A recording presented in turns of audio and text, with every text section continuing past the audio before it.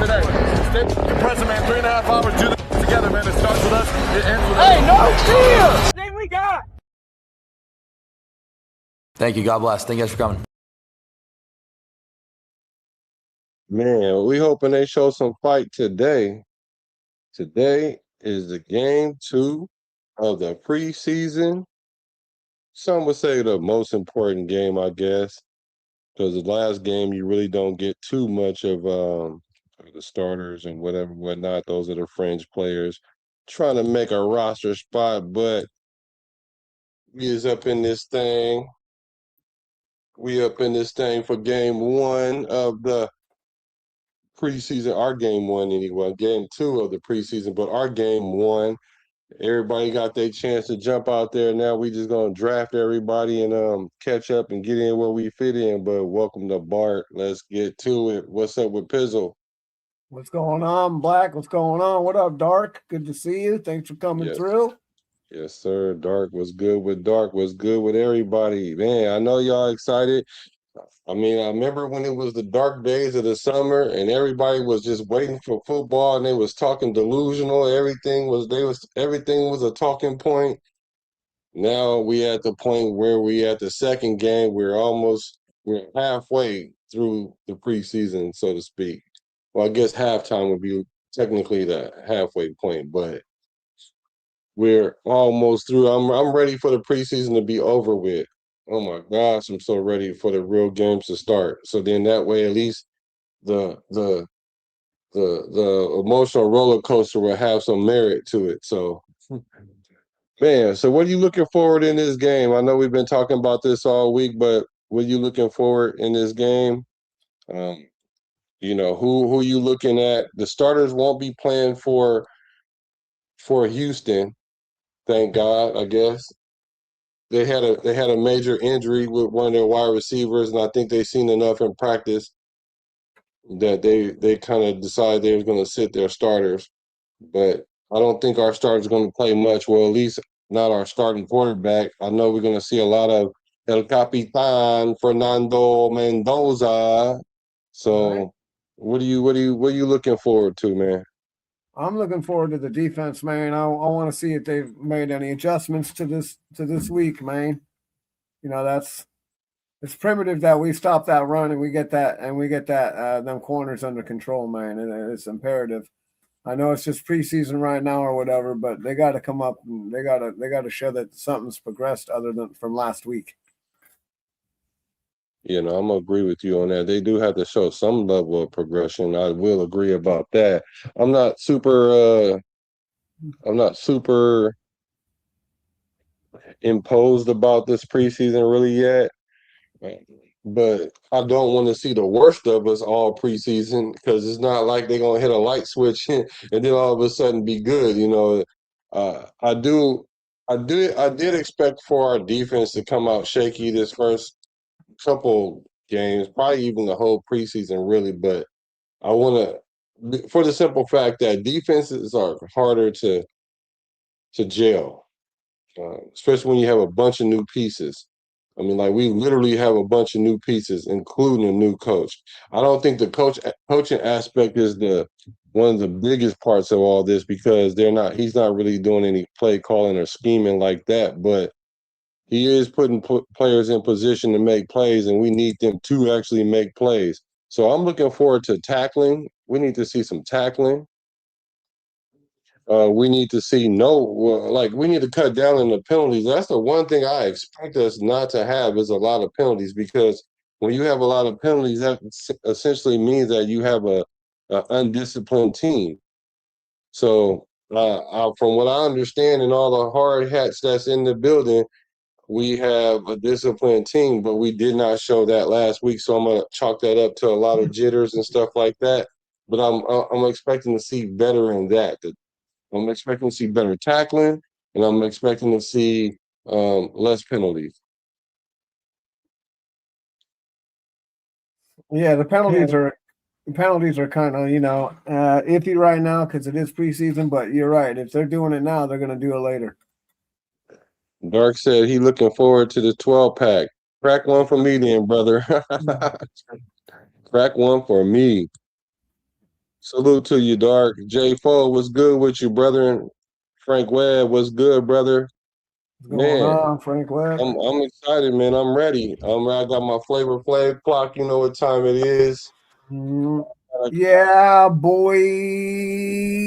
Preseason form right now, so I got to get back to calling these games because I had to take a year off from calling games last year. I was calling all kind of games. I was calling everybody who had a game, but I'm back calling the team that I love, the Raiders. So this is like my preseason game as well, but I think I'll do fine. I think we'll do fine. So, what else you guys looking forward to in the chat? Are you guys Well, are you guys looking forward to the score? A lot of people say they're not looking at the score. I kind of believe that, but a win would be nice too, though, even if it is against the twos. But I do want to see a better Mendoza. You know, what did he go last week? 10 for what was it? 10 for 16? Was that what it was? yeah, 10 for 16 or something. Yeah, 10 for 16. I need that to be a little bit better, a little bit more efficient. You know, you're going up against the twos, so you should be a little bit more efficient. I'm not sure if we're gonna see Kirk Cousins. I'm not Yeah, sure at all. I yeah, I wouldn't don't think mind we're going seeing to him see for him. another drive. Yeah, we might see him for one drive, the opening drive or whatever. Hmm. And then next one, we're not going to see anybody. It's just going to be the threes and twos or whoever needs to get a job. So this is going to actually be the last, I think, preseason game that any of our ones and twos are going to start, or our ones and our backups will start. The twos and threes or whatever. They'll, you know, it's imperative for them to play next week because they're going to try and get jobs in the league. So they're gonna be on the field more than everybody else next week. It's almost gonna be cutting time. Time to start cutting some players. It is going to be cutting time. That's why they got to put all those guys out on the field next week because they want to see who they're going to keep and who they're going to get the pink slip. Webb said no Cousins. Okay, well, I'm okay with that. Yeah, I mean, Okay. he's already been doing this for 15 years in the league. So what? He can't miss a couple of preseason games. Yeah. Well, he came out and showed that he can command the offense already in that one game with that one drive. I mean, it's to be expected. He looked comfortable. I'm not really worried about him that much. Yeah, I'm not worried about him either. I'm worried or more so. I'm really more so worried about the offensive line than anything else because if the offensive line can't do their thing, Genty can't do his thing, and then neither can Cousins. So, like, it's really riding on this offensive line, man. Yeah, I think the offensive line should play. Oh yeah, they I better think the O line should get some burn. get a little turn, but I don't want to be out there too long because I don't need them to get rolled up on and be out for half the season. No, But that's no, part of the risk that they take. You know. no, that's for sure. That's definitely for sure. Part of the risk is throwing them out there. Uh, but I mean, they do need some continuity, though. They do. And I these think they and need these to. three Well, and these 3 games on top of the 6 games that I'm planning on makes 9. If you're talking 8, then you're talking about 14. You know what I mean? Or 12 or whatever it is. I can't remember. But yeah, it's gonna 11. take. Yeah, you're gonna do 11. I'm gonna do 6 plus 3 is 9. So yeah, you know, 1 or 2 games different. We'll see. But yeah, I think that it's really imperative that they all play and get in sync because that's everything's riding on them this season, like every season. Yeah, I think our O line would be okay. Like, I just do. I mean, I'm not really concerned because, like I said, Kubiak then took some like worse O lines and made them, upgrade. He upgraded them. So whatever he been doing, don't stop now. Just keep Mhm. on doing what you've been doing. Well, I think we got better players on the line than he's had to work with. I kind of think that he feel like he's a kid in the candy store. For me personally, I think that yeah, sure he had JSN, but though he made one of the offensive linemen, you know, I think all pro or up to that level or like Pro Bowl level. But we already have two linemen that already Pro Bowl level, and JPJ could be a fringe Pro Bowl player if he can stay on the field. But I don't think he's going to play either. So we're going to see what's going on with him. But I think they're kind of trying to just hold him out until game one and let him play himself out of position. But hey, it all kind of depends on what Caleb Rogers do. Caleb Rogers can go ahead and really make a name for himself. He played good. He played pretty good last week. Um, so anything's possible. But I'm glad to see that he's trending up and he's starting to be as advertised, because a lot of people, they were high on him, and I was like, I haven't seen enough tape of him considering last year. So it is what it is. We'll see what he got this week. And if he's looking consistent like he is last week, we're gonna see. We gonna see. Yeah. Well, Zune had a good week last week, so I like that. He came in for Colton Miller and didn't give up a sack, so that's good. That's good. Want to make the super snapper heads happy and start Mendoza. Yeah, right. For sure. Yeah, I'll be right because back. no I got Cousins. Yeah, so yeah, that's cool. Everybody wanted to see him with get more and more reps. Yeah, he's going to get the reps. Just as long as you don't try to equate that to mean that he's going to start. Like, oh, he's gonna start, or oh, he's looking good, better than Kirk Cousins, and it's just so much he doesn't know that Kirk Cousins already know, and that's always just been the situation, and that's why I've always said that he's gonna start the season, and it's not gonna be like, oh, he's gonna start 4 games, like unless the Raiders go 0-4. If the Raiders go 0-4, then I might can kind of see that, but even then, though. Even if we go put an 0-4, if we put him in, it's not like we're gonna start winning games because he in. We might win that one get the next game, depending on who we play. You know how when you put in a new coach or a new player, it sparks the team for like a week, maybe even two, and then all of a sudden they go back to default. Like if we're an 0-4 team at that point, we may win one game, but then we're gonna still be 1-5, 1-6, or whatever, whatnot.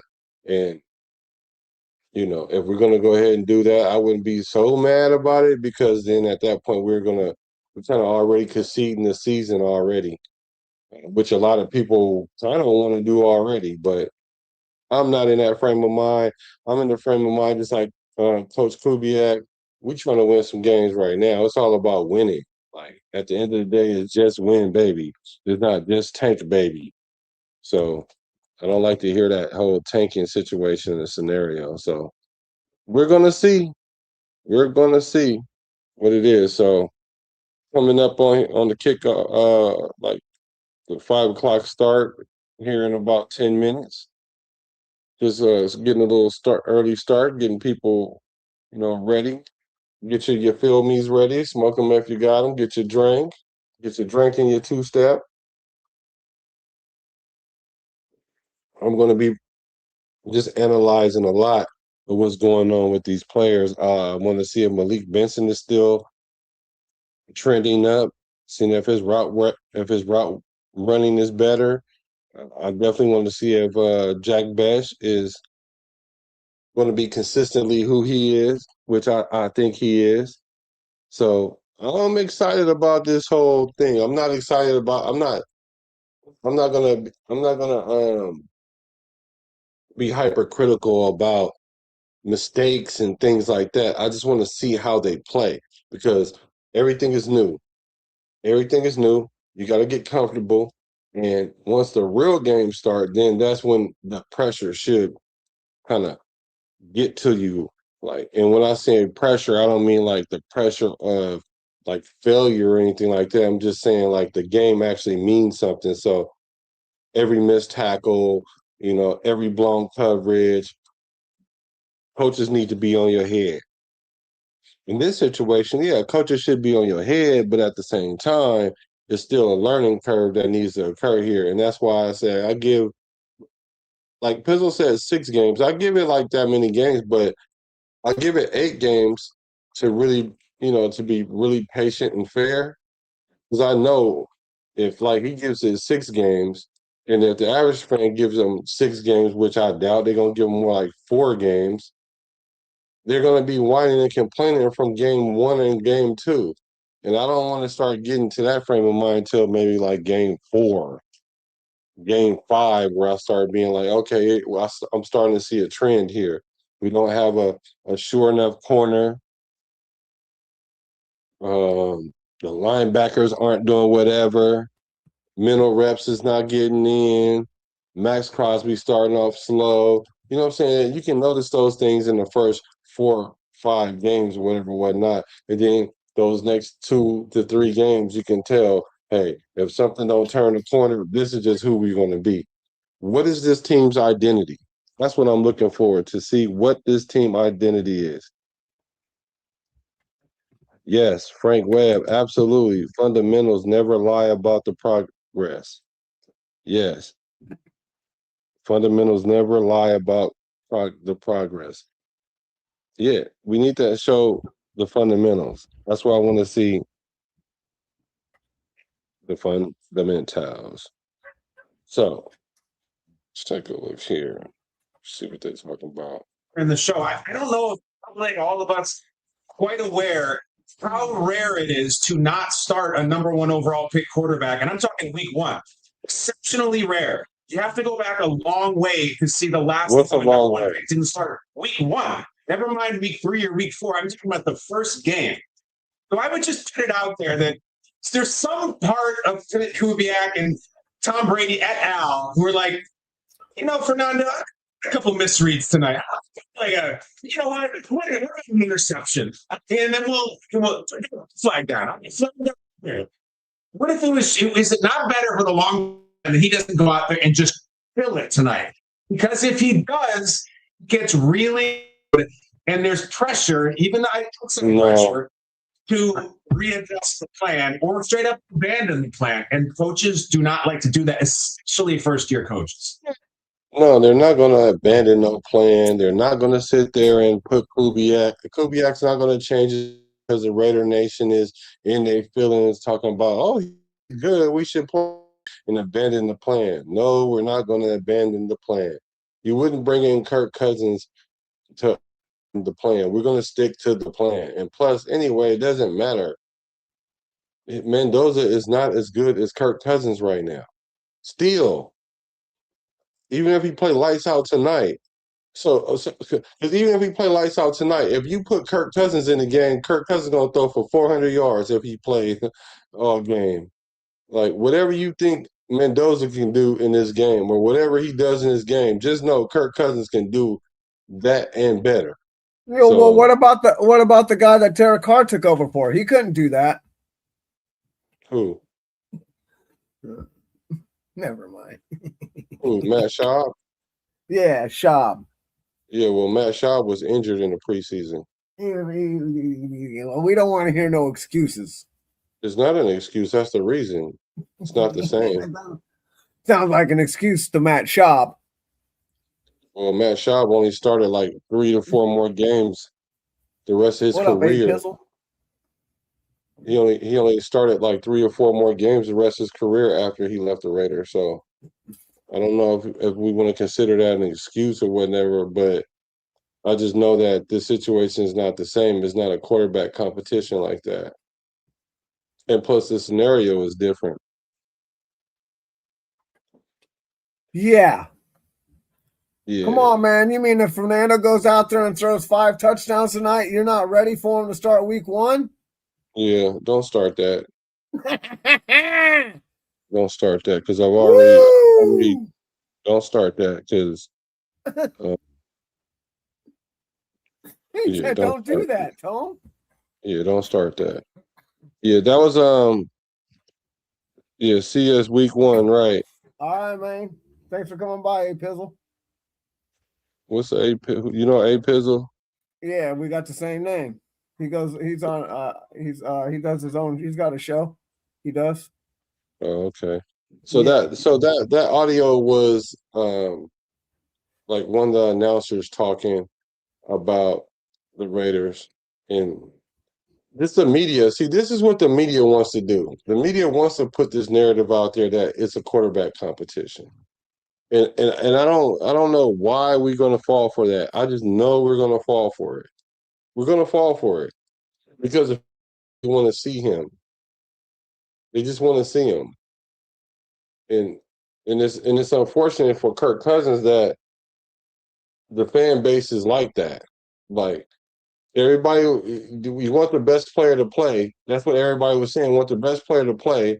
When the best player plays, and if it ain't your favorite player, then you want to abandon the best player playing. You should have just said you want their favorite player to play.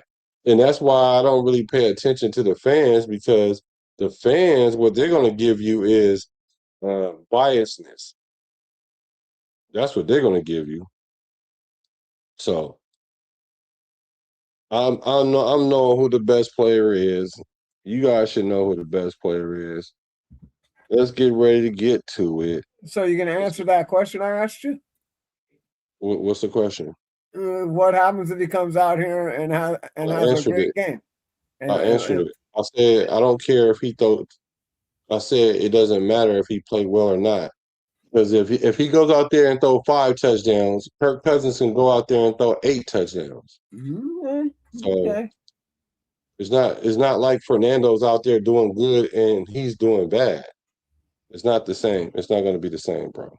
Let's just chill out, and if everybody is staying true to form, then let's just keep it real and just say, cool. We're gonna just ride the year out the way that the coaches are planning it. Everybody said that they trusted Kubiak, and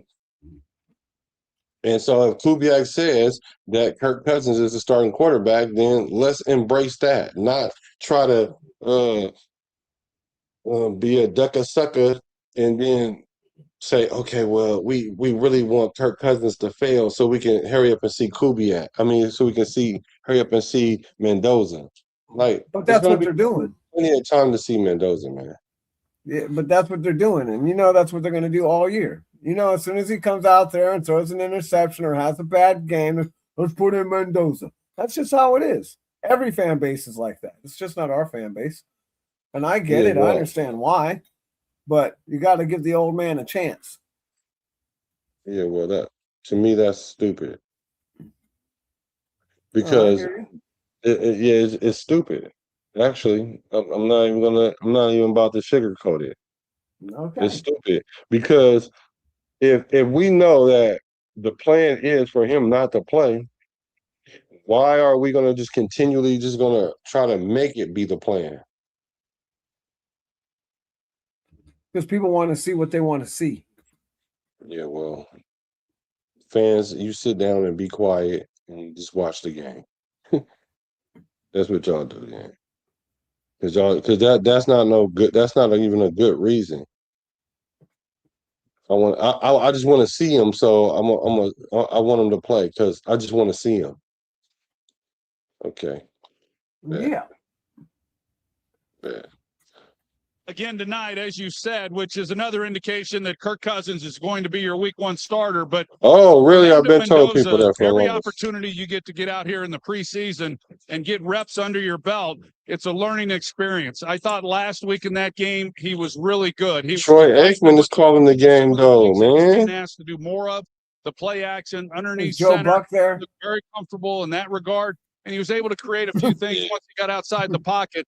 I'm impressed with the young man, and I know the Las Vegas Raiders are excited. I do like Troy Aikman, though. I ain't gonna lie. Let's send you down to the field, and here is Laura Rutledge with more. I do too, but I don't like Joe Buck. No, and it is a great opportunity for Mendoza tonight. He will play this entire first half and then maybe even into the third quarter. head coach Clint Kubiak telling us the only way that changes is if there are injuries to the O-line. He will be playing behind the second team O-line. So Kubiak doesn't want the number 1 overall pick behind the third team O-line. We'll keep an eye on that for sure. But we did see an opportunity for Mendoza in joint practice this week against the Texans to go up against that vaunted Texans defense, those starters. We won't see him tonight, but Mendoza loves that opportunity. He said Mendoza comes in, play the first half, and then maybe a little bit into the third. So then they're gonna put in AOC for the rest of the game, you think? Ooh, I hope not. I hope they put Jacob Clark in there. I think we've seen enough of AOC. I mean, I know we're trying to pump the guy up, but he blew it last week. I mean, we could only pump the guy up through training camp and through the media and through the channels, and then have him come out and do what he did was kind of embarrassing for not just the coaches, but for him himself. Like that, I mean, these guys, like he wants to be a starter in this league. He can't even tear up the number 2s and 3s, bro. Like that's just pathetic. He should have lit if he was as good as some of these guys say he is. He should have lit it up last week. Well, I agree with you on that. Because there should have been zero. If he's as good as Fernando Mendoza or better, he should have came out there and drove in and got a touchdown. Instead, what did he do? Nothing. Well, a lot of it is blamed on the drop balls of the guys that he's playing with, and if he was playing with the 2s and the 1s, then it should be a better result. Yeah, that's this right here. That sounds like an excuse to me, though. Talking out the side of their neck. Talking out the side of your neck. Yeah, that's side of your neck talk, bro. Come on. Yeah, I think absolutely you should have been able to go out there and perform a little bit better. I mean, to the point where you could just look at it and be like, you know what, they messing up for him. But that ain't what the case was. No, if I thought it was just the guys that were dropping balls and weren't doing their jobs, be like, yeah, last week we had a few guys that were dropping balls of his or whatever. But yeah, that can only go so far, bro. Yeah, I agree. At the end of the day, nobody cares who's dropping the balls. But at the end of the day, people care about the receptions and the touchdowns and the first downs and what we got going on. Are you able to see the game right now? Me? Yeah. If I go upstairs, I could probably turn it on. Oh no, I was just wondering if you could see it too as the game is going on. No, I don't see nothing right now. You mean on the screen? No, I don't see nothing yet. No, not on this screen. I thought maybe like. No, I got to go up in the house to turn it on to check it out, see if it's on. It might be on. They might do a replay later because it's definitely not on in the Bay Area right now. Oh, really? Yeah. No, it's on ESPN tonight. And maybe I didn't even look, to be honest. Usually it's on, Channel 4, Channel 5 or whatever. Yeah. Or Channel 3. NBC or CBS or ABC or Fox, but I checked all those and they weren't on there. But you might be right. I didn't even think check ESPN last week, but no, it was on ESPN. It's on ESPN this week. It's just because it's only 2 games on today. It's the Niners and then the Raiders. So yeah, the Niners are on at like 7:30. So yeah, so they have the Raiders on ESPN this week. Oh wow, they're gonna televise us, huh? Lucky us. Woo. Yeah. I mean, they're giving us a little bit of love, I guess. That's what they're calling it. Nah, that ain't. If they were giving us some love, they'd have it on channel 5 or channel 7 or something, where it'd be nationwide. If they were trying to give us some love. It is nationwide on ESPN. Yeah, that's paid. That's paid programming, though, bro. Everybody has ESPN, bro. Nah, not everybody. At this point, maybe, but back in the day, if this is supposed to be a public channel thing. I don't know how they were able to move it all over since they moved to digital. Everybody has to buy this shit now. This is why you had the sellout games and all of this other stuff. If you weren't selling out Thursday night, before Friday, you weren't able to watch the game, and it was a 50-mile all-around blackout, right? Well, now instead of having a blackout, you just got to pay for cable, and then you can pay for the channel, or you can stream it, pay for Prime. Right now, we got to pay for Prime or pay YouTube to watch this stuff. It's not supposed to be that way. It's supposed to be watched by the public, bro. Yeah, it's They're making money 2026 now, bro. Yeah, I know they gummed up all the works. So it's 2026 now. They don't care about none of that. Yep, well, apparently not. They don't care about none of that. The only thing they care about is their money. how much is going to cost, and how many Where's people going my money? And how many people going to stream it. That's what they care about. Well, it looks like CJ Stroud is about to come out, and he's going to start. So that's going to be pretty good work for our defense. I'm happy about that. For sure. CJ Stroud cut off all his hair, which is, yes, it's a thing to do nowadays. A lot of people are doing. The game is on ESPN if you live in Vegas. It's Fox 5 Las Vegas. If you're in Houston, it's CBS. He cut off his he cut off his braids. Yeah, the game is on ESPN. If you live in Las Vegas, on Fox 5, Las Vegas, and if you're in Houston, it's on CBS. I wonder if Houston told him to get rid of him. Ain't nobody. Houston ain't telling him to cut his hair. That was a him decision. Okay. If they would have told him to cut his hair, that'd have been so out of line. But I think a lot of players is cutting their hair because they're kind of getting tired of the whole braids thing, and it's kind of getting played out now at this point. And not only that, to me, it's like there's so many people doing it. It's like they starting to look like girls now. Like, because nowadays, dudes' hairs is better than girls' hair, women hair. Women, they wearing wigs and all this other stuff, and lace fronts and all that stuff, and men are growing their hair naturally and looking good and it's looking feminine, I guess. So I guess he's going back to his roots. Now, you know who need to cut their hair is Lamar Jackson. But I've been saying that though. I've been saying that, especially if you're a quarterback. If you're a quarterback, you need to have that clean cut look. I'm sorry. I understand that some people are getting their feelings about that, but that's just the way it is. It says J4 said Pizzle get NFL Plus. Get NFL Plus is the cheapest option with the VPN. With a VPN, it's like one app cover all the networks, NFL games. Come on, yeah. All right, well, here's the kickoff. The Raiders are kicking the ball off. The ball gets kicked off. It gets tackled at about the 32-yard line. Oh, they're getting chippy already. I guess it's a little remnants from last year. I mean, the day before yesterday.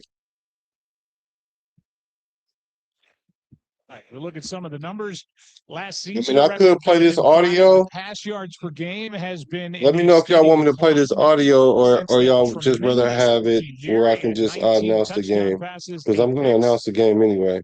But then have the 7 turnovers in the. All right, it's first down at the 30. 1st and 10. They're going to go with the run game. Up. They gave up 9 yards on it's like a counter. Who's got the ball first? Houston has the ball first. All right. Well, that ain't good. Woody Marks with 9 yards on the carry. 2nd and 1. Are they play actioning right now and going deep? No, man. The 2nd and 1. I formation. Not I, single back with 3 wide receivers. Oh, nice tackle behind the line of scrimmage. Who is that? Who's number 2? McCollum. Okay, he comes in and makes a tackle behind the line of scrimmage. Might be a loss of 1 or they get back to the line of scrimmage. McCollum comes in and makes a good tackle. All right. Makes it 3rd and 1. Very good. Yeah, he comes off the edge and makes a tackle. Nice tackle. So it's 3rd and 1. Let's see what they do. It's a lot of people on the line of scrimmage. It's a single back again. Let's see if they run it or they go play action. They look like they're going to go run it. And he breaks off about a gain of 6. Oh. Well, they had their chance to go 3 and out, and they didn't. Okay, so not so bad. Let's see, they run the ball 3 straight times.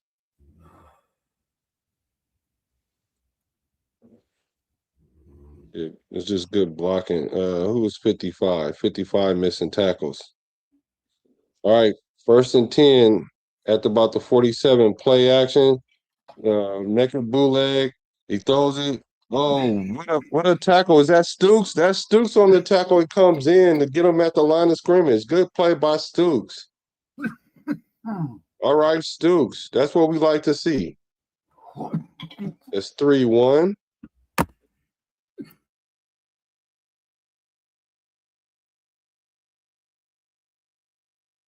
It's it. Oh, you like 10 seconds ahead?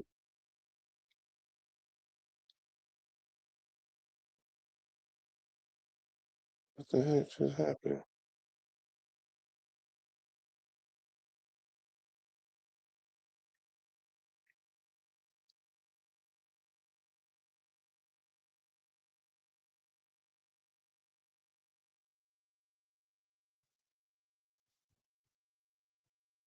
Right.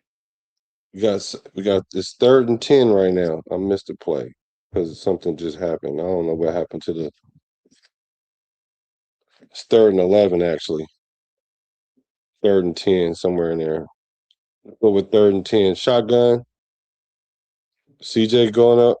They got good protection. He throws it. It's going to be a catch. It's going to be a 1st down. We need to definitely on those long, like 3rd and 11 is ideal. Let's see who that corner is over there. He runs a out route. Stroud with the nice throw.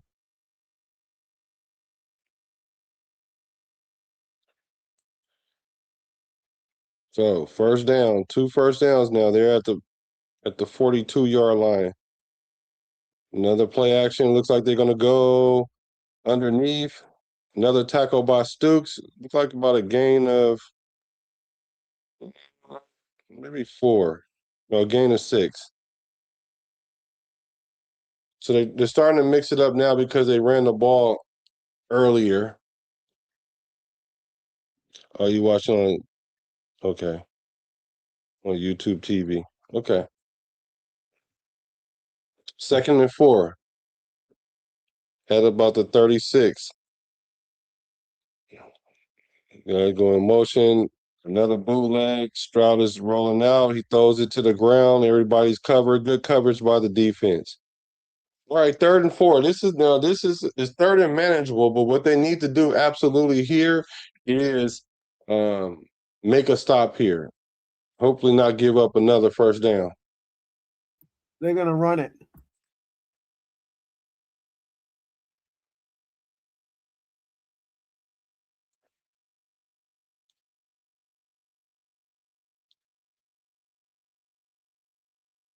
You know why I'm camped down, so.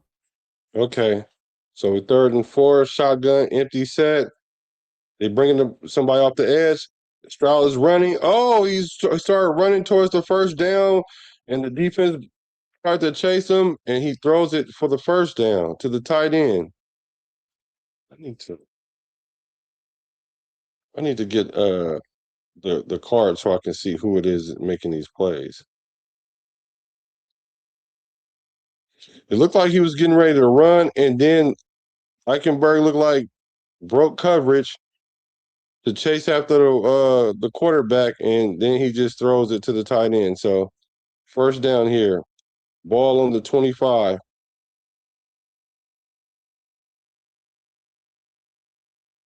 There's a flag on the play. 12 men on the field. Okay. 12 men on the field on the defense, so it's 1st and 5. What's Coach Rob doing?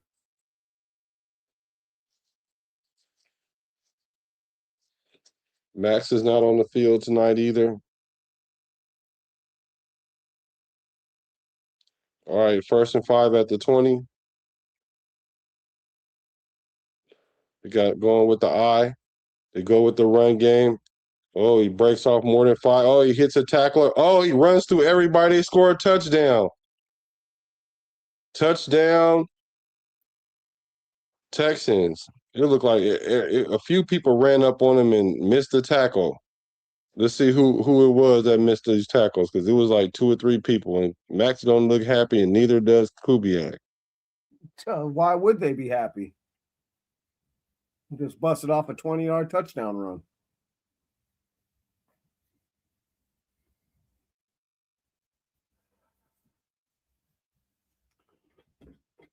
Who's number 26?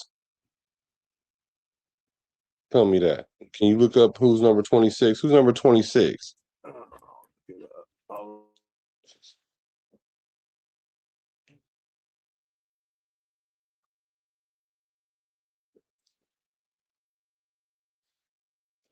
Dang. He ran right through number 26. Let me find out who this is.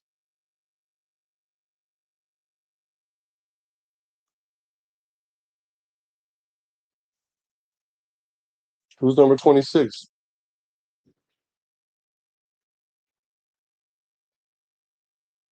Hello? Hello? Saquon Barkley, Adrian Peterson, and Rod Woodson. They are all-star players. Yep, not a good first drive. That one definitely looked terrible.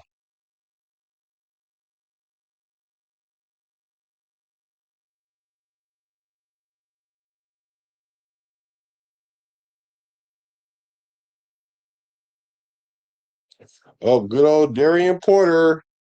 Yeah, Darian Porter. Darian Porter out there missing tackles. That's not good, because in my opinion, Darian Porter is one of the better tacklers. So to see him to end up getting ran over like that wasn't good. Porter got ran over by a reindeer.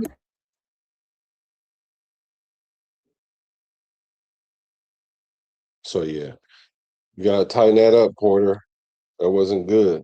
So we're gonna have to see what the offense do to see if the offense can keep up with this offense with the Texans offense. They mixed it up a little bit. It was the run game that established what they had going on, and then they just kind of got some first downs and ran it. I can see if they threw the ball and we was having problems with, but we got to be able to stop the run.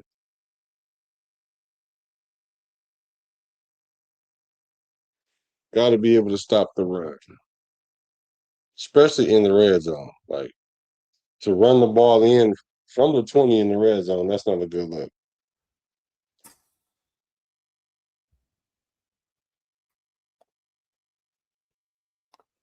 Yeah, that's kind of a bad start.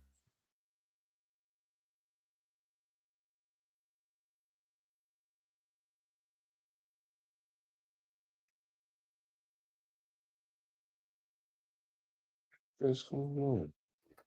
But that's one of the things that we said we needed to work on and we wanted to see better of, and maybe next drives they'll do a better job.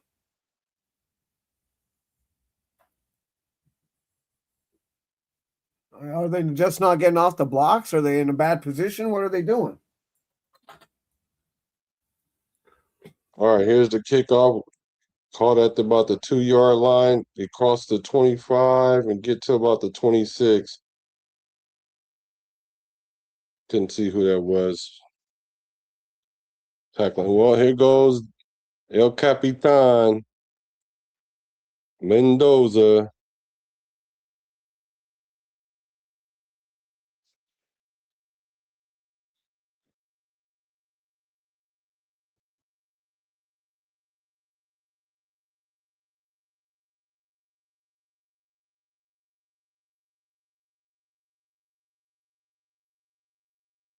All right, here we go. We got eye back, quick pass. Look like the back shoulder incomplete. First pass of the game by Mendoza incomplete. Tried to go to bench. Looked like he was trying to go to Naylor right there.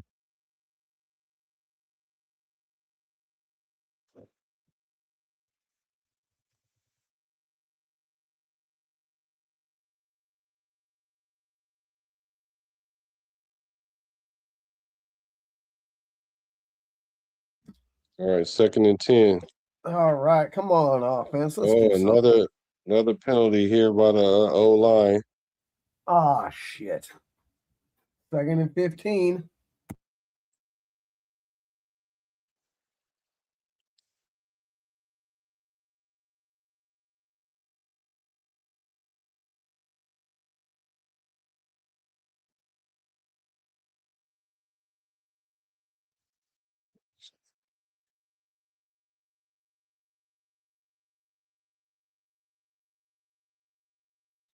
All right, 2nd and 15. Mendoza in the shotgun. Washington to his left. Mendoza drops back. Throws a quick pass. Oh, he gets it in there. Nice pass, first down. Looks like about a gain of about 16. All right, good job. Let's go. Way to get the first down back.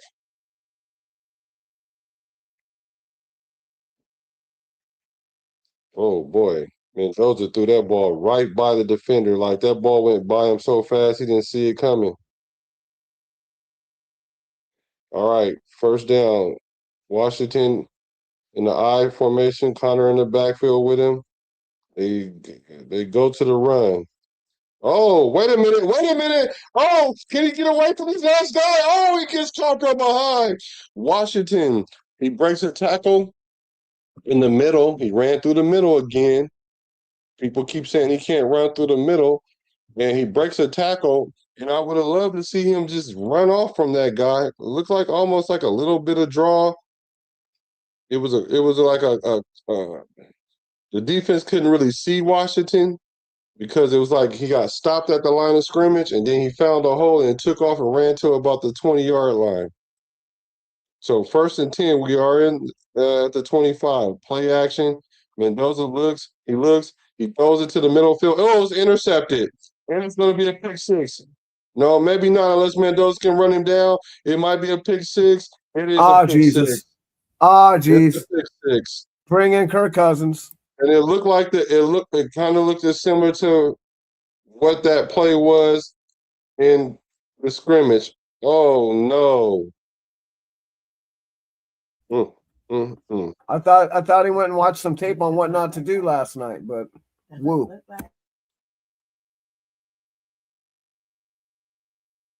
Take a look and see what happened. Mendoza held that one. Yeah.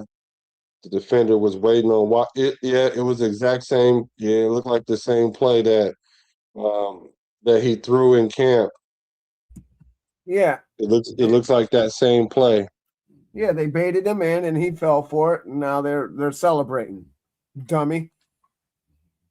What would Fred Sanford say to Lamont right now? You big dummy.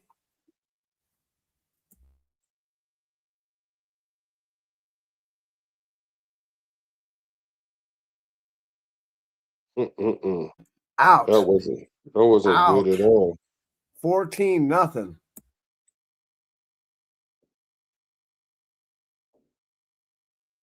That's interesting. Because it definitely looked like the same kind of thing where they tried to throw it to Agenti, and then they had somebody in like a cover two look, and he just essentially just broke on the ball. Mendoza looked like he threw it on the wrong shoulder of the receiver. Because if he threw it on the other side, he would have had to go through the defender. I mean, go through the receiver. But he just simply just stepped up in front of him, and that's all she wrote. Pick six. Now, what I want to see now is how does Mendoza respond to this? Yeah, how does he respond? I get it. It's a pick six. Pick sixes are never good, but I do want to see how he responds.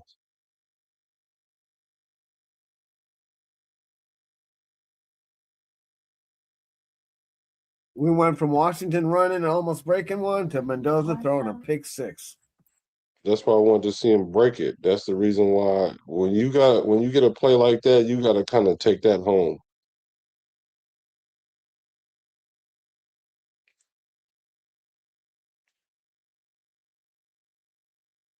What the heck is going on?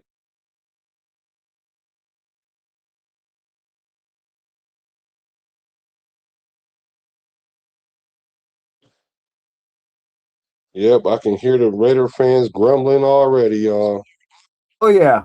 What a bust. We should have never picked this guy. Woo.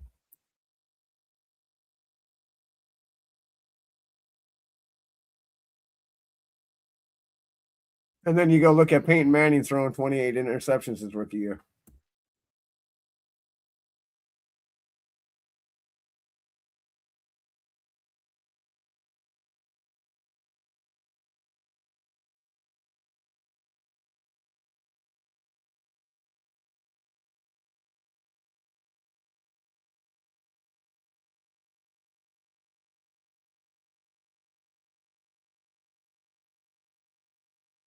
Yeah, Wood-ass. He's a box safety, and he essentially was in the cover too. Looked like a little miscommunication between Washington and Mendoza. Mendoza was expecting him to sit down. Washington drifted a little bit. Consequently, that's why the defender was able to run up and get the ball and essentially pick six. So here's the kickoff. They're gonna go. They're gonna kneel it, take the ball out. Let's see how Fernando responds. Too bad this wasn't Madden. We could just reset it right now.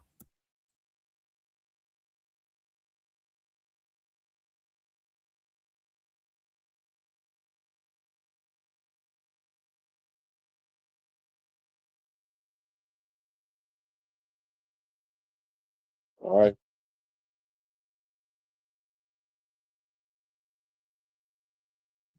All right. 1st and 10 at the 35. Let's see how Mendoza responds.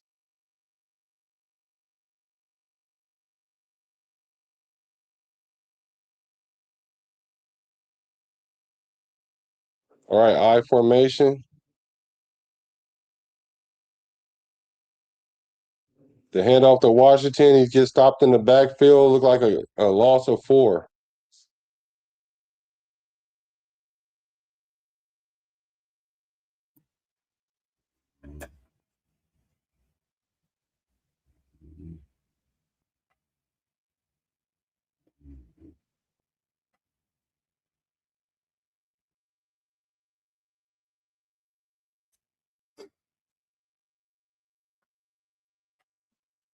All right. 2nd and 14. 7 minutes, 42 seconds here in the first quarter. Rough first quarter already. Shotgun with the receiver to the left. Oh, he runs a draw. Let's see who this is. Washington maybe picks up 4 to get to the original line of scrimmage.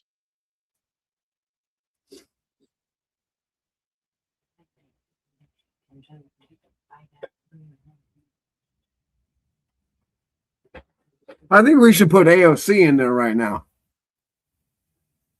See what he could do. See if he's really the savior of our franchise.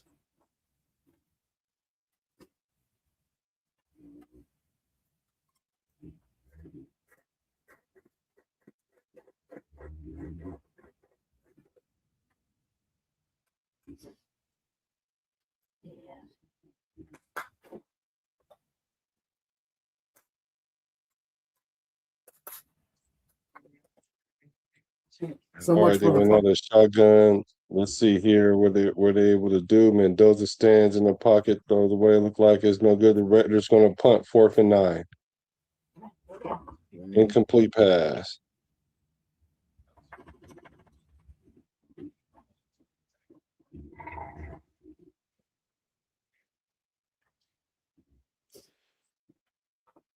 That's no bueno.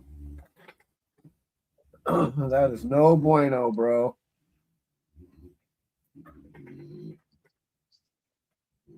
That is no buenos. All right, AJ Cole hits it in the coffin corner. Jadeveon Clowney is in the game. Who that? Yeah, let's see how they respond. Yeah, that's not good. They went 3 and out right there. No.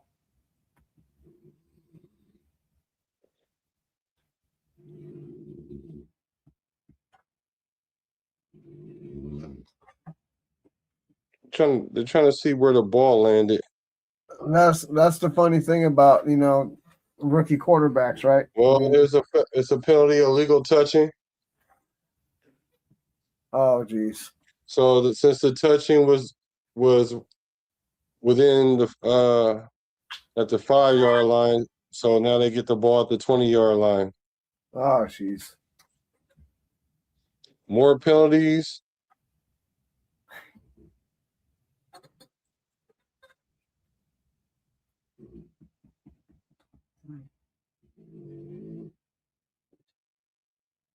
What you doing, buddy, Raider?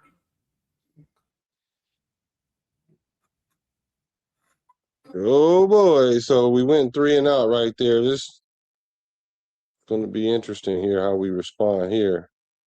Now we need the defense to definitely do something here because if it gets 21-0 in the first quarter or like beginning of the second quarter, You might as well put in Jacob in there. You might as well put Jacob Clark in there after that.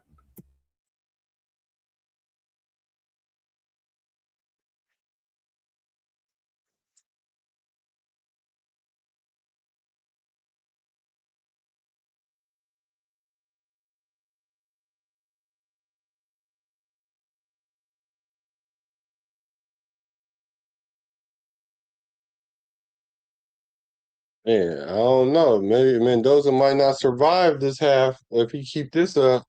He might not survive this half.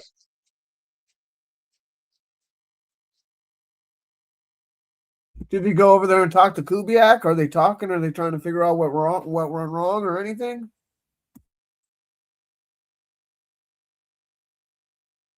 What do you mean?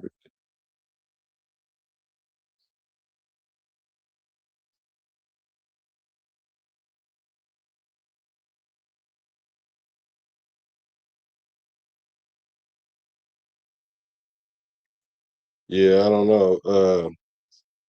They need a little bit more continuity there, and they playing the defense. But it looked like their starters was in. Houston starters are in, so Mendoza got a little taste of what it's like to be in the NFL and the speed of the game and the accuracy.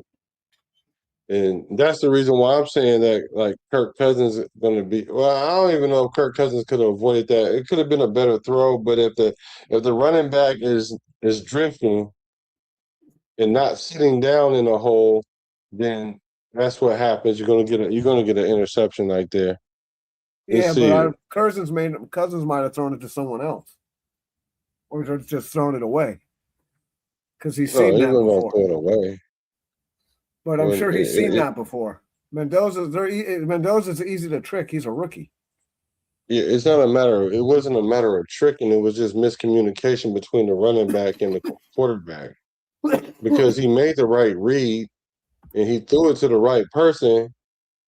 The person just did something different than he anticipated, so it ended up being an interception. Yeah, well, maybe he was. Maybe somebody needs to tell him he needs to sit down there and not drift. Yeah, well, that's what they'll probably end up telling them. All right, so the ball's on the 20-yard line, 1st and 10. They got the backup in now. Let's see. They're going to go for the run. Oh, and the Raiders make a stop. They lose 5 yards. Fadukasi with the tackle. All right. The guy Finally. that we just signed, the D tackle we just signed.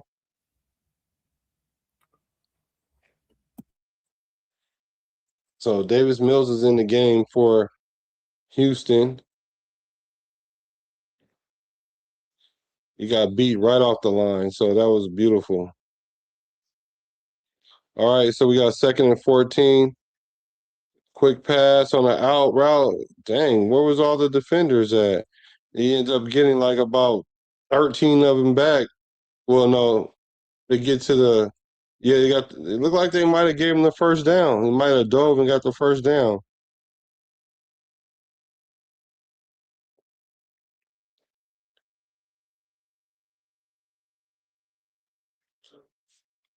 Yep, 1st and 10.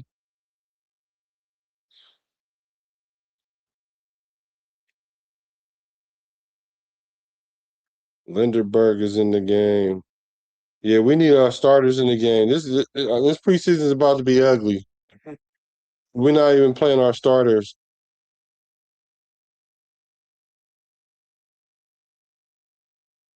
All right, 1st and 10 at the 30. Well, they give it to him at 3rd and 1. Here go to running. They try to stop him, but he ends up getting look like a gain of 2 for the first down. But there is a flag on the play. Oh, geez. Holding. Offense. That might get us a 3 and out. They might actually help us right here. Personal foul, face mask. Ooh. Number 96, Jonah Lalu. Ah, jeez. That's 15 yards.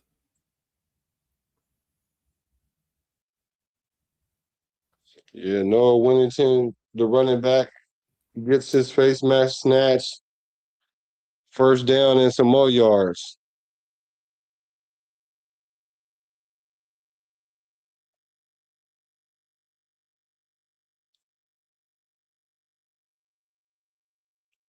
Play action. They throws a screen. He got blockers. Let's see if they can make it 10 yards. He gets a gain of 12. Look like Eichenberg with the tackle. Late on the tackle. Yep, game of 12 on the screen.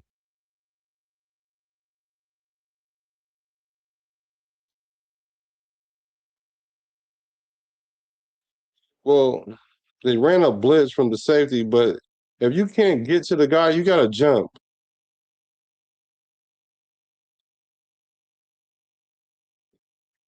All right, first down, they hand the ball off. Ooh, it gets a stop.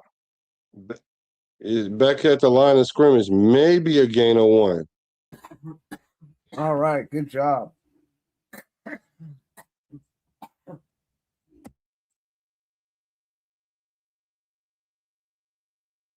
So we have 2nd and 9.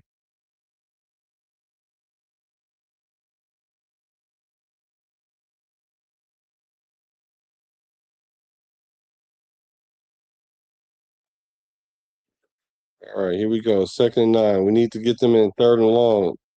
They show blitz. They back out. Mills throws it. He floats one up, and it's incomplete. Pass was overthrown. Good defense.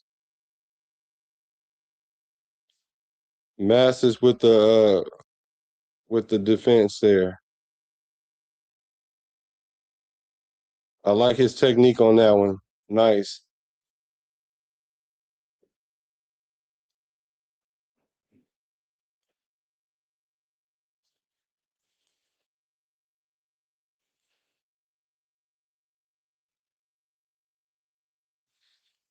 All right, 3rd and 9. They throw a screen to see if he can get there. He's going to get there. Oh, nice tackle. Who is that by Stooks? Stooks slapped that boy. He about short, like by a yard and a half. Nice tackle by Stooks. Gain of 8.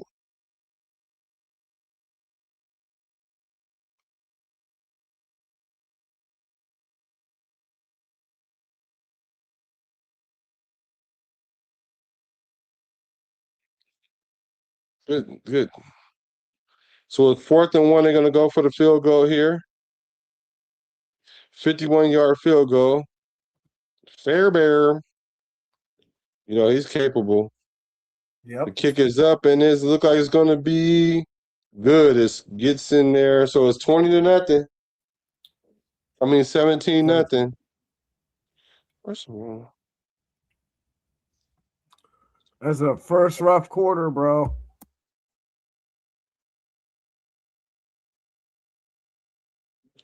Well, it is what it is. So 17-0 here with the field goal. Thank you, Mark Lewis, for the early notice. Yeah, but I have something for that if you want to make that a habit. I got something for that. Woo.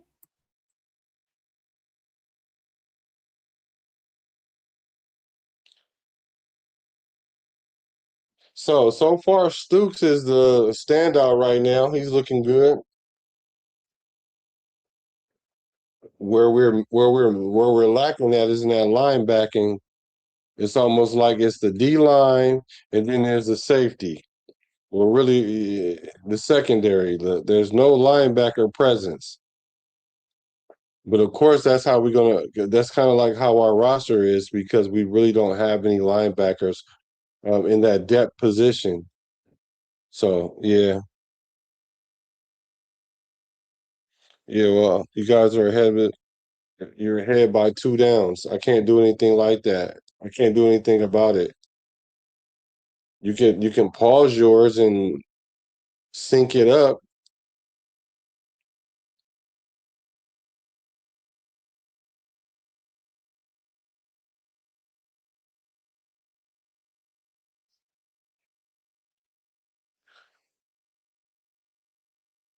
Yeah, Mendoza started off good, nice throw to Naylor, but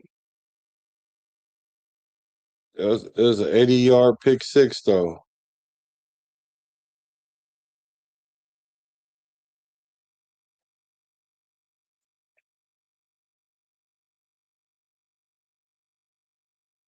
Yeah, all quarterbacks pat the ball before they throw it. That's not nothing. And if you think you can get a tail by a quarterback patting the ball, I'm here to tell you that's not the tail that especially professionals use. I don't even think they do that in college. All quarterbacks pat the ball, like literally all of them. But here's the kickoff here, 17-0 here. Let's go, Let Raiders. the ball Come go on. out of bounds. All right. The ball goes out of bounds on the kickoff. At the 40. Thank you. We'll take it. So Raiders will take the ball at the 40. So now let's see if we could get some momentum here.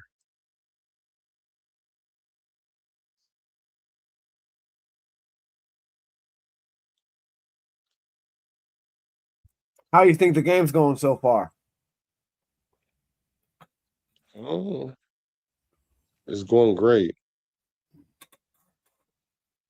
Okay. Well, that's one way of looking at it.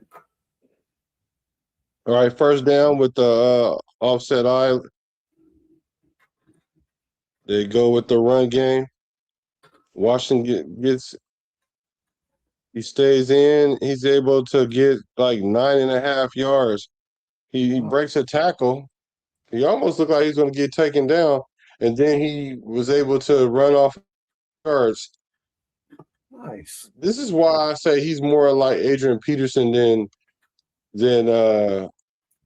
McFadden, because McFadden would have went down on that first tackle. All right, 2nd and 1. They're going to hand the ball again. He's look like he's going to get a gain of 1, 2, maybe 3. First down.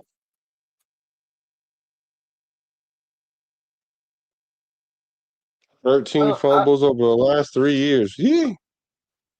I think I would have probably tried to push my luck with some play action pass or something on that 2nd and short right there.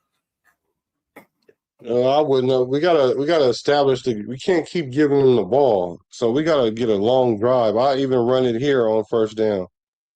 Well, yeah, I'd run it on first It again. looks like he's checking out of the play. Might be another run. It is another run. Washington only gets maybe a yard. What the hell is that? Didn't he throw him down like after the whistle? He ragdolled him? So it's gonna be 2nd and 9. Would you say, Webb, I can see why you guys like Washington so much? You can or you can't? You know, because sometimes you might mean you can't, and then you type you can. You didn't like them already? I like him. Or they in the pistol? Look like he's gonna throw a swing pass. Look like the lobby breaks the tackle. He gets the first down. All right, first down Raiders. Let's go. Good block by Hayward.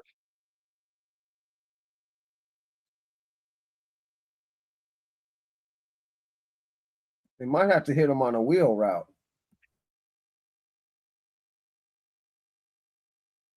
All right, here we go. Raiders on the 38, 1st and 10. They're gonna go. Oh, somebody comes off the edge, but he gets it. He gets it off. Hayward with the catch. He's fighting.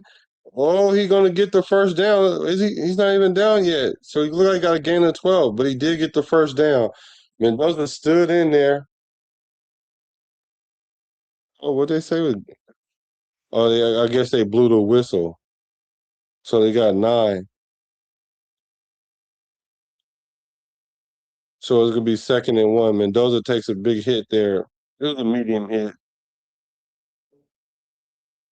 Why they blow the whistle? Well, because you know the momentum stopped, bro. Well, that's the first quarter. It was hectic. It was a hectic first quarter. Yes, it was. No doubt Yeah, about the apple that. doesn't fall from the tree. Ironhead, Craig Hayward. Yeah, Ironhead's son is out there doing his thing though.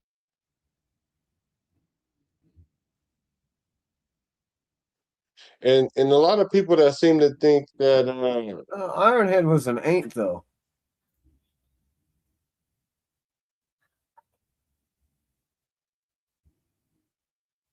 Uh-oh. what? Oh.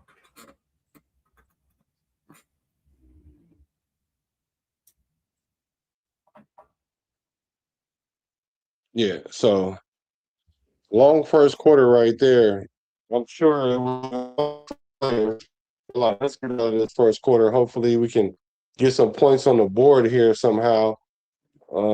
They're relying on some play calling right here to get some rhythm. We definitely need to stay on the field to keep the defense off the field right now, and we need points. Like we need points fast because we don't want to get in the habit of giving up 28, 30 points all the time. Definitely don't want to do that. I mean, just that one mistake, man, puts us way behind the 8 ball. But there's time. There's plenty of time. We're only really 2 plays out of it. It ain't too bad. Yeah, they'll be all right. Yeah. And besides, it don't even mean nothing. But those mean nothing games are about to stop pretty soon. Well, I can see how we handle adversity. That's one thing I can tell by what's going on here. Even just from Kubiak's standpoint, like, do you tighten up your play calling, try to get some type of rhythm? That's what it looked like he's doing here. But we got to see how we close this drive out because the way one play can swing this game, because had we not thrown that pick 6, the game wouldn't be as ugly. Mm-hmm. All right, Mendoza under center, single back. You're going to go with the play action, but the defense does not. I mean, the offensive line let somebody just come in and gets a sack. It looked like McDuffie comes in with the sack. He was like he came untouched. Who was that? A loss of 11. Let's see who gave that up. Meredith. Oh, yep, good old Meredith. Hey, Good old Meredith. Looking to the Kubiak's right, on by his man, running right by him. That's Meredith. Is Kubiak on his clipboard down on the ground yet? What the heck was Meredith looking at?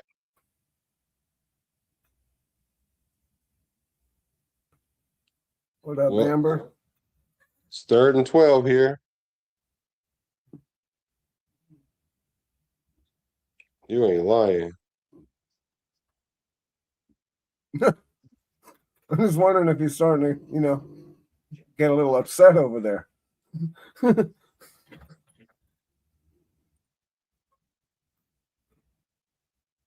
That's one thing I did miss was the scowl at Chucky.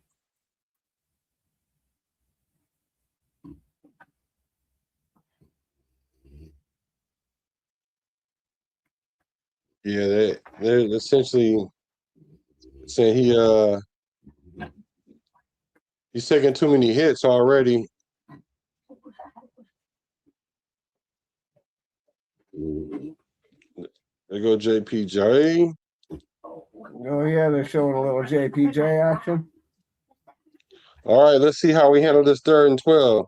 Oof. Oh, a throw to Ian Thomas, well short of the first down. The field goal attempt will happen. Let's see who's going to come out there. Matt A with the G being silent coming out there. This is a 52-yarder. I want to see this. Definitely want to see this.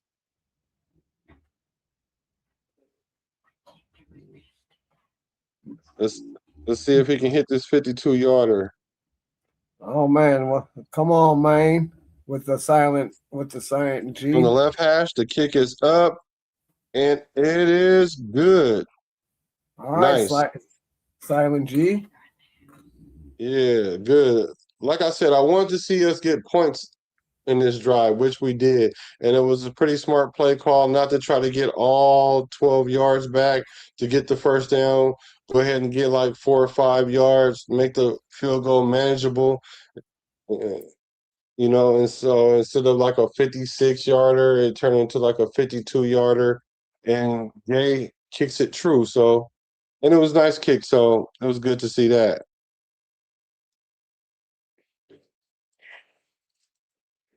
Now, defense, can y'all do something? We need the defense to show up somehow, some way.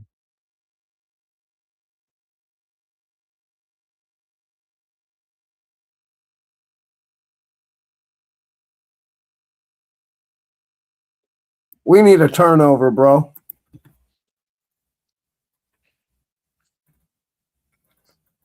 Coach Rob has got to dig in that bag of tricks, and he's got to pull us out a turnover right here. A stop would be good too, but a turnover would be even better.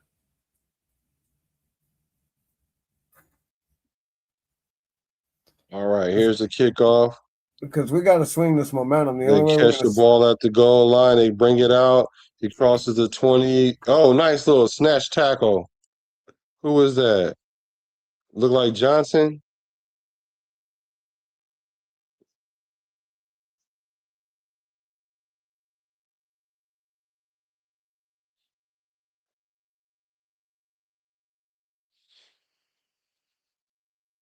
All right.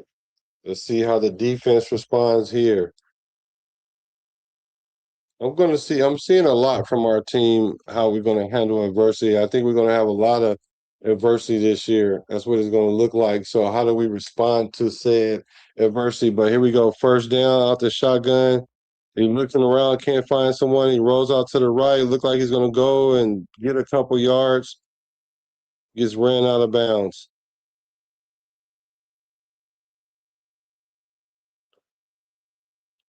Second and 7.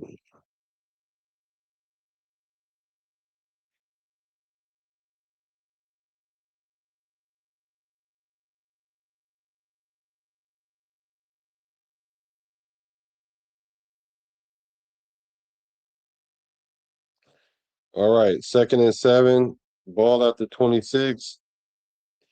Shotgun goes with the screen, and here it comes again. It looked like they grabbed him around close to the line of scrimmage. Masses with the tackle. I did like to see the speed to the ball right there by the Raiders.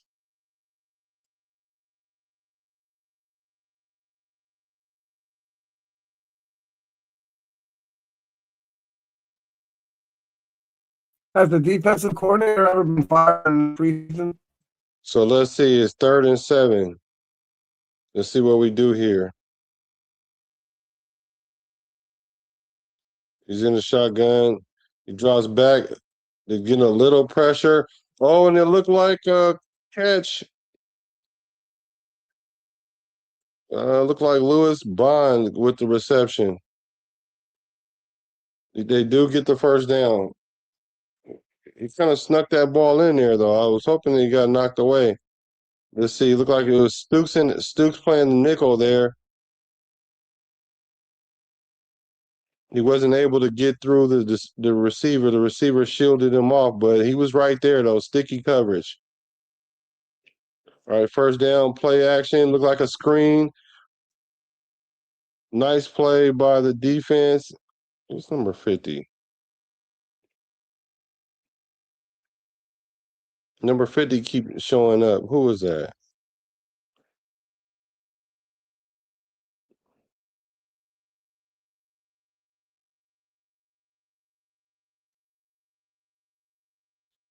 They did pick up 7 there, though.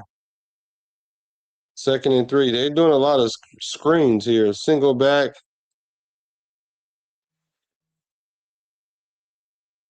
Look like they're going to go with the run. He hits the hole.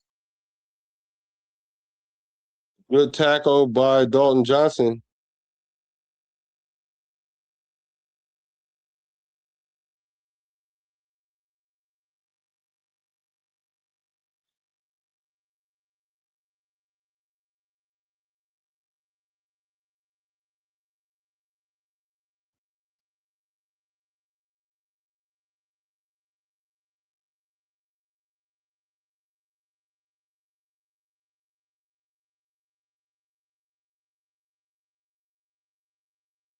All right, 2nd and 6. Looks like he's changing the play. They're almost near midfield. They give the handoff. Winnington gets about a gain of 1, about a gain of 4, it looks like.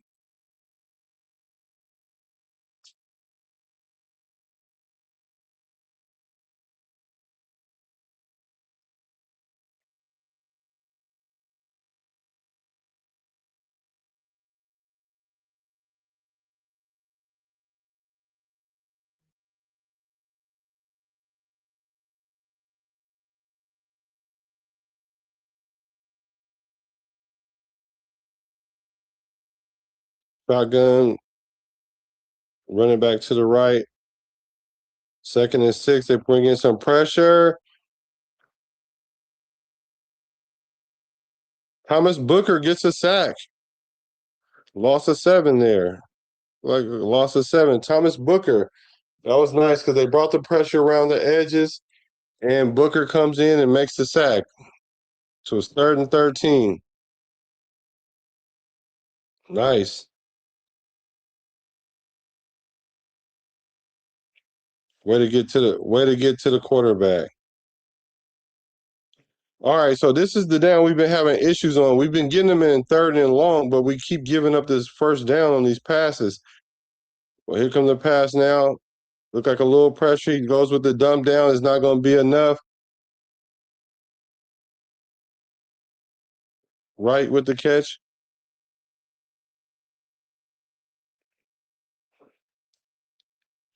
Who was number 50? Number 50 keeps showing up on these tackle at the linebacker position.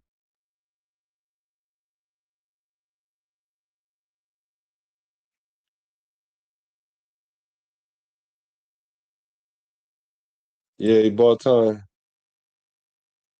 He forgot Booker was on the team, right? At least he showed up tonight. Alubi. And they punted the ball. Nice.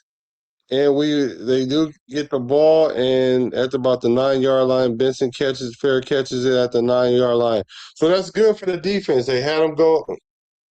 They got him off the field. So if for some reason we can come down here and score 7 here, that'll show me that we're fighting. I don't want to see us go 3 and out here, and I'm going to pay attention to the play calling to see what dictates that? We're on the 9-yard line. I'm anticipating us having like a drive here. We need Oh a yeah, drive. a 91-yard driver.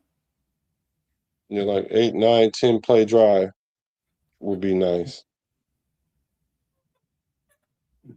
Well, it depends on if they're going to have what's his name in there at center again. 'Cause, yeah, that's not going to work out for us. We're getting blasted.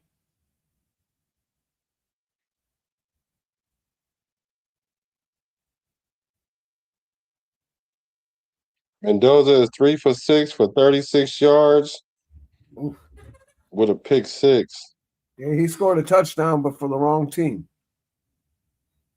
Mike Washington, 6 carries for 47 yards. He averaging 7.8 yards a carry. Lobby got a 1 attempt for 10 yards.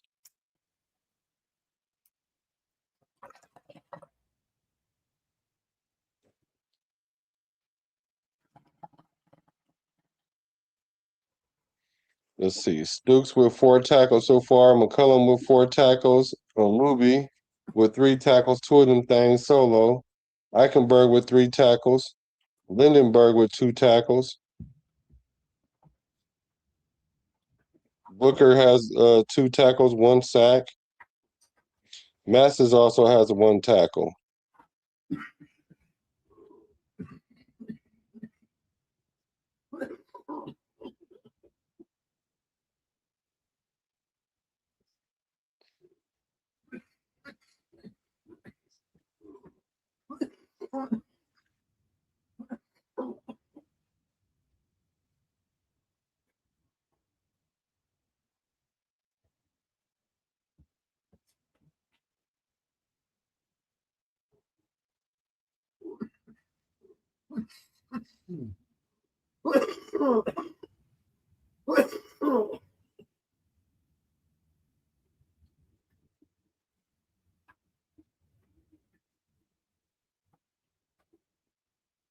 Yeah, thanks, J4. All right, well, we get the ball out. Ooh. Ian Thomas with a reception. Look like he got like a gain of 9, maybe even 10. All right, a gain of 10er. Good job.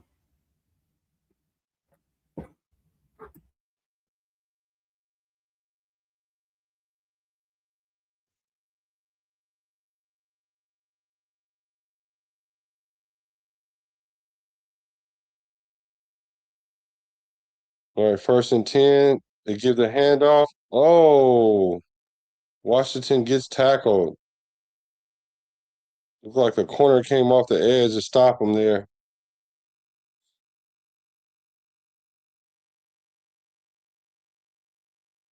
They sent the old corner blitz. They were running to the outside and he came in and made the tackle. Nice. No, it was a defense. We're on offense. Hey, you can't help it when somebody makes a good play, man.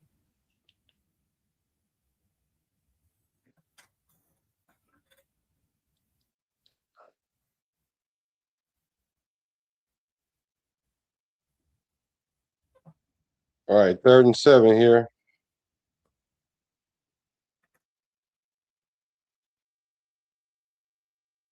They're interviewing Max Crosby, so they kind of have a hard time keeping up with the play. So, Oh yeah, what's Max Crosby saying? well, here it goes. Mendoza got a lot of time. He throws it. Oh, it is a catch. It looks like it's Malik Benson with the catch. All right, our rookie. 1st down Raiders. Rookie showing up. Good job.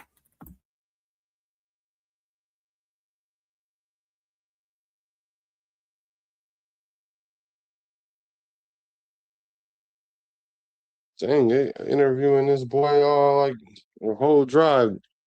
All right, the Raiders are at the 41-yard line. Strong left. Play action. They throw a screen. Uh-oh. Washington gets around the corner and gets like a gain of look like 9 or 10 again. So Washington getting work here. Good play call there by Kubiak.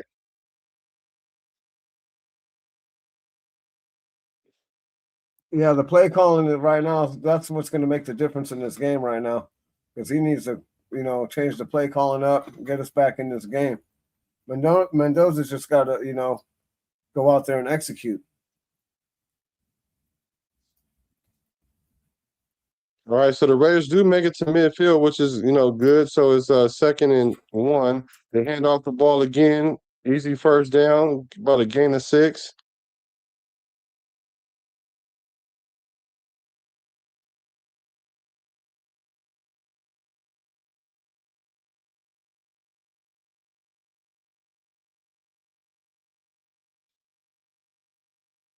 So that's 6 straight passes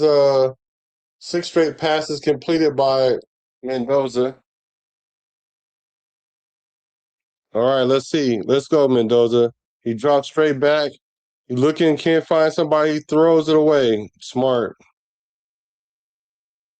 Of course, when I say 6 straight, he got to throw it incomplete. So I should have kind of shut up there.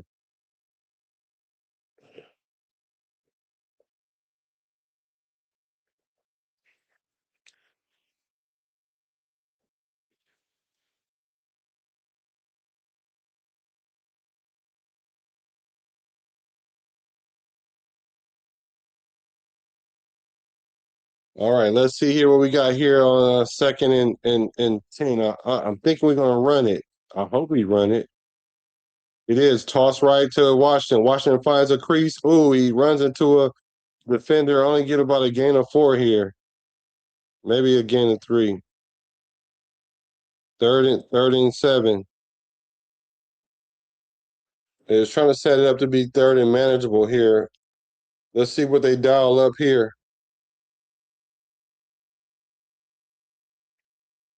Washington with 9 carries for 55 yards.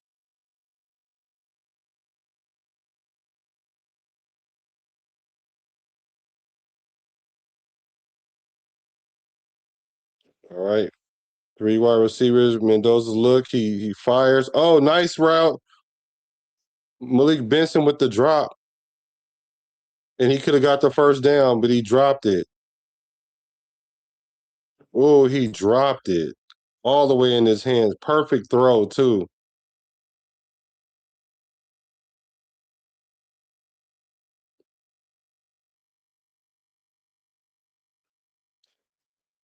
That kills the drive right there. The ball was literally in his hands. Malik Benson.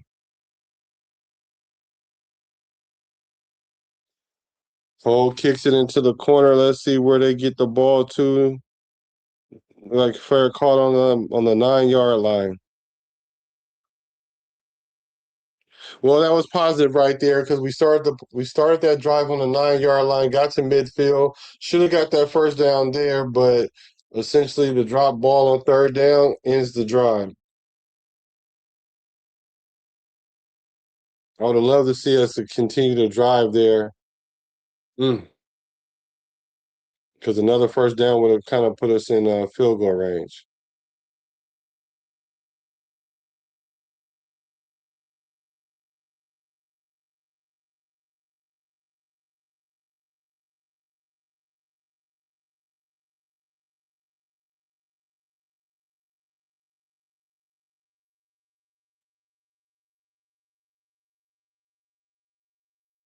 Yeah, J4, I agree with you. Despite that pick 6, Mendoza he doesn't look too bad. Yeah, he definitely looks better.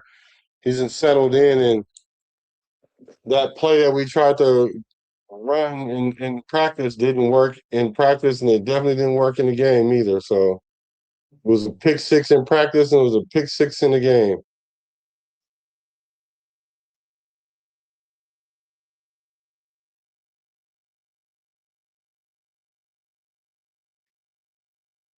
Wowzers.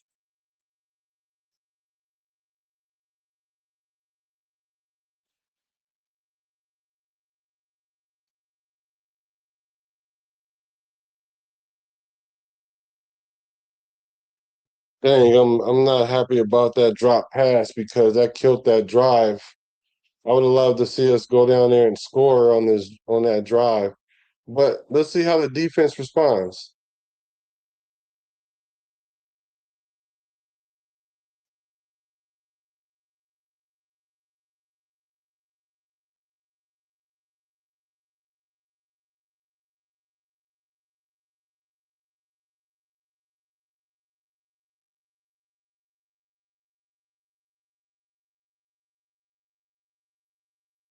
It's one of those situations where if they come and score this drive, it's going to be ugly and all bad. So the defense is an important drive for our defense here.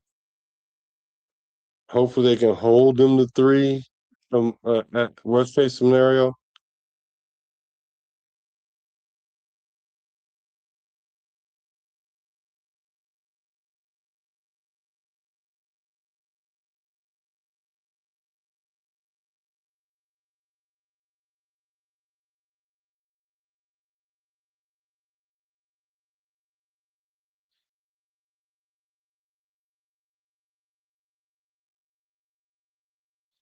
All right, first down, ball on the 9-yard line. They're going to go with the run. Oh, and they swallow them up at the 5-yard line. Look like a loss of 4. We're seeing some penetration by our D line, and they're making some stops in the run, so that's good. That's promising.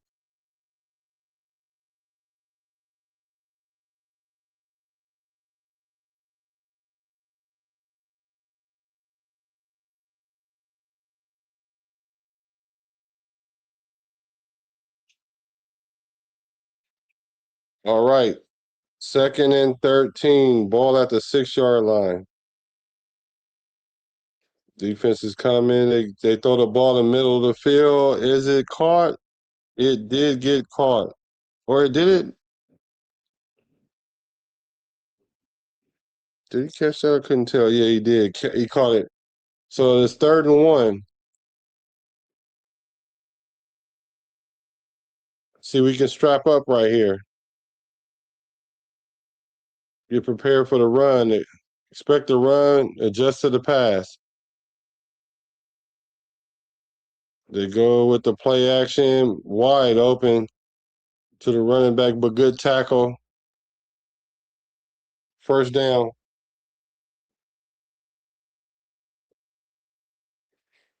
These extended interviews. They're interviewing CJ Stroud.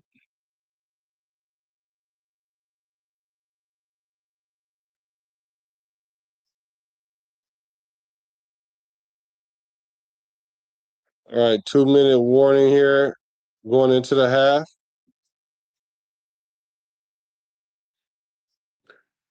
Marlon Klein gets that in first down.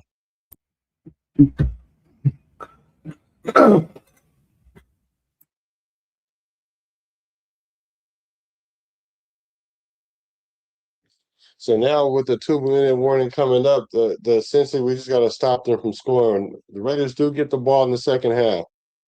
That's why we needed to score going into the half.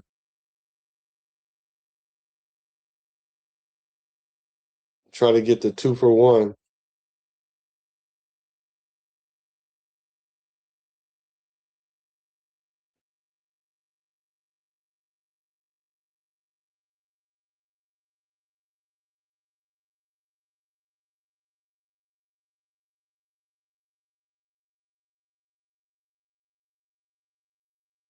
So what you thinking, Justice for 12? Frank, what you guys thinking?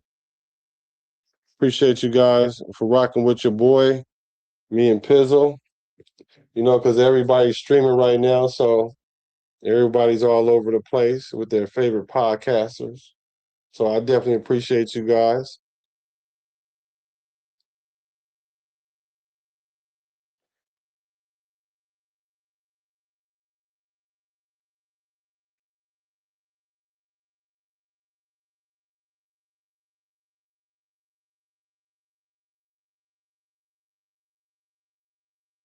Right.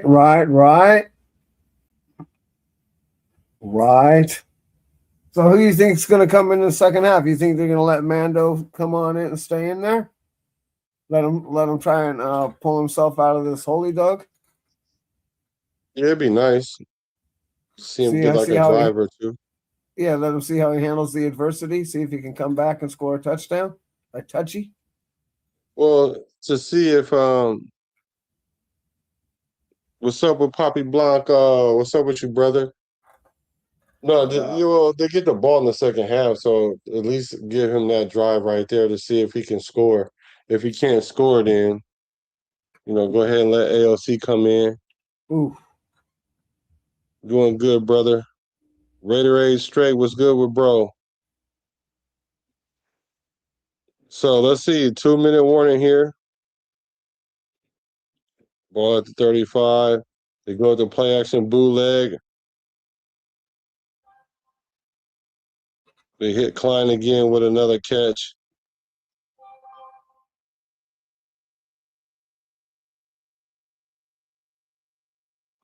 Second and 3.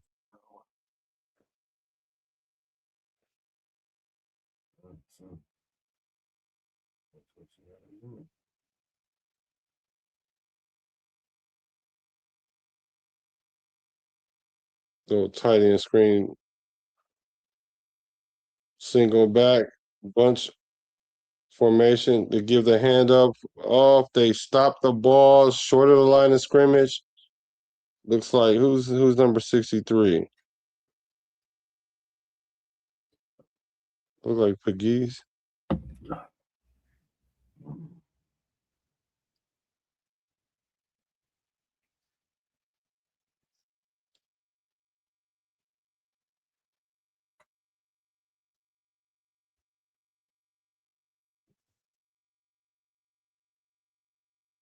All right.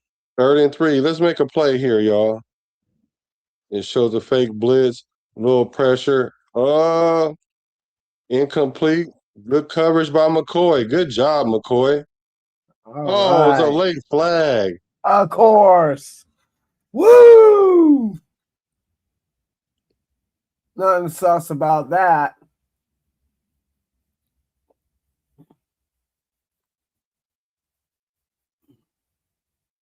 Oh, come on. They gave an unsportsmanlike on Jamal McCoy to give him a first down. Yep. What was that? That's typical. Oh, he was official. standing over the guy. Oh man, you can't do that. We finally get a stop, and then they give it right back to him. That's terrible.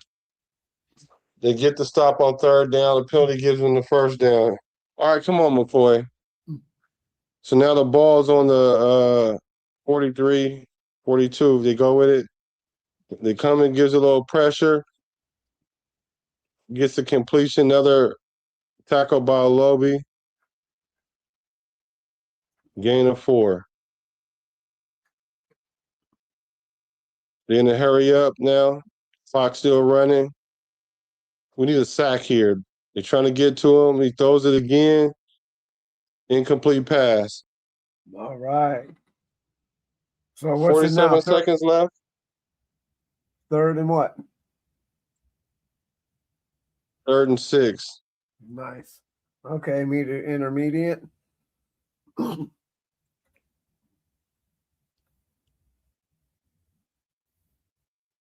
That's terrible.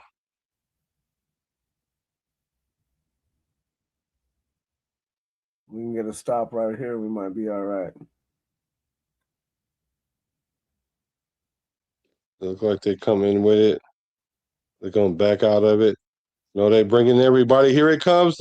Pressure. Oh, made them get rid of the ball. Incomplete. 4th down. Good job. Good play call, too. Good job, Stooks. It was a jailbreak. Woo. It was a jailbreak for sure.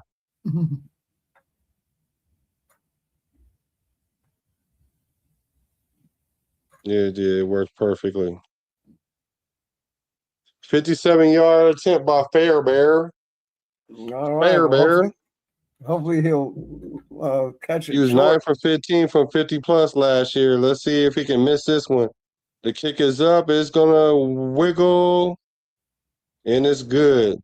Oh, damn. They didn't have anybody over there to kick to try and knock it out. Did it just like barely go over? Did it go over 38 by seconds left into the half.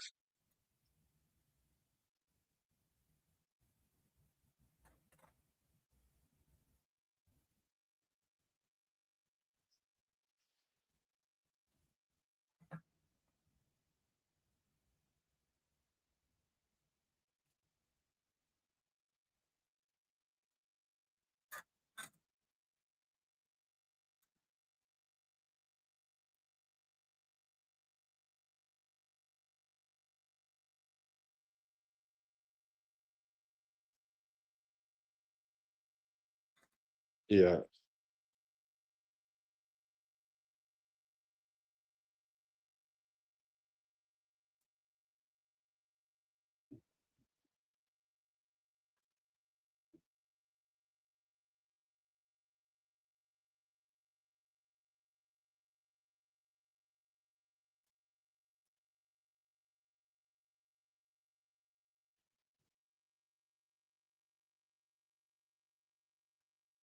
What's that? 38 seconds left. 3 points here starting. Here's a kickoff. It looks like it's going to make it to the 1 yard line. MB is returning it. He got a little crease and get to about the 33. There's a flag on the play. Oh, boy.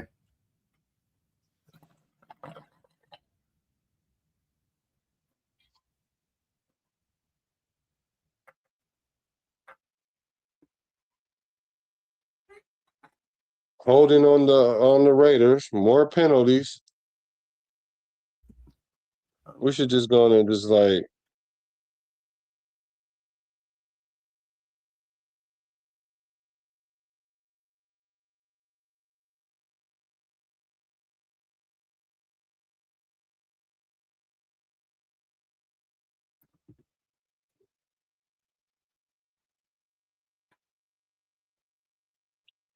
so maybe they'll run it here and then they'll just Going to hold it. halftime. Well, I don't know. They're going with the shotgun. He throws it to the middle of the field. Nice check down. Watson gets a gain of 9, close to the first down. They call a timeout. Maybe we'll get a 24 field goal. seconds left. Trying to get us. Maybe we'll get a touchdown, but at least get a field goal. Get us something.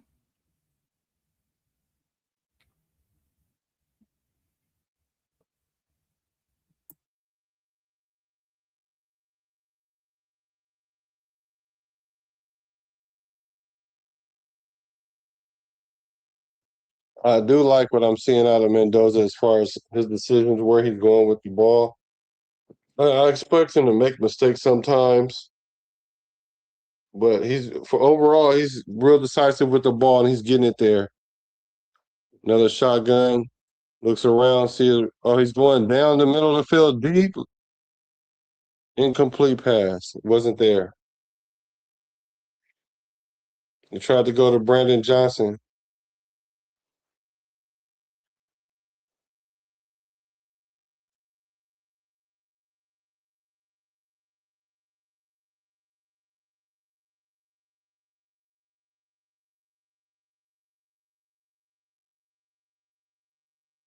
All right, 3rd and 1. 17 seconds left. Shotgun. Uh-oh.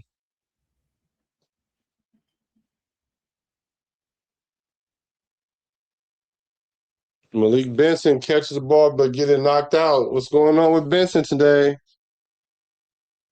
It could have dang near been a fumble. He caught it and got it knocked out. Malik Benson is starting to show. It's everything that everybody says is a good thing. Did he lose the fumble? Good play by the defense to knock the ball out. He was kind of lax days ago about, like like catching a ball and securing it, tucking it away. You got to hurry up and get it in. So it looks like your boy Malik Benson is not having a good game today.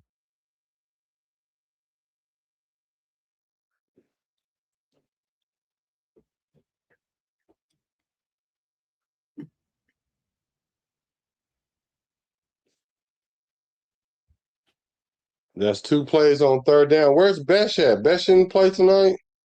No, I don't think him or Tucker's playing. Yeah, I haven't seen neither one of them. So looks like they're gonna probably kneel it and go into the half. They are gonna kneel it, go into the half. Well, it's 20-3.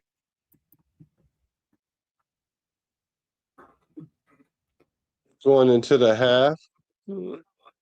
It's not bad as it looks. Like I say, I'll say it's not as bad as it looks, but it definitely doesn't look good at all.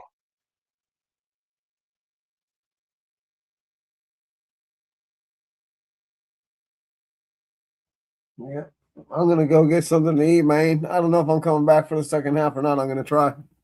All right, for sure. Right on, man. Right All on, right, chat. peace. I'll talk to you later. All right.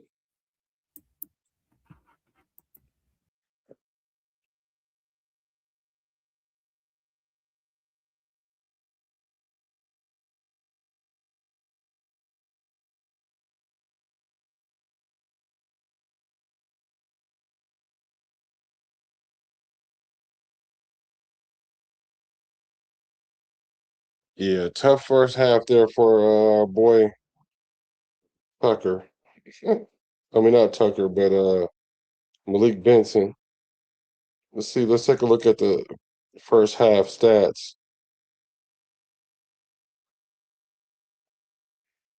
Let me take a look here at our first half stats.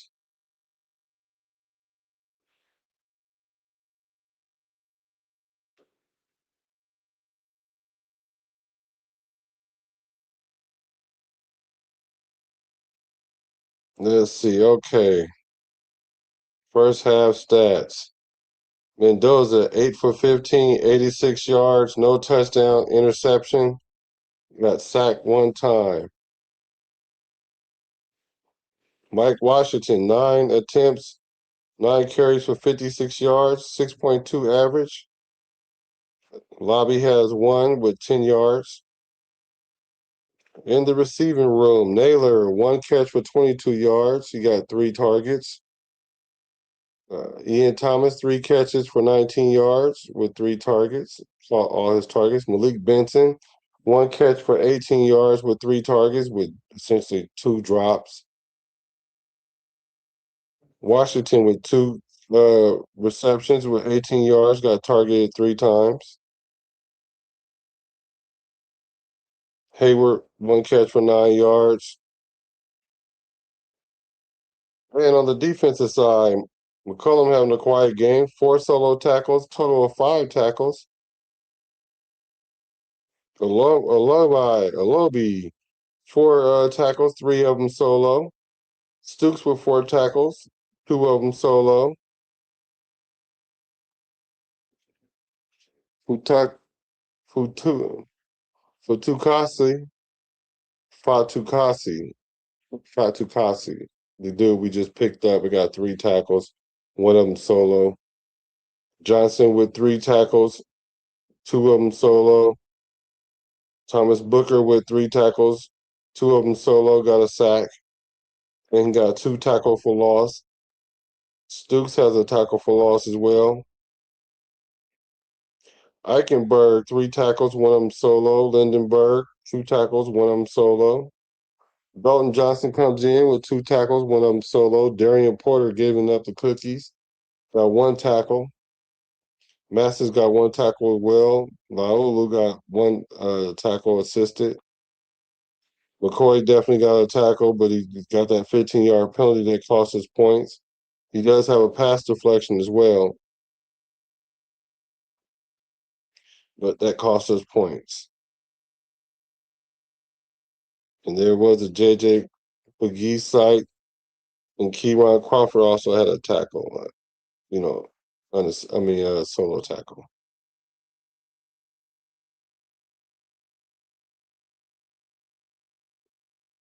Let's see. Let's look at the Texans stats. Mills 11 for 15 for 93 yards, no touchdowns, no interceptions. CJ Stroud 4 for 6 for 27 yards, no touchdowns, no interceptions. Marks come in with 4 attempts, 37 yards, 9.3 average, got the touchdown. Longest was 20 yards. That was for the touchdown. Whittington was 7 attempts, 9 yards, 1.3, so they shutting him down.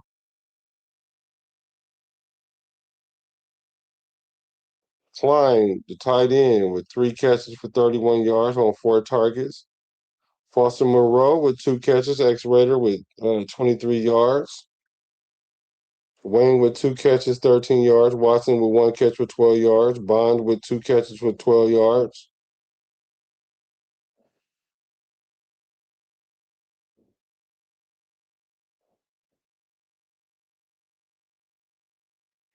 McDonald has a sack for them, but he only has 1 tackle, 1 solo. No one's really standing out. Reed has 3 total tackles, 2 of them solo. Fisher with 3 tackles, 3 solo.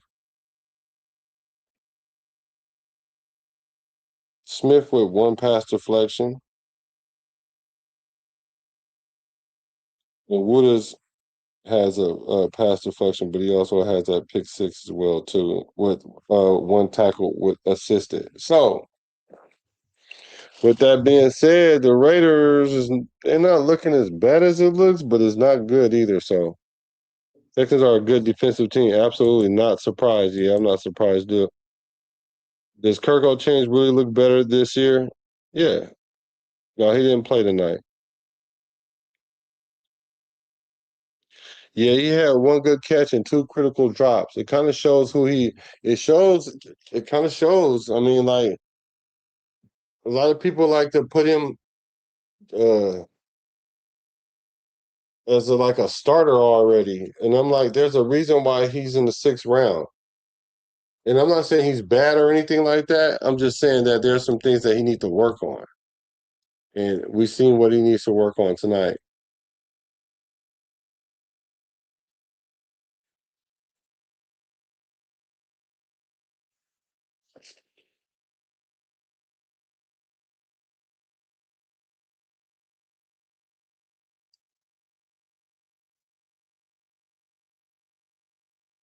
Yeah. No, he didn't play tonight. Kirko did not play tonight. So that really was that first half. I will say though, that first half was bad. We started off bad. Sometimes that's what a pick 6 can do to you. Um, it can demoralize your team. We seen it last year. It demoralized us. Like when, like I think Minshew threw a pick 6 against Denver or whatever. We never recovered. Not Minshew, but Geno Smith. Pick 6s are there. They're definitely like take the wind out the sail. And then what I want to see was how Mendoza respond. He came back through like 5 or 6 passes in a row, completed before he had an incompletion. Drop pass by Malik Benson that could have kept our drive going, maybe got us some points. It's just those little things that add up. So it's to be expected. Young team, no excuses. Just good learning situation. No, no, that's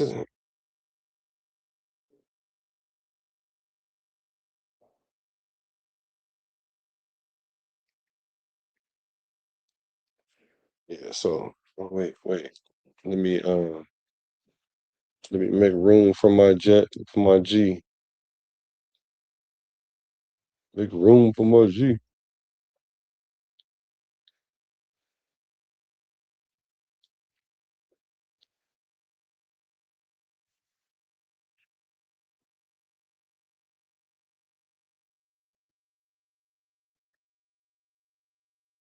Yeah. So I'm not as bad. I'm not as mad. Like I said, it's not as bad as it looks. It doesn't look good. I'm glad to see Mendoza bounce back. The drop really hurt. Then another drop by the same person that definitely didn't trend good. So I don't know. We kind of seen who Malik, the good and the bad of Malik now at this point. Um, but I'm happy to see it because people would think that this guy is better than he is. And that's not to say that he's not a good wide receiver. It just shows he needs some work. And that's one thing I kind of felt like he just needed some work. Just needed some work. He's definitely trending up. I just don't think he's there yet. And that's why we gotta probably keep a Dante Thornton, a Jack Bash. Because those things won't happen like that as much or as often. And even that interception at pick six was just miscommunication. We the people, what's good with you? Benson sucks. Pick six are horrible. It's a momentum killer. Absolutely. Yeah, I don't like that late flag on him either. But the reason why they called that on him is because he was actually standing over him and then he did that. And then plus we couldn't hear what he was saying either. So that might have played a role in it. Maybe if he would have did it while he wasn't standing there, that's so much of a rookie mistake.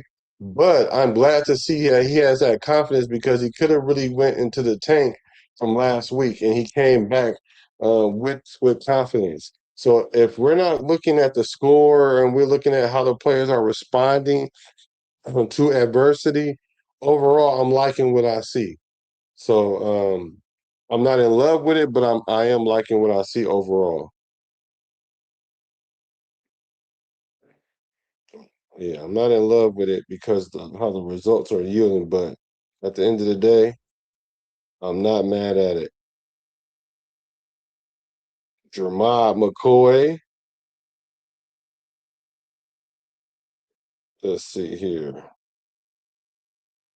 I'm gonna be mad if okay. Yeah, I was about to be mad.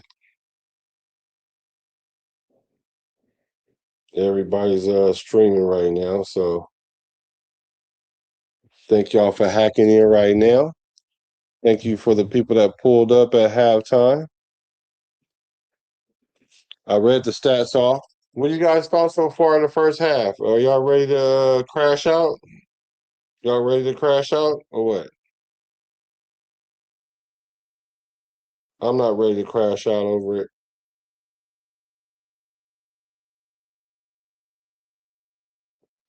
I am not ready to crash out over it. I'm okay. What do you guys thought about the first half so far? I know we're not happy, but just overall thoughts. And also to consider, like a lot of our starters did not play. A lot of our starters did not play.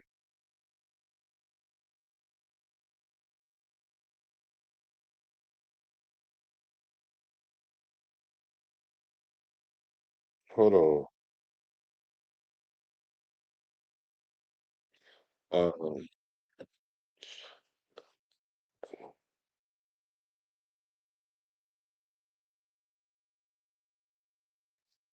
all right, let me get. Oh gosh, hold on, guys. The link for Jason. Actually, Jason, you have the link. You can come right into the.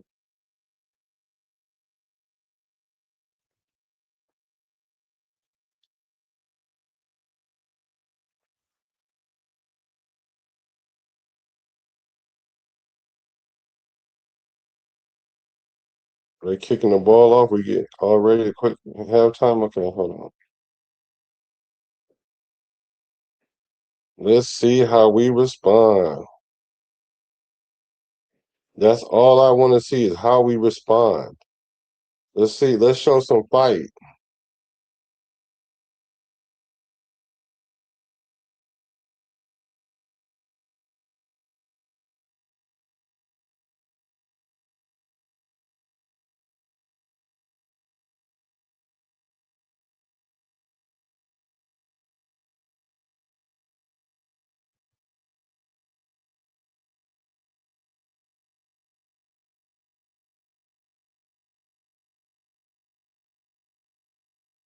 All right, let's see here what's going on with these Raiders. Let's see if we can like put some points on the board. Let's show some pride and poise here.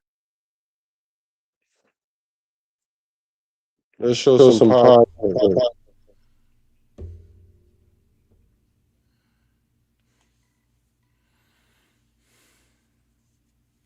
Check. What's going on? You must have that.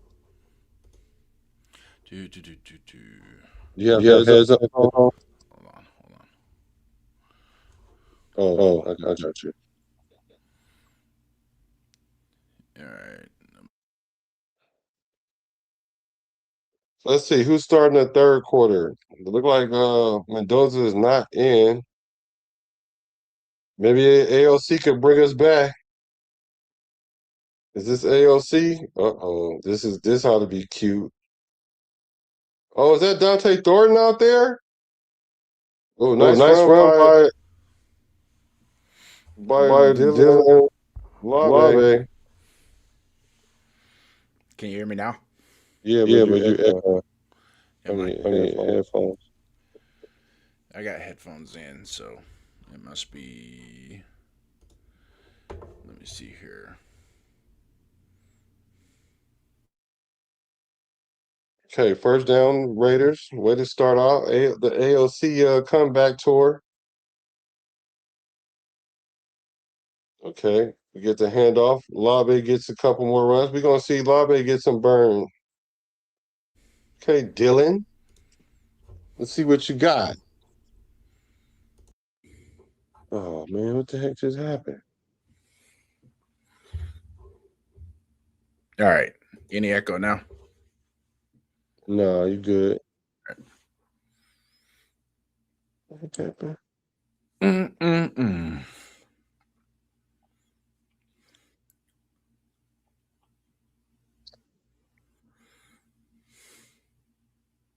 Let's see. J-Ro, what's good? It said, Nation, don't forget that we went undefeated during the preseason under McDaniels, right? Yeah. That's the a good point. the results really don't matter to me. It's just the picking up those visuals. You know, Raider A Straight said, let's not forget Houston made the playoffs last season and they've gotten better. Let our rookies take their licks so they can grow. Yeah, I'm with you on that. Yeah. Like I said, I just want to see how our team responds. Yeah. Yeah. And that's what I saw. And that's what I saw. I saw, they got the ball shoved down their throat the first drive. The defense kind of stepped up, got a little attitude in them, a little bit of little moxie, and then the same with Fernando. Throws a pick six. He comes back and he goes 6 for 6 after throwing a pick six. So it's like, you can't be mad at that, especially in a preseason game, because it's kind of like you especially that pick six. That's a huge learning situation, Same with Benson. Benson's 2 balls that he dropped, those are learning situations. So, I don't know where BDQ went, but give me a thumbs up if you give me a thumbs up if you still see me rolling without BDQ here.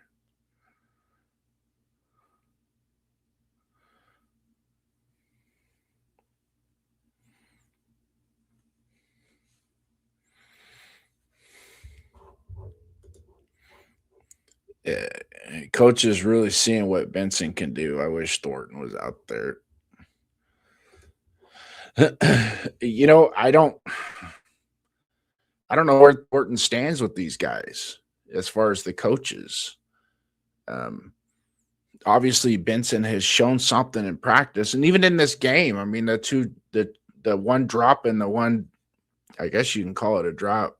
He didn't secure the ball correctly and turned up field a little too soon. But those are learning moments for a guy like that. He'll learn that, hey, in the NFL, these defensive backs get on you quick.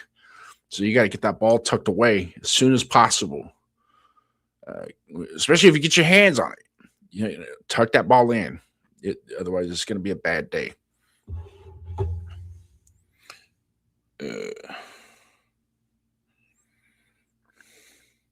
Let me send him a text, see where he's at.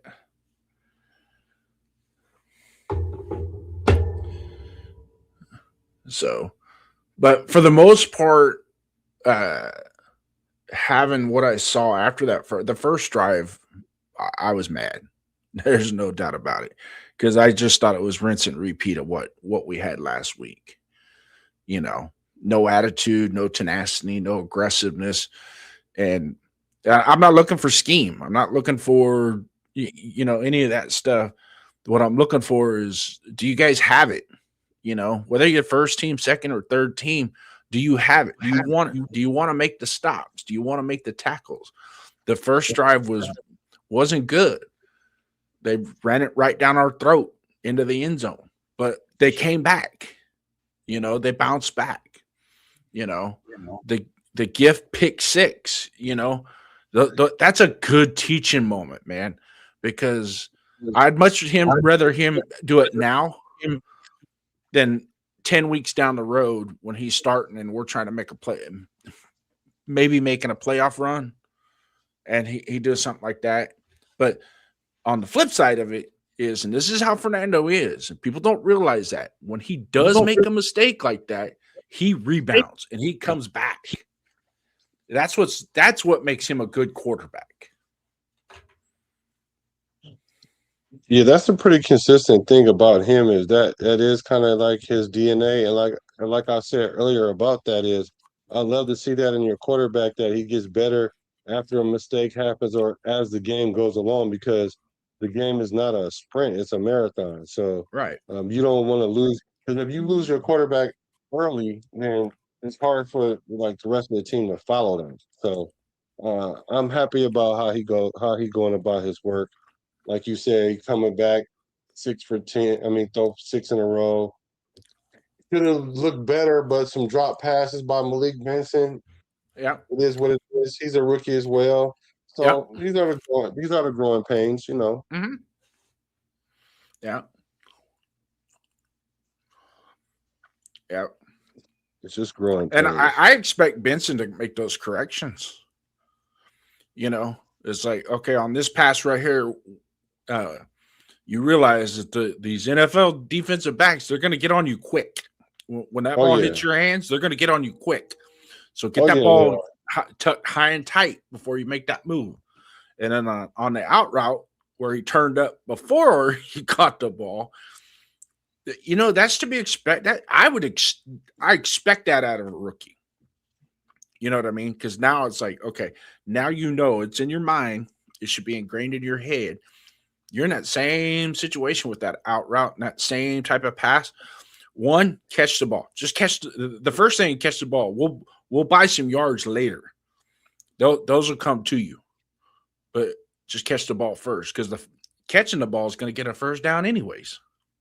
Yeah, that was just a lack of it's a lack of concentration thing right there. And then the deep throw, I can tell just by watching that when he went to release that ball, he was already pot committed to make that throw, and he just put it. It's like, you know what? If my guy can't run underneath it, ain't nobody gonna run underneath it. Oh goodness! Good layer throw right there by Ripping. Yeah.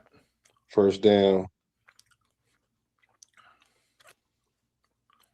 We need somebody on defense to flash right now. That's it. Just give us something. Mm-hmm. I like, Fakutasi, the new guy that we just signed this week, man. He showed up. Yeah, he definitely showed up. He got a sack, and he's getting tackles. And I think Booker also kind of sees the writing on the wall. It's like, hey, ain't nobody locked down the starting position, boys. Yeah, for real. That's a good point. Because like Weber said, I forgot he was on the team. Like, come on. Yeah. McCullum is out there playing good. He's Yeah. out there making tackles. Yeah. So Now we got he's making a name for himself. we got the crowd favorite of Cian Sloan in there. Mm. So nice. Let's go. All right, so they throw the ball a little too high. I'm about a play behind you. Oh, are you? Yeah, that's okay. It don't matter. I don't like to do stuff like this when I'm watching Raider games, but because when I'm watching it on a delayed stream feed, or you know what I mean. So yeah, if I could pause it for a play, I would, but I can't. Don't even worry about it. We're at that point now that this is just we're Get just it gonna over pick with. spot. Yeah, we're gonna pick spots. We're gonna talk about it, and hopefully, guys are in the chat. There's a lot of content creators that are live right now, and the same thing on their channels. Their numbers nobody's watching them like you think they would. It's because there's a lot of fans that are like us. That, you know what? Let me just sit and watch, and then let me digest it, and then we'll talk about it. Yeah. But for the most part, like one of the things that I mentioned the other day, what was upsetting me the most about last week's game was the lack of attitude, lack of tenacity, right? And not so much the scheme and all that stuff, because I 110% understand that, right? But there are some thought that, especially like my old school thought is, we're not even going to call defensive formation. You guys just need to go out there and just hit somebody and tackle somebody, because they're going to run a vanilla offense too. So, I mean, it's just incumbent upon you guys to go out there, just make a statement. And that's kind of what Houston did, when they went out on defense. They just made a statement. It's like, we're just going to line up and we're just going to make plays and show the attitude. And especially when, and like with them, they're supposed to be the elite. That's a block in the back, dude. You can't fucking do that. Dang, come on. That's a fourth special teams penalty. Oh, D. Camillus is gonna be pissed. Oh, D. The realist is gonna be mad this week. Oh, he's already mad. Yeah, he's already mad, but he's gonna take it out on them now for sure. Like, you can't have 4 penalties on special teams. Like, that's not acceptable. And mind you, like 3 of them was in one half. So, and then you got the 4th one on the kickoff. So yeah, and this was blatant because you can see if you can see his nameplate on the back, don't even touch him, and that guy's out running him anyways. Yeah, that wasn't. You didn't even have to do that. Yeah, you didn't have to do it. It took a you blocked him in the back after he outran the player. Yeah. So yeah, that's not good at all. We got to tighten up these penalties, because that's what I don't want to see. Because you can't not play well and trying to figure your way out, and then when you try to figure your way out and you actually make a play, then it's a penalty. So not only have you now haven't figured your way out, now you just dug a bigger hole for yourself to try to find your way out of. So yeah, and we could take that exact same conversation back to McCoy's penalty, right? And McCoy's penalty. Was it a ticky-tack unsportsmanlike conduct? Yeah. Okay. Yeah, I 100% agree with you. But it wasn't necessary to do that. You know what I mean? It's like you made the play. And when you stand over the top, when the player's on the ground and you're on top of the ground, don't even acknowledge him. Don't stand near him. Don't look at him. Get away from him. Just start. Like, if he would have taken 5 steps out into the field and did that and stopped and went like that, wouldn't have been a penalty. They wouldn't. I don't even think he had to take 5 steps. All he had to do was turn around the other direction and do it. Yeah. Well, yeah. And then he was standing over him. That's what made it bad. Yeah. And then one of the things that they were talking about on the television broadcast too is one of the, you know how they always have these point of emphasis things that they're going to do. It's like, as far as I'm concerned, if the rule's in the rule book, it should be a point of it. Why are you making a point of emphasis? Oh, we're going to make holding call, point of emphasis. Well, damn, holding's been around for 2 centuries. Why all of a sudden now you're going to make it a point of emphasis? But one of the things that they mentioned, though, with this situation with McCoy was they're really going to concentrate on the celebrations on the opposing team sideline. And that way it prevents a lot of the riffraff on the so if you're on the opposing team sideline, they're gonna watch you. They're basically gonna hold their flag in their hand and wait for you to do something on the opposing team sideline. So yes, I'm gonna go back though, like I said before, ticky tack, really ticky tack, to be honest with you. But I'm not gonna argue the penalty. He should have. He deserves to celebrate. I get that, but just like get away from the player that's on the ground, move up, look at your team, and go like that, and then walk away. Wouldn't have been a penalty. That wouldn't have been a penalty. Yeah. So, but and then plus in the preseason, they're gonna try to make it a point of emphasis anyway. Yeah. Well, Lobby gets a handoff, gets a few yards. I mean, Lobby getting a little burn here.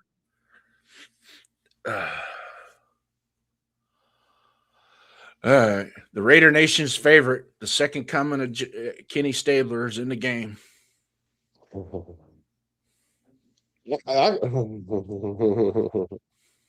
I'm gonna hold my comment until at least like 2 more drives, because if I see the same thing that I've been seeing in this first couple drives, then it tells me a lot how they feel about Aiden O'Connell.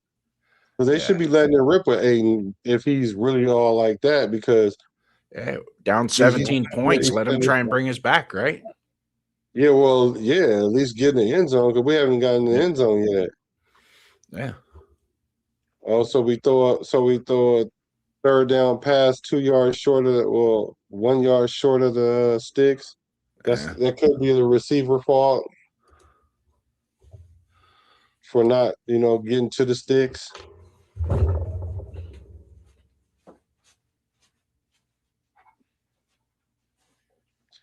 So we just he's punting the ball again here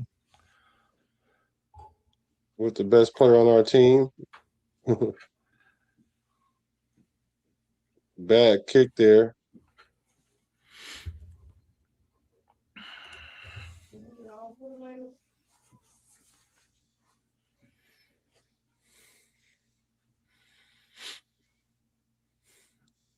Yeah, buddy. I noticed Kubiak has a red pen this week. You remember your homework assignments, right? You know what that red pen meant. You get the red marks on that paperwork. Yeah, look like get that homework, get that progress or that book report back with look like a crime scene with all the red ink all over it. And the cold part about it is you get to see all the red before you even see the grade on your paper, or when the teacher folds it in half and hands it to you. Yeah. Yeah. Ain't too many smiley faces being handed out on this one. Yeah. So what you say, J4? Let's see Jacob Clark. We might see Jacob Clark. I don't know. We might. I mean, like, it might be like next game we will see Jacob Clark too. So I don't know. I don't know. I'm kind of bewildered at this point, really, with the quarterback situation. I don't know. Yeah. I don't know. Because now let's just say, for example, God forbid, if Kirk was not, like, something happens to Kirk. Just from what you've seen so far, would you wait for Mendoza to mature a little bit more, few games, by putting in AOC, or would you just go in and just rock with Mendoza? I'll be quite honest with you right now. I would just go with Mendoza. I would just go with Mendoza. But here's the deal. Once you insert, whether it's injury or performance, once you put Mendoza in the regular season, that's it. You can't turn back. You can't do like Carolina did with Bryce Young, put him in, and they decide after 10 games, well, we're going to try and win games now, so we're going to pull you and put the Red Rocket in and expect growth out of the kid. You know what I mean? I think that scenario in and of itself hurt Bryce Young more than it helped him. Well, isn't Bryce Young's playing much better after they took him out and put him back in though? Well, no, because they didn't put him right back in though. Well, I mean, like after like 2 or 3 games, and then his second year, he still kind of had some jitters going on, and it's almost like he had to start over. It wasn't until last year, and then obviously Canales, I think, made a bigger difference with him, because quarterbacks like him, you need a good coach. You know what I mean? And having Canales there, I think, made a big difference with him. So yeah, I was almost like, after year 2, I literally was like, I think Bryce Young's going to be a bust, and then he balled out last year, and I'm like, ooh, change that. I'm changing that story. yeah. If they were to bring him in, well, if Kirk Cousins get hurt and he's going to be out a couple of weeks, well, Mendoza got to sit back down, in my opinion. Like, just because he sees the field doesn't mean he got to stay on the field. Like, we've already done it. We've already done it unconventionally by having him sit anyway. So yeah, and in that case, if let's say Kirk goes down with a 1-game injury or a 2-game injury, and you already decided that when he comes back healthy, he's going right back into the starting position, then play LOC. There's nothing wrong with that. If that's the case, okay, I can see that. That makes more sense. Then just play LOC. Because if Mendoza did come in and win those 2 games, it's hard to take him out at that point. To your point, like, it's hard to take him out. Not necessarily win, but just goes out and shows that he's the guy. You know what I mean? He's the guy. So because you can gonna win. Yeah, but I mean, 1-1, maybe 1-1. Well, 1-1 with the performance, not so much just the record itself, but the performance. So let's say they lost a game. Say they played Buffalo, and he went, let's say, 26 of 36, 215 yards, a touchdown, and an interception, and they lost by 6 points to Buffalo. I would literally say, okay, I'm not going to count that as a loss against you. Yeah, it goes as a loss in the record column, but I'll give you that. And then he turns around the next week and just blows it up, man. He just kills that team. Does his old, 19 of 22 for 250 yards and 6 touchdowns, type thing. You know what I mean? Then you just go, okay, with those 2 games, it's like, yeah, I think we should leave him in.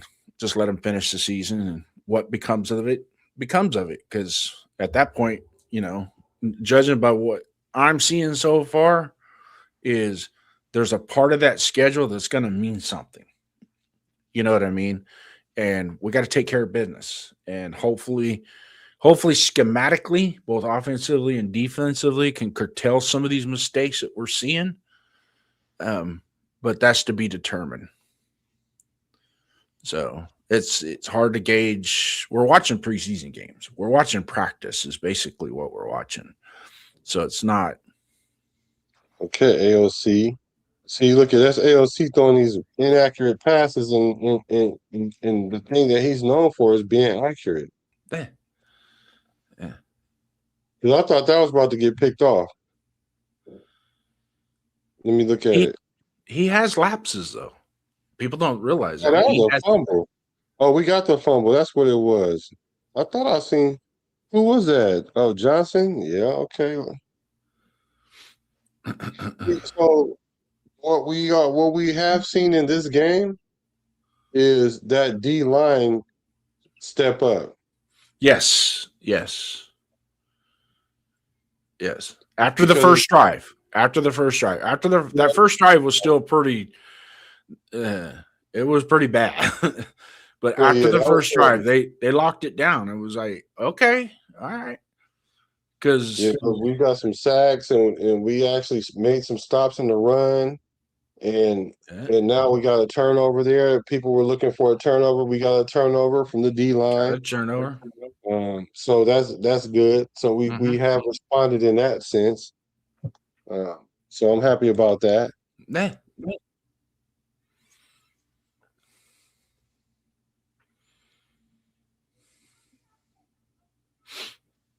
Oh boy, O'Connell just itching to throw a pick.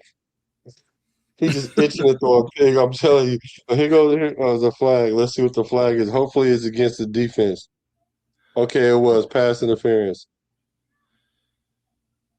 Because I'm like, he's itching to throw a pick here. I could just, it's just. Yeah. I don't know. He still should have caught But that. you when you look at a really good coach defensive team, even their second string, their second level guys are playing at a high rate. A lot of intensity, a lot of attitude. Everybody's competing. It's almost like they're competing to make the play. You know, everybody's funneling to the ball. Even the second, like their secondary, their second strings, third string guys are coming up making play that like him. He's coming, he's closing that distance on that route quickly. You know what's going to happen? The Raiders going to score a touchdown right here. And all the AOC fans going to be like, we scored a touchdown when AOC was in the game. Knowing AOC looked like trash this whole drive. That's the story of his career. It's gonna happen. Yeah, it's going to happen. Yeah. I could just see it happening. We running the ball. We do an ending around. You know what I'm saying? Like everything but AOC is the reason why we got down this field. Oh yeah. Yeah, you can see it now. In fact, that's why I'm going to tune in tomorrow night's show. I'm sure there'll be a lot of statistics thrown around, and we saw Joe Montana play last night in a preseason game. Let's see here. We 3rd and 6. Let's see what AOC can do. I see somebody open. Yep, I saw him. Go ahead. Yep. See, remember I told you we about to score a touchdown, a little check down that he got. It's amazing how I just seen that like 8 plays ago, like 6 plays ago. Hey, I'm going to lob one at you. Washington. What about him? What's your take, man? Solid. He's solid. I would have liked to see him hit another gear and run that in for the end zone so that way we have people that never happened though. And he's got that gear. Yeah, that's why I was wondering. I was waiting for him to hit it. Yeah. He's got it. I've seen him. He got that touchdown, Dylan Lobby. I told y'all. I told you the touchdown was going to happen. I knew it was. I might as well. Here it comes. I can hear it now. All the AOC fans. Yeah. Well, you know, the AOC in the game, we scored our first touchdown. Yeah. That was a good handoff. Good technique. Yeah, it was beautiful. Beautiful handoff. Right. You know what I'm saying? Looked like a 4th-year starter. I mean, a 4th-year player there. So so when it comes to Mike Washington, I did like what I seen from him. It appears that he's gonna not always, but he's gonna get some chunk runs. Like that's gonna be his superpower. Yeah. Is gonna be that. You know, he might only get 5 to 7, maybe 10 carries in a game, but he's gonna have that one run that's gonna be like 30, 40 yards. Which is gonna be beautiful. Huh? Which is gonna be beautiful because it's gonna complement. He's going to compliment Genty very well. Yeah. Yeah. But, you know, some coaches, some really, especially predominantly run-oriented coaches, if they get a running back that gets hot in a game, they'll stay with them. And that's probably going to piss a lot of fans off, a lot of Genty fans off. But I've already said this. Don't be surprised if that cat starts ripping it up in a game. You can't take him. I mean, if he goes 20, 30, if he hits 2 or 3 runs of more than 10 yards back to back to back, I literally would walk over to the coach and go, don't take him out until they figure out how to stop him. Mm-hmm. You know what I mean? Yeah, I know what you mean. And I can even understand what you mean. Nah. And I'm I not just saying don't it's going to think. be a time, but it's just going to. I mean, we saw it with some of our best duo back combinations that we've ever had in the history of our team. That the second guy, all of a sudden, he starts pop, pop, pop, pop, pop. You know, like with McFadden and Bush. Every once in a while, Bush would start tap, tap, tap, tap, 10, 12, 15 yards. And I was like, well, might as well just leave him in because he's hot. Because every time we give McFadden the ball, it seems like 18 people are tackling him. Yeah, I just from what I'm thinking is how Kubiak is operating is like everybody has a role, Mm-hmm. and his role is to come in and apply pressure to Chinty. Sure enough, not to the point where now we about to play musical chairs with the starter. Like I don't think that's what's going. I don't think that's what they want. I Nah. don't think that's what they want. And now I'm all for riding the hot hand. I'm not saying you shouldn't ride the hot hand, but Right. that shouldn't be it shouldn't be a carousel every week that like, all right, whoever's a hotter running back is the one's going to get the most carry. Absolutely. I hope that ain't what happened. I hope that don't. Absolutely. If Genty is your number one back, he's your number one back every week, week in, week out. Because he too is one of those guys that when Yeah, he starts getting hot, you just keep giving him the ball. That's what we that's what we did. There was 3 or 4 games that just off the top of my head that it's like there was one I got into an argument with somebody. I'm not going to mention no names. That I said they took the ball out of his hands. Well, his end of game stats was 6 for 7 yards. I said, yeah, but what was his longest run? He had 6 carries for 7 yards. So he only got 6 carries the whole game. And mind you, we were in the game all the way till the middle of the fourth quarter. So there's the excuse of the score was getting out of hand. We had to start throwing the ball. That was bullshit. And even the beat writers were calling that coach out. Well, I can't remember his name, the coach we had last year. But anyways, that's irrelevant. I know his name. I'm just not repeating it. He said that, the game was starting to get out of hand, so we had to start throwing the ball more. And I was like, did you watch the same game I watched? The score was never out of hand. And yeah, he had 6 for 7. He had 6 carries for 7 yards, but he had an 11-yard run, an 8-yard run out of those 6 carries. So what's that tell you?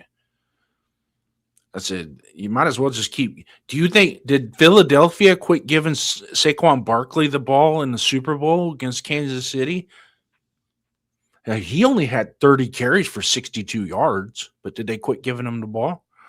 No. Well, so the thing about this is, well, for one, Genty is the type of back that gets better as the game goes on, so you got to give him carries. Exactly.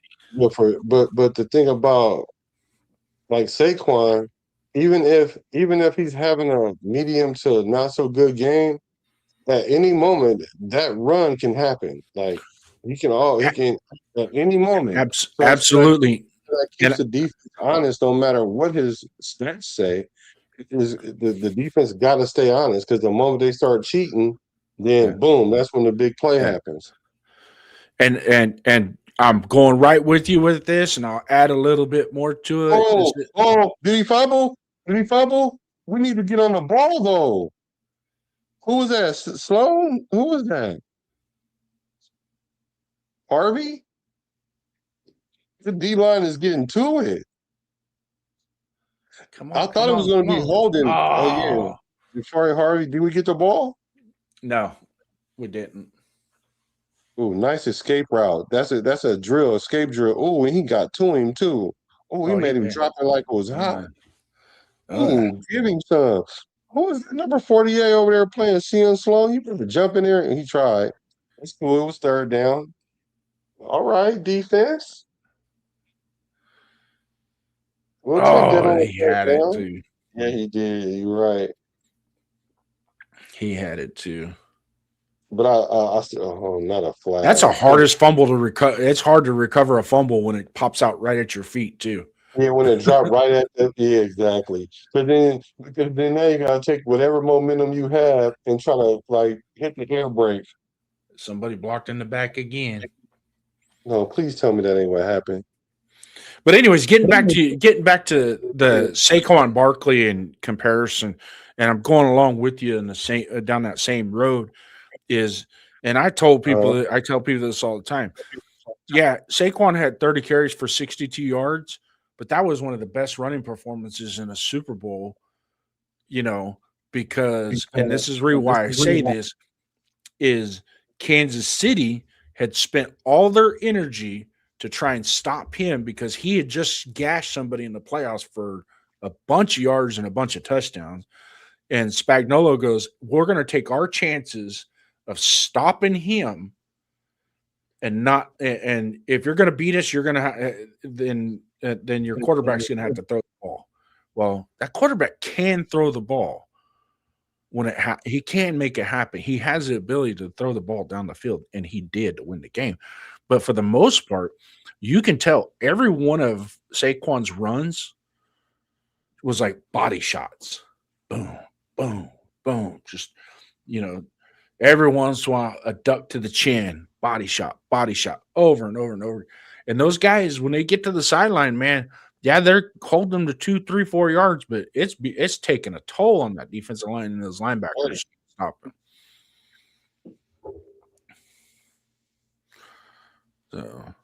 So what's up with Hemby?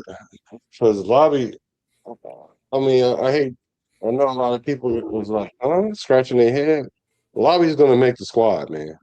I think so. And you know what? He's earned the right. He's in this camp and preseason. He's done everything right to earn that spot. You know what I mean? And I thought when they brought Hemby in, I thought, oh God, here we go. People are going to be pissed off because Lobby's going to probably, you know what I mean? Yeah. And it's been totally the opposite. I owe a couple of people an apology for that. Where was that throw?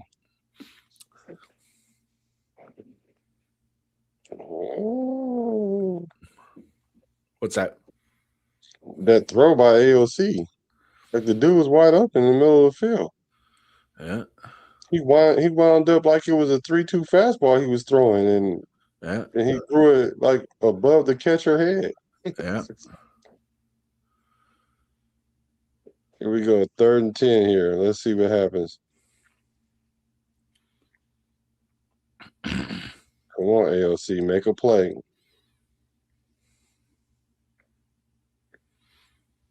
I just want to know that. Right. See. So go ahead. You know what? AOC got to go, y'all, because that was another open play right there. What's going on with his accuracy? I don't know. He's like the opposite of Samson. Like the longer his hair grows, the worse he get. Like it's usually you cut your hair, you get worse, but the longer his hair get, the worse he is now. Like, he's like what's going on? What the heck is going on here? We might as well put in your boy Jacob to see what happens. My boy. I mean, not necessarily yours. He's like, my boy, where did I claim him? You're not on my taxes. Hey, I'm a Nando sexual. Hey.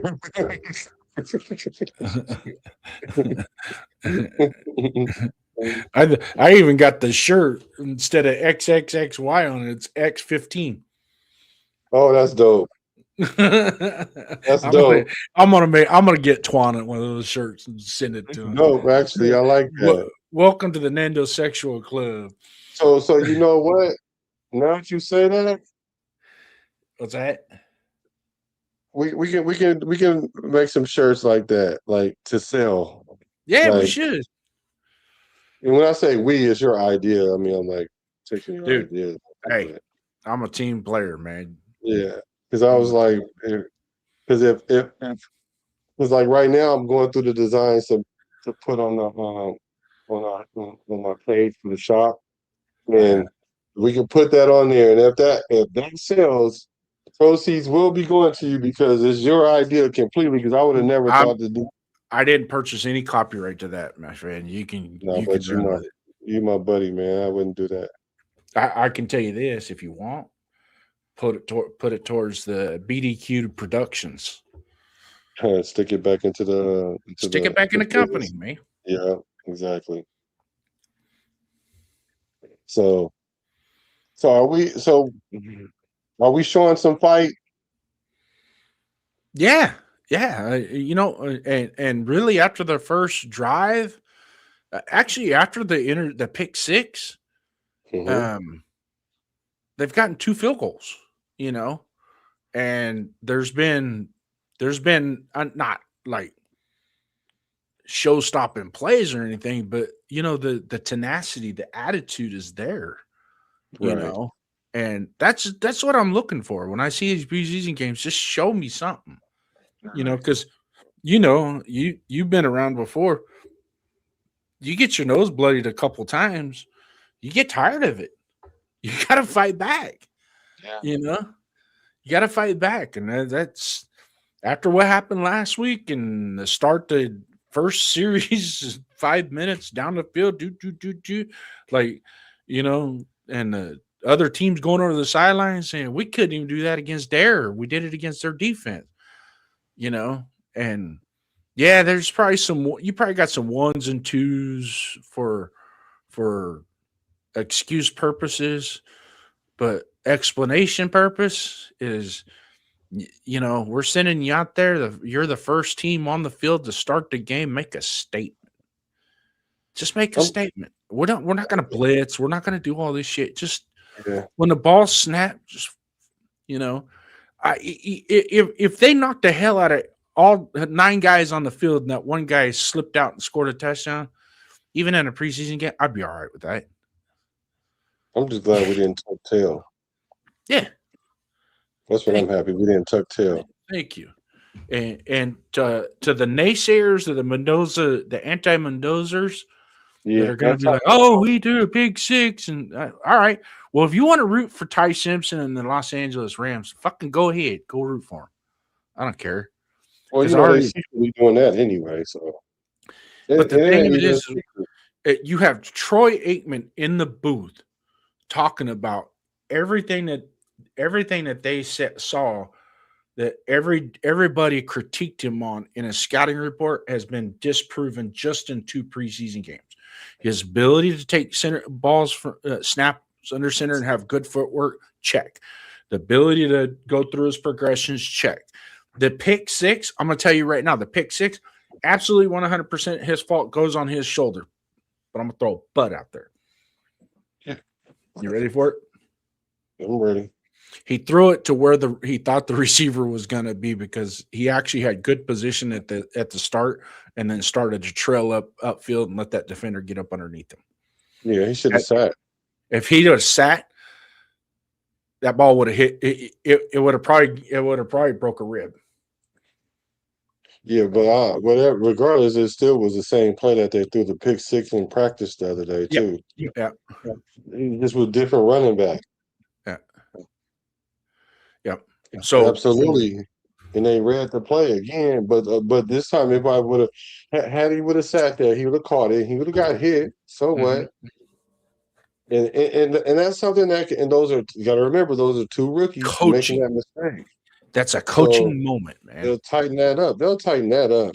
Well, you can tell after he came back. He's 6 for 6, made good solid throws, moved the team down the field.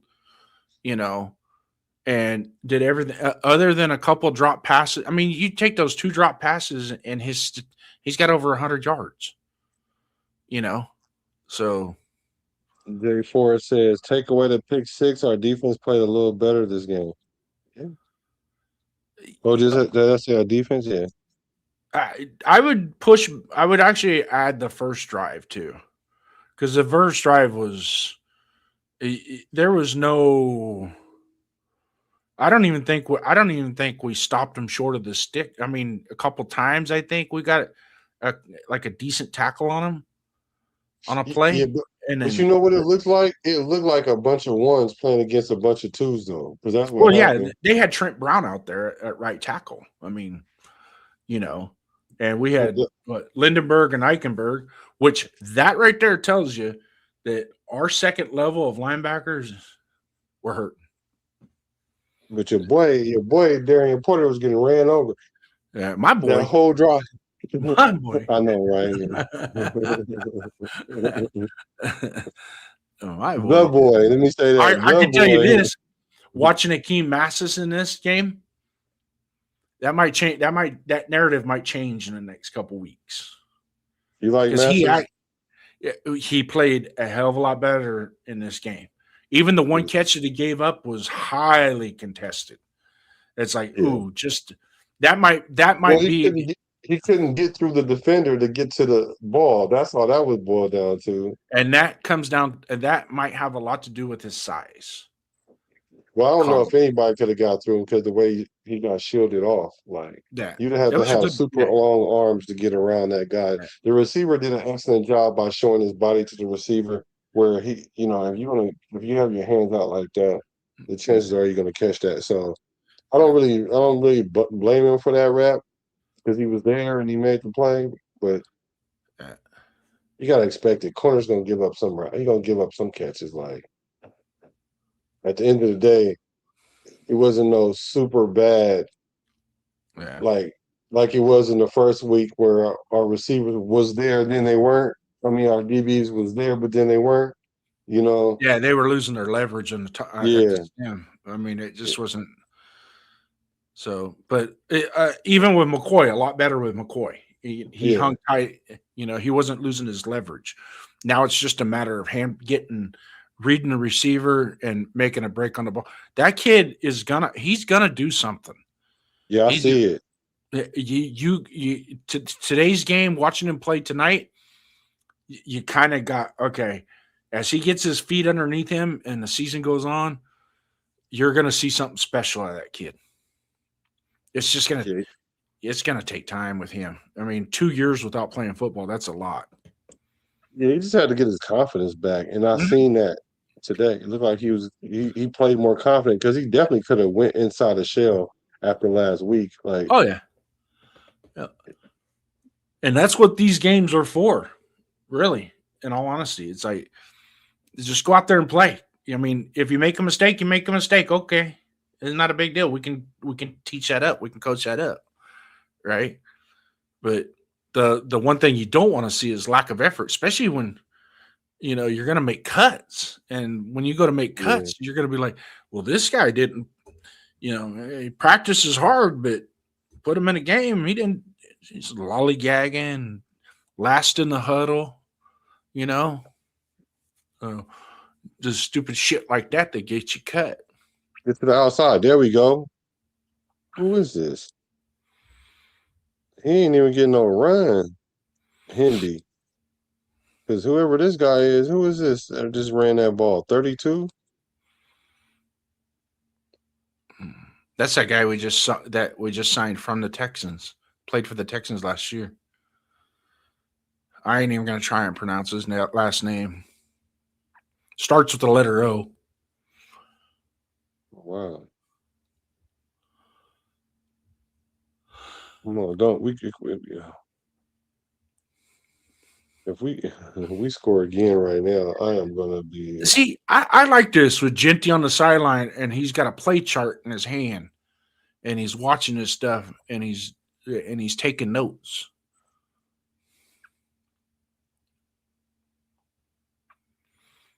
Instead he should have ran to the outside instead of going inside. Right. I agree with you, Genty. If he would have went to the outside, he would have got more yards. Yeah. Okay, come on, AOC.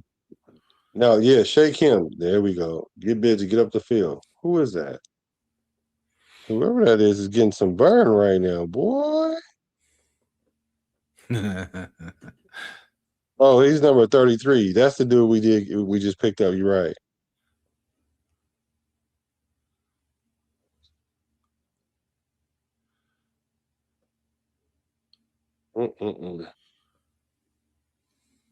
That's big for him to come in and know the plays already like that. Yeah. But then again, that's why they pick up the certain players that kind of might know the scheme already. Yeah. There go Hemby.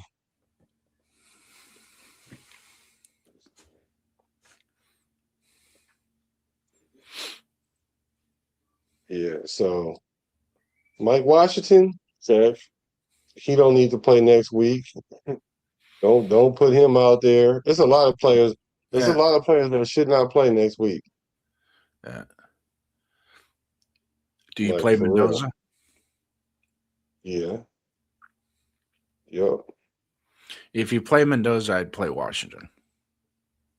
No. Well, I can see why. The only reason why I put Mendoza in is for reps. Right, but Washington needs reps too. Yeah,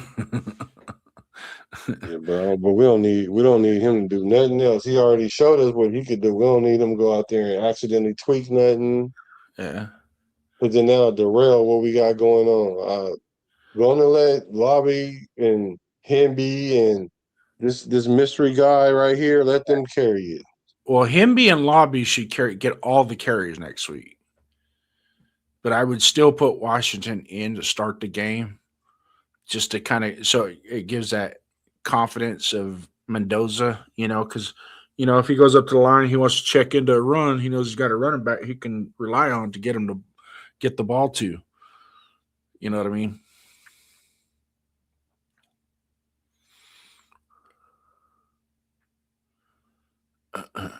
And see, this is another thing too, and I noticed this with the second group of wide receivers, not so much the first group, because we didn't see Tucker, we didn't see Besh played a little bit, but no Brock Bowers, none of that stuff.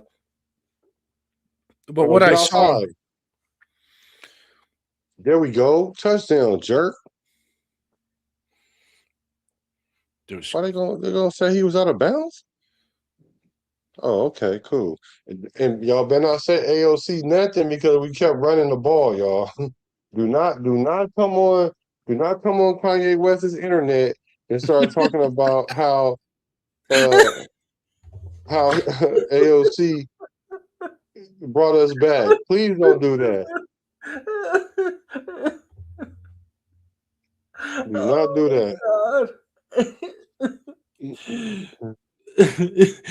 Stay off Kanye's internet. Do not go to his internet. Do not come on Kanye's West internet talk about AOC brought us back. Do not do that. Yeah, he never went out of bounds. Good run. Yeah, it was. Way to run strong. This fool might mess around and get on the squad because if he go to the practice squad, he out of there. Oh yeah. Well, he that run right there looks like he's a natural in the run scheme. Mm-hmm. You know what I mean? So it is 32. So there's a 32 and a 33. Okay. Yeah. 33 is Noah Brown. He's actually a wide receiver. Okay. They just gave him number 33. So because wide receiver with a number 33, like yeah, but if he makes a team, his number's going to change. Yeah. So. Yeah, touchdown. Give us our Munyon. Give us our Munyon. And another thing though that people might not want to give us credit for, our team has played better in the second half than the first half. Yep. Now, even granted, which even speaks more highly of the coaching to me, did he miss that? Who missed that extra point? So what it says to me is this: where it could have been a big drop off, there wasn't no drop off. Actually, the play was better. We need a kicker, man. That's Tokyo. That was Tokyo Toe. He did that? Yeah. Oh yeah. He did some hop, skip, jump thing that before he kicked the ball. It was like, that was, you knew he missed even before the ball was put down. It's over, y'all. The Tokyo Toe. The dream is over, y'all. Yeah. He's not Godzilla. He's Godzuki.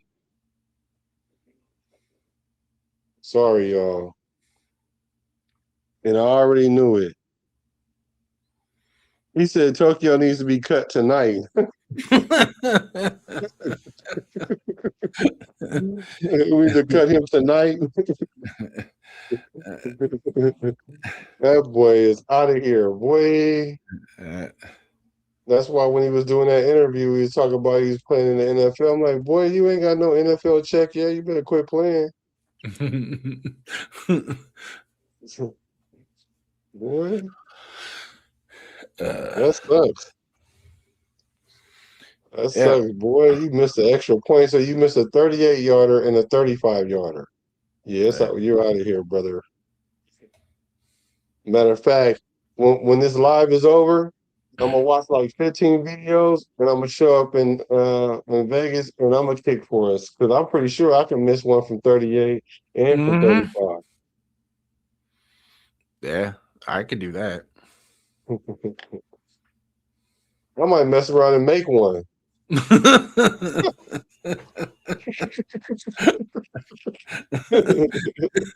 might mess around and make one for real though, like a 30, like 35, 38, somewhere in there. And when we get about 40, that thing gonna go straight to the sideline or something. Oh, come on. He really missed the extra point. Dang. That's sad, boy. Well, I guess the beauty, the bright spot in that is he'll take some of the sting out of how we played this tonight. Yeah. Because they're going to be talking about Tokyo. They'll be talking about AOC brought us back. They'll be talking about Tokyo toenailers. And what else we going to be talking about?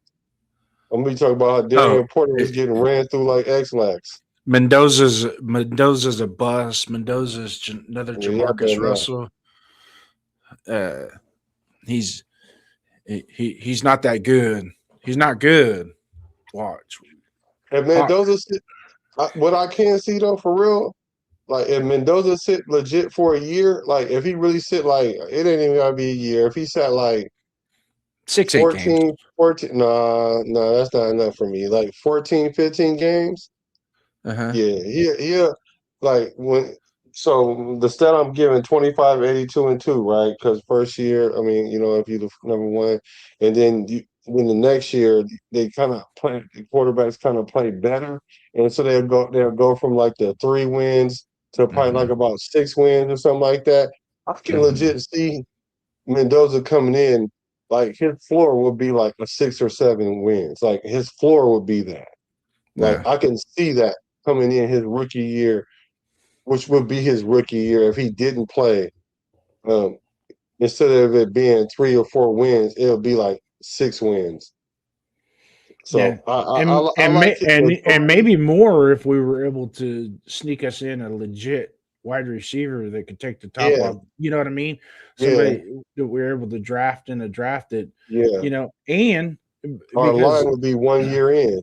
Yeah, and wins and losses go against the quarterback because they always judge the quarterback by wins and losses. But if you got a trash defense, you could be the second coming of Joe Theismann or Joe Montana or Tom Brady. If you ain't got a defense to keep them from scoring, it ain't gonna matter. My man called him the YouTube toe. It's over for YouTube toe. Yep. It's over for the kid. Yeah, he might be back on. We might have some competition on YouTube. No, we need to go get Carlson. I hate to say it. You know what? I would pick up the phone. I would pick up the phone. I see why we got rid of him because he incrementally got worse. Once he got that bag, he literally got worse. But did we get rid of him, or his contract expired and we didn't renew it? Well, I think his contract was expiring. We didn't renew it, but I'm saying we got rid of him because we didn't retain him. That's what I mean by getting rid of him. All right. But even with that being said, though, I'm more confident with him than I am with either one of these. Even if you put both of these kickers together, I would be more confident with. Ooh, where's the flag at for that? I thought you can't crack block nobody like that no more. So this will be interesting. Now, Aiden O'Connell come down here and throw a touchdown. If he comes in down there now and throws a touchdown, shit. I ain't even gonna watch your show tomorrow night. Then I'm not even gonna be on the internet for until Monday. I'm not even gonna get on the internet till Monday. I'll watch y'all shows. Yeah, Saturday's gonna be interesting. This is interesting by all stretch of the imagination. I got the phone in, the call in live version. I got it sold, brother. I fixed it. Oh, you did? Yep. What'd you do? Let me see. Is it possible that Mendoza could be that genuine of a human being? I didn't hear what he was saying. I can actually turn us right now into a live call-in show if you wanted to. A live call-in show? Yep. Okay. And then they'll be able to hear both of us? Yep. Well, we'll see. We'll see how many people come in after the game. As soon as the game's over, I'm checking out because what time is it? Actually, yeah, it's 7:45, but I've only spent about 15 minutes with my wife because the game was on when she came home. So you bet I got on that. There's only the preseason. Happy life, happy wife. Happy spouse, happy house. Man. Yeah, because once regular season starts, it's like I watch football Thursday, Friday, Saturday, Sunday, Monday, and then reruns on Tuesday. Right. And sometimes the MAC plays on Wednesday night, so I'll watch their games too. Watch some Toledo and Townsend State or Toledo and Ohio University. You know what I mean? So, yeah, I'm gonna tap into what you call that, college this year. Yeah, I already went through the 506 Sports app and picked out some games. Really, in all honesty, there's a couple the first week, but other than that, it's gonna be a while.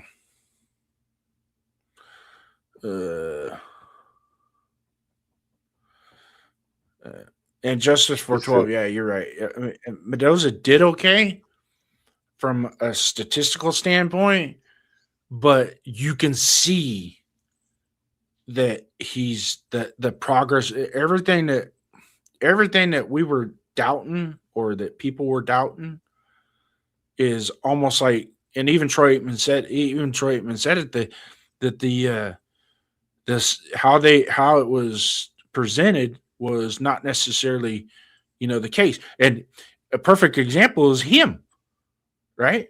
Because the first 2 years he played college football, he ran the wishbone.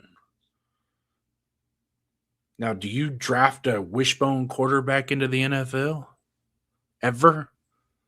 Maybe in the 40s and 50s you might have, but not in the 80s and 90s, right? Who runs a wishbone still? Huh? Who runs a wishbone still? I don't know. I wish they still ran it. That's what we ran in high school. Yeah, but that makes for a quarterback that you don't know if he can throw or not.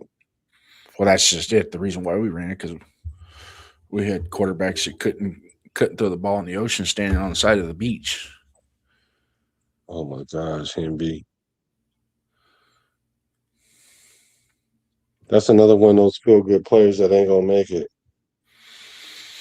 Yeah, but you never know. He might clear and come back to the practice squad. Yeah, if that happens though, that'd be good. Yeah, stick around on the practice squad.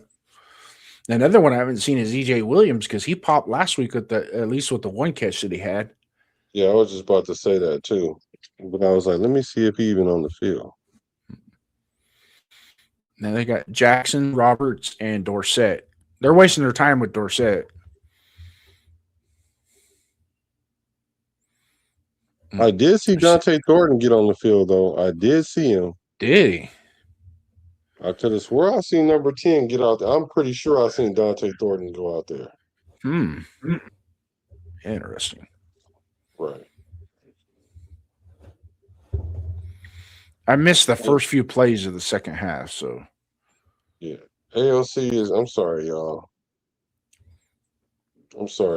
I tried to like him, and I keep and people keep saying, "Well, we need to see what he got." I'm telling y'all, I've already seen what he got. I've already seen it. How much more you want to be seeing? Like I said, he spent a third of his career as a backup, a third of his career injured, and a third of his career starting. So what more do you what more do you need to see? Yeah. He played 3 years. He had 17 starts. That means he started a year. Then he was injured for like a year combined between last year and the year before that. That's another year. Then he was a backup for a year. So I've seen what I know what he brings to the table.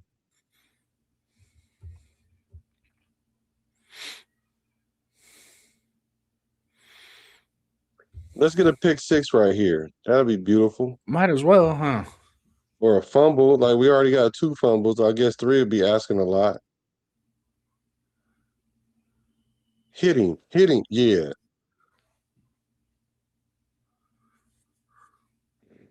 That boy jumped under the car so quick.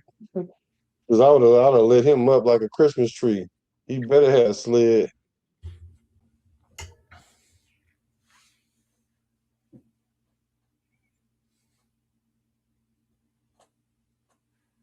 That's amazing. Like, I mean, granted, we gave up 17 points in like the first quarter and the third, and they only scored 3 points since then. Yeah. Same thing last week. I mean, like they scored 6 points in a half. Like, see, there you go. Attitude. That's what I don't care if you're the 5th string. Just show an attitude.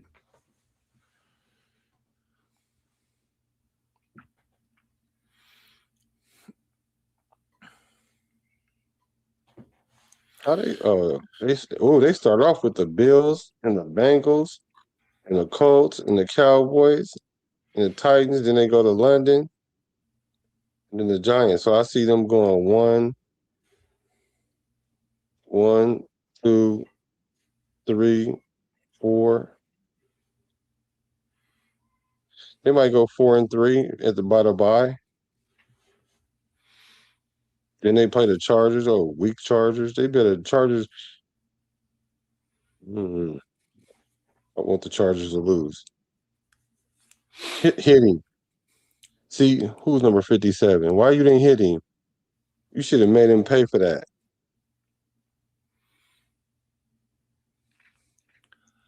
He might have would have fumbled too if you'd have hit him while he was diving like that.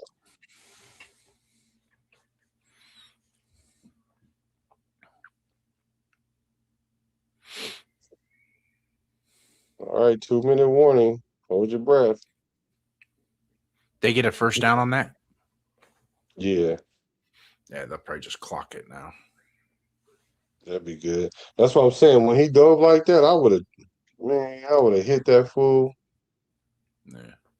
I would have dove and hit him right when because the first time he was running, he slid. So I'm gonna be like, oh, you got away that first time. Yeah. And then that second time, I gotta hit you now because you over here stealing yards at this point. Yeah.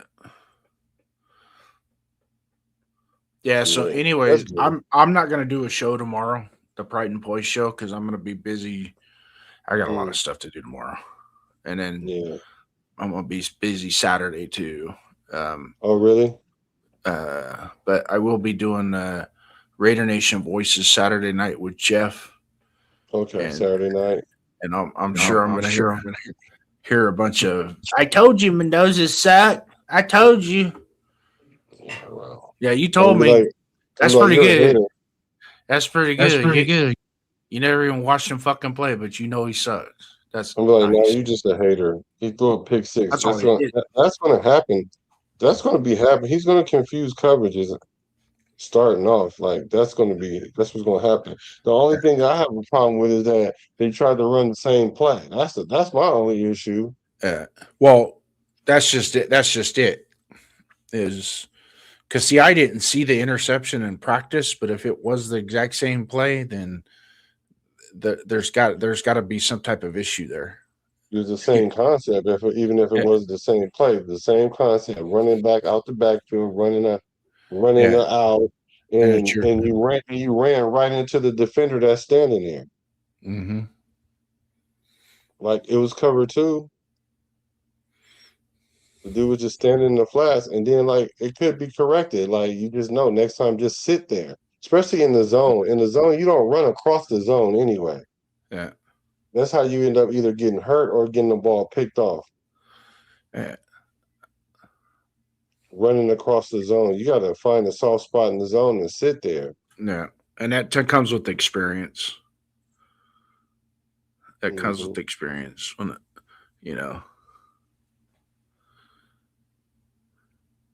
But I'm glad he got that little pick out the way though, because now we know he don't walk on. Yeah. But it's a funny dynamic because a lot of people want to see him, and it's a few. I don't know if it's a lot, but it's a few people that want to see him fail. There's about 5% of Raider Nation that want to see him fail, so they can say, "I told you we should have never taken 5%." I would say at least about 5%.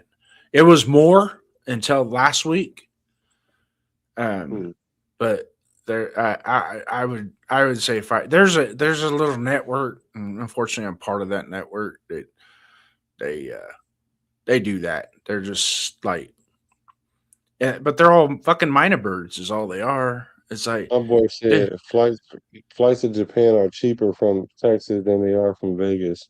Oh yeah, they are. What up, Frank Weber? What's up, Webb? That's crazy work. He said flights is cheaper from Texas.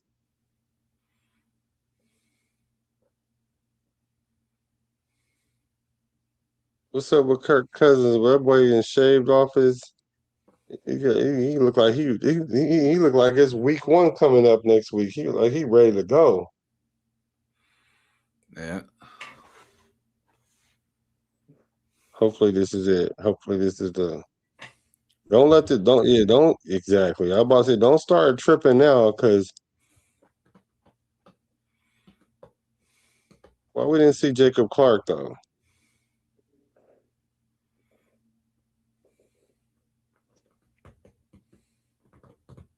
When they had the quarterbacks on busing with the boys, and they asked them, what would you give anything for? That boy Jacob Clark said some reps. Nice. Right.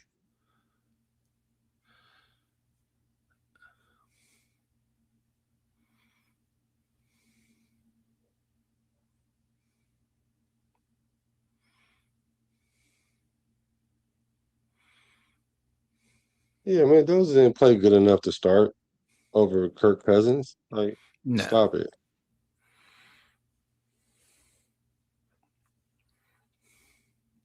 No. Oh, nice. Come on, D-line. That's because y'all probably was getting chewed out by Coach Kubiak, for real. Yeah, but these guys that are playing now, they want to get back on the plane and go home. Like Frank Weber said, they go out there and play like that. They ain't getting a ride back home. Right. Right. They trying to make the roster. Yeah. They trying to fight another day. All right. AOC, no timeouts, minute 37 seconds left. 97 yards. Yep. Right. Here we go. It's AOC time. It's AOC time. Come on, baby. We know you got it. Yeah, come on. Because you ain't got no fair shot.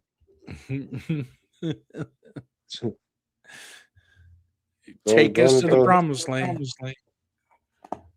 And I want him to get a good return right here so you get some good field Position. Uh, Let it go. Well, he did let it go. Dang. I must have got ahead of. I must have got ahead of you because I'm already at.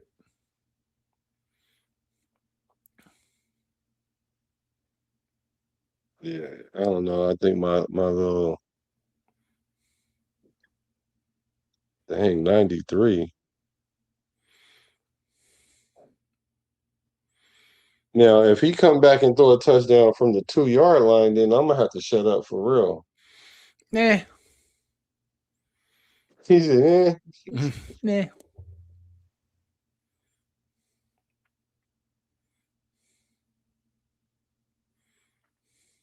But it's cool though. We didn't get blew out. Yeah. There for a minute, I thought we're gonna catch a goose egg. Oh, it looked like we was about to get blew out. Get out of bounds. A Goomba Wale. That guy showed something, man. He just showed up the other day. A Goomba Wale. Last Monday or last week sometime.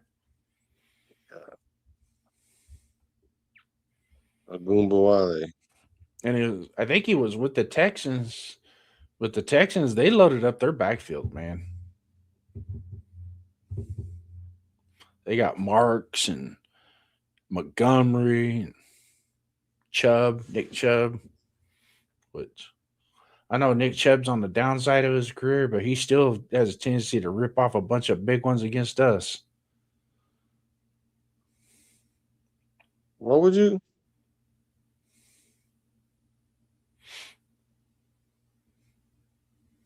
Yeah, but see, why would you run 10 seconds off because y'all made the wrong call, or because you need to run the time off? Yeah, it's because it was a running clock and they inadvertently called them out of bounds when they shouldn't have. Yeah. So it's only 10 seconds. It's not a big deal. Yeah. Well, at least the clock ain't running now.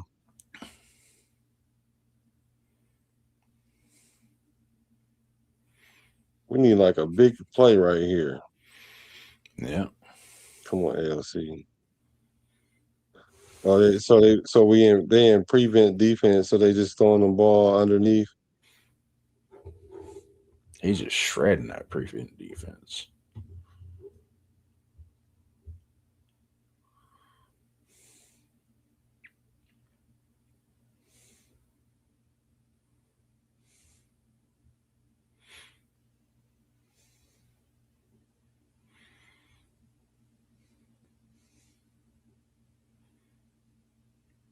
Don't clap your hands until everybody's set, dummy. All right.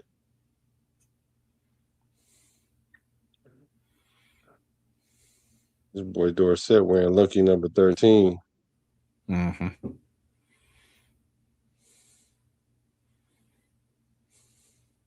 I'm surprised he ain't in concussion protocol after that ball hit him in the face last week.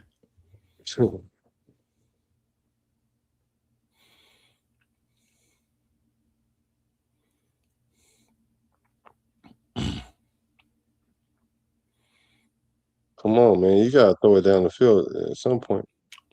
Well, I hate to be the bearer of bad news to everybody. I just saw Kubiak's play sheet for AOC. Yeah, more options at In-N-Out Burger. AOC just kept his roster spot. How? Ooh. Oh. Let's go. We ain't got no timeouts? No. Spike it. Come spike it. That's 25 seconds, man. It's plenty of time. You got to be kidding me. You got to be kidding me. He got a touchdown. He's in. I don't know what happened because it skipped on my end. All I saw was it say touchdown. Yeah. You know what? Maybe I will watch Fight or Flight tomorrow night. Hold on.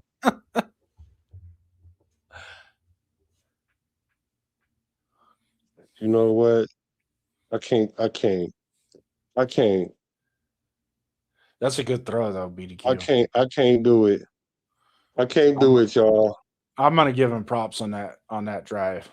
I said it before. I said it before the drive started. You know, That boy threw one pass all night, and that was it. and this was a He bad said, "Yo, decision. Black, who He just lucky won he got the in. game?"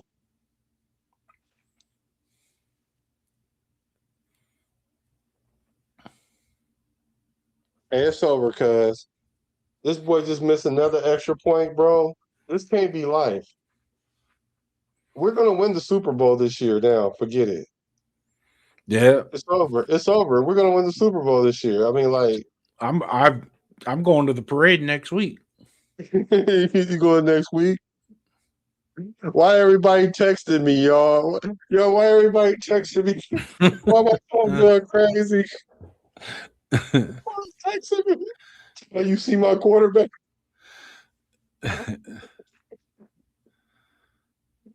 Hey, you know what? I'm gonna have the most views out of all my shows all year because everybody gonna want to talk about. Yeah. This is amazing. I was 10 seconds ahead. ALC kept his roster spot. Oh yeah, that's what you was in. Now how? I Say the never name thought and put some AOC was respect going to on get his cut freaking name. anyways. You know what I mean? AE. So look, Anthony Estrada, you don't even come over here like that. I appreciate when you do come over here, but I'm not gonna lie though. I ain't gonna even I'm not gonna front. I already called it like 2 scores ago that what was about to happen. I already called it. I already said AOC was going if he and especially at the beginning of this drive, I was like, if he go down and score, I'm going to I'm not gonna come on I'm not gonna be on the internet till Monday. But now I can't do that because it's like I'm running. This is crazy. You ain't lying, J4. This is crazy. So AE, I'm gonna say it. The MVP of the game is Aiden O'Connell. And he should start over Mendoza. Right now. Don't right now. Right now. Yeah. Don't even don't. We got a quarterback controversy brewing in Las Vegas. Man, the only thing AOC just did is get himself a job somewhere, not with the Raiders. You know what? I think they keep all three, dude. I really do. They might.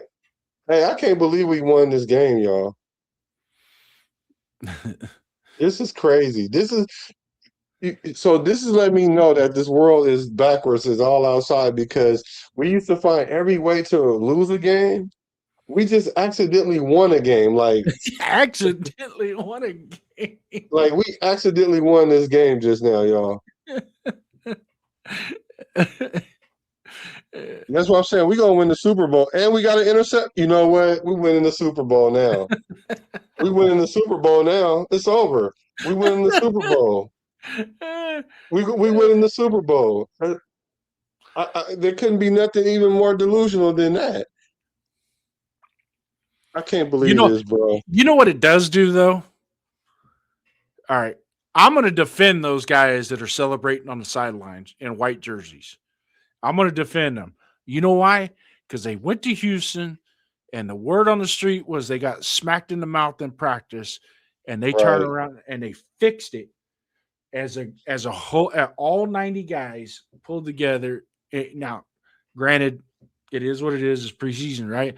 But even the guys that played the last half, I'm going to give every one of them, hey, number 32.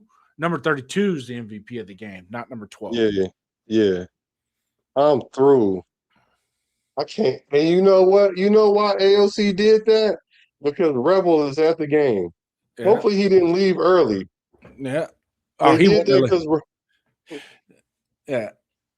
He's buying he's probably at the gift shop right now getting him. No, AOC needs to give Rebel his game-worn jersey right now. Yeah. And Autograph. sign it. Autograph. Yeah, and sign it. Right. I can't believe it, bro. I can't believe it. I can't believe it. We're winning the Super Bowl. I don't care what nobody say at this point. We're winning the Super Bowl this year. And AOC is going to be the MVP. Bro, Uh, that is funny, bro. hey, I'm gonna check out, but before I leave, you know how you there's this theory that I came up with that the best way to eliminate come from behind wins. You know what that is? How is that? Just don't have to come from get ahead. Don't have to come from There you behind. go. We wouldn't be in this shit. There Hey, you peace go. out, brother. I'll chop it up with you tomorrow. Hey, I appreciate you riding the rest of the way with me on this one, bro. I appreciate you. You It already was a know. smooth ride with Air Ride. So we might have you might have to, bro. You're 1-0 when you come on the stream. Like, This might have to be a regular situation. yeah, you actually like willed us to win this game. I'm just like that. Remember that Bud Light commercial where that guy takes his beer bottle and turns it because he's superstitious? I'm the Yeah, same way. And me too. when the season starts, when we win a game, whatever I was wearing that week and where I was sitting in my chair or in the couch or wherever, where the remote control is on everything, I put it right back the way it was a week before when we won. I'm the same way. I can't believe it, bro. But hey, we'll chop it Brother, up tomorrow, man. Salute to your nation. You guys yeah. like, subscribe to his channel, and we'll talk Same to soon. JD's, man. First down, Jason first downs, man. Come on, man. All right, brother. All right, brother. Okay, I'm gonna give y'all about 5-10 minutes to get your roast on. I can't believe it, y'all. We about to win the Super Bowl. We about to win the Super Bowl. We about to win the Super Bowl, y'all. We gotta win the Super Bowl now. It's over. It's over. We're Super Bowl bound now, y'all. Let me see. This is gonna be one hell of a season. You are not lying. J-Ro, you right. We did need that, though. I ain't gonna even lie. We did need that. We definitely needed that. ALC is the GOAT.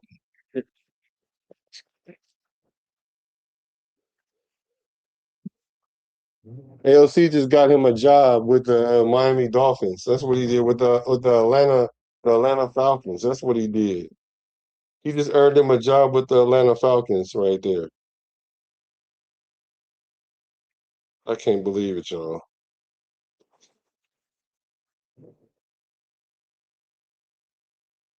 I ain't gonna hate though. I ain't gonna hate.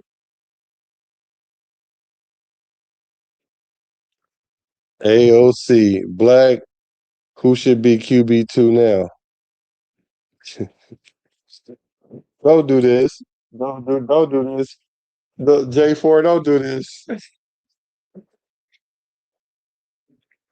If people jump off at all these other people's live stream to come over here just to troll me, if I promise you, if that happens like within the next 5 to 10 minutes,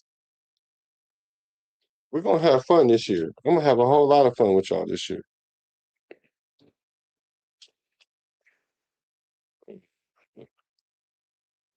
I'm reading my text messages from everybody. Yes, J-Ro, you're right. Thank you for the $3 holler, my brother. Appreciate you always. You already know what it is between you and me. You my bro for sure. So that's what I wanted to see out of our team, that we was going to be scrappy. I want to see the fact that we were going to be able to show some fight. That's all I kept saying all day. Let's show some fight, and that's what we did. And now, when you give us a chance, I don't trust me. I don't know.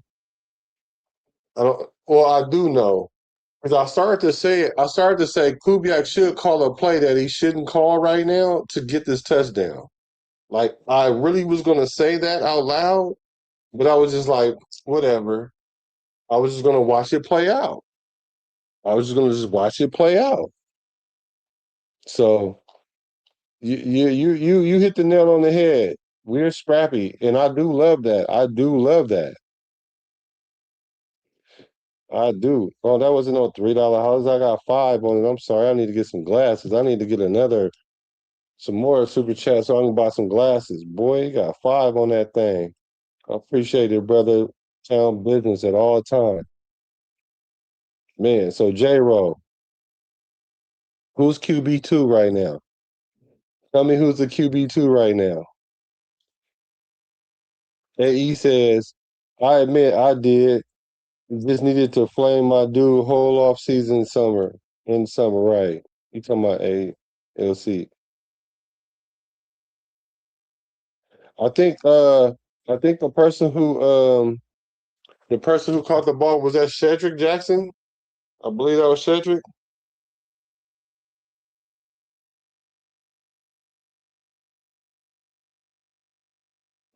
I mean, you know what? Hold on, I'm about to read this comment out loud. J-Ro, tell me when to go. He said they heard all week how the Texans whooped them in the joint practice and they responded. Facts. Aiden, Aiden, Justice for Aiden. Oh, you talking about Aiden, J4, Black Flame Aiden entire summer.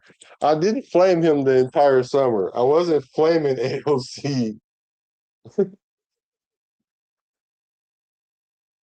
I wasn't flaming him. I was rotisserie. I was slow cooking him.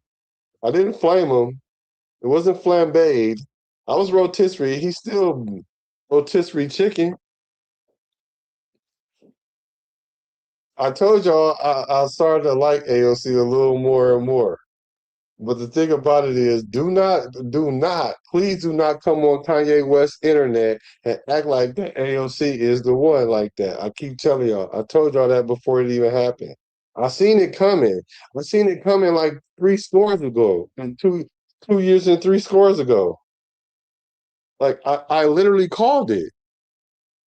I called it before it even happened. Now don't act like y'all didn't see that. I called it before it happened. I knew it was going to happen. Just like we're going to win the Super Bowl now. He said, "No, I wasn't. I told you I wasn't flaming them. I was rotisserie cooking them." He said, "I never thought that Kirk was QB1. I even came up on the pod and argued with you about it." Yeah, but so what do you think? So you think he QB1 now because of that? No, I wasn't. Are you tripping? No, I told you I was slow roasting your boy. And he's still almost done. Trust me. He's almost done. The meat he got well, I don't want to say it like that because it sounds kind of funny, but okay, so you got Mandalorian who threw the pick 6 today, AOC at QB2, and then we get rid of Kirk Cousins.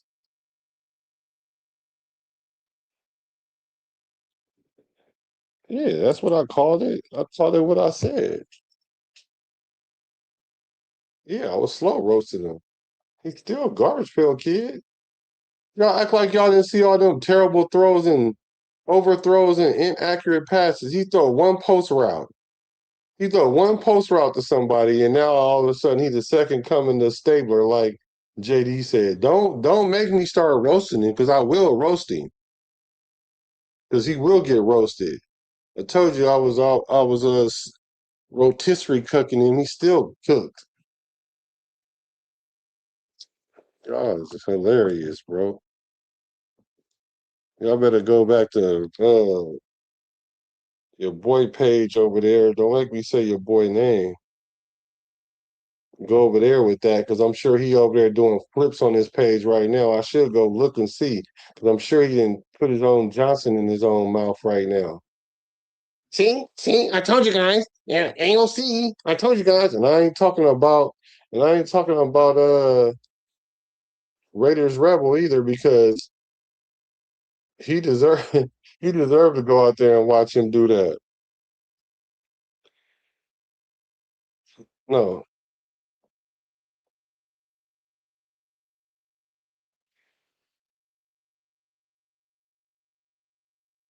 I gotta send this time in back.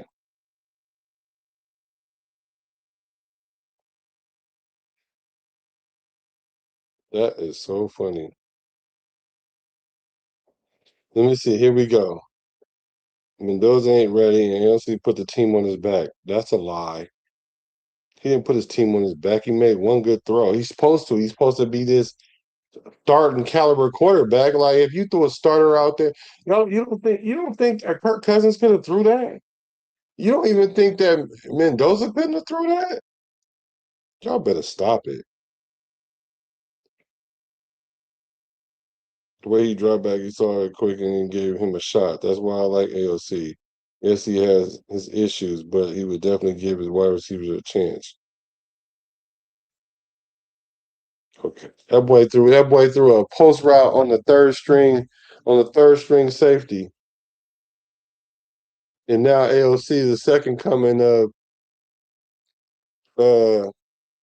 Rich Gannon. Who else wore 12? Come on, I'm trying to let y'all come. I'm trying to wait till people come to the pod and talk crazy. He put the win on his back. When he put the win on his back when he only oh my God. I guess y'all didn't see all the play calls that came up all the way up into that point, like all the run plays that we were running because AOC kept overthrowing receivers. You didn't see that? Oh, okay, I got you. I got you. The 49ers are destroying the Chargers? For real? J-Roll, you deserve it, bro. He said, I'm not jumping on you, Black. I'm simply saying that I never thought that starting Kirk was the right answer. Bro, do you think Aiden O'Connell would have threw that if that was the first team out there? Y'all really think if that was the first team out there that he would have threw that touchdown? Be honest. Be honest with me right now.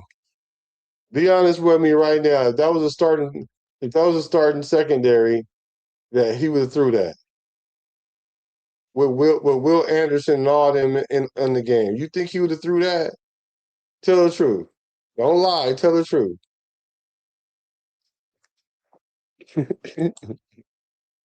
But if y'all think about it, AOC played like AOC. Yeah, he did. Lucky. He played lucky.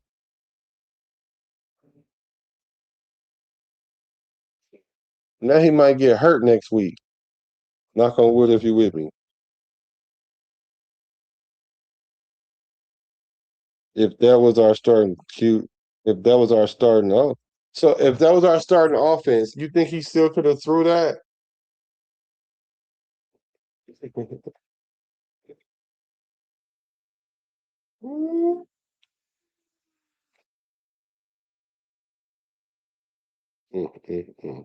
Got to be more careful.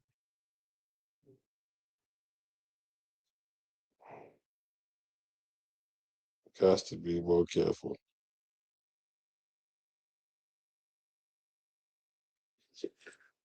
I'm here for it though. Remember that game a few years ago when we scored 60 against the Chargers? What was AOC numbers that game? Let's look it up.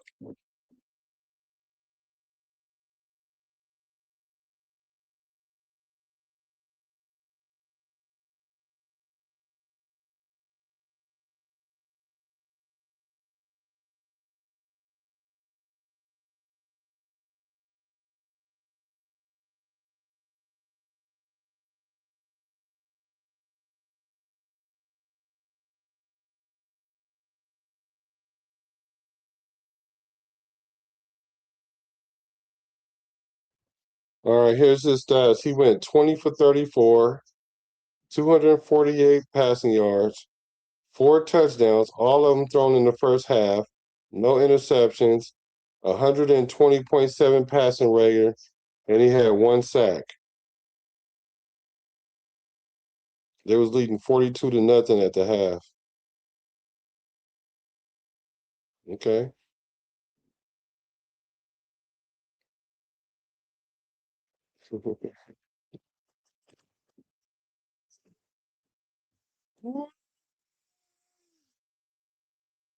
Y'all is funny to me. Ain't no count on him now. I thought I seen somebody. I thought I saw somebody say he was him. AOC missed some receivers this game, but he hit the one that counted the most. Okay, I'll give you that. He did. I ain't gonna argue that.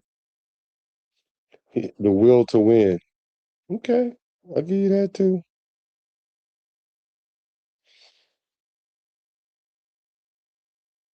Why so shocked, bro? I've tried to tell you he's him. He is not him.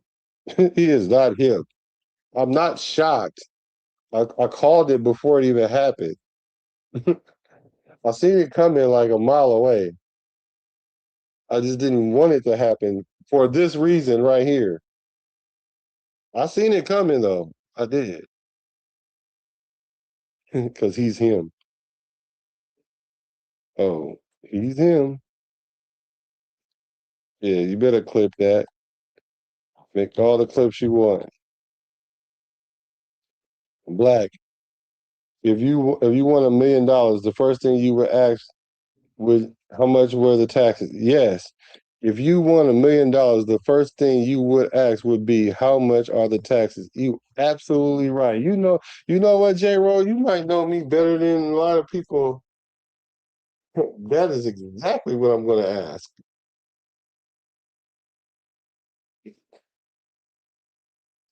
Exactly what I'm gonna ask. Okay, so his numbers were not spectacular. He just had 4 touchdowns. Oh, 4 touchdowns is 4 touchdowns. I don't I'm not taking that away from him, but like how many games did he play since then? Like that's not that's an outlier.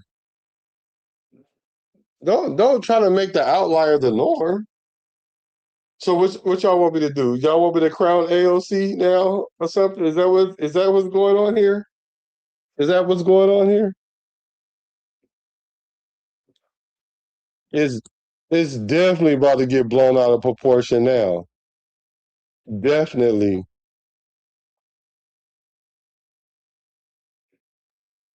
So I'm trying to figure out what am I supposed to do here? Like, am I supposed to crown AOC or something? He threw a post route for a touch. It wasn't a touchdown, but for the game winner, essentially. And that means what? We're gonna forget the 2 touchdowns that was ran in and the defense. We're just gonna forget that. We're gonna forget how the defense played, and we're gonna forget about how we ran the ball in for 2 touchdowns while AOC was stinking up the field. Hmm. Hmm.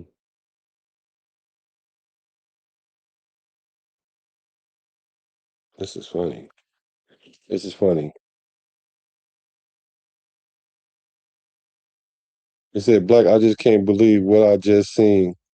We all tripping."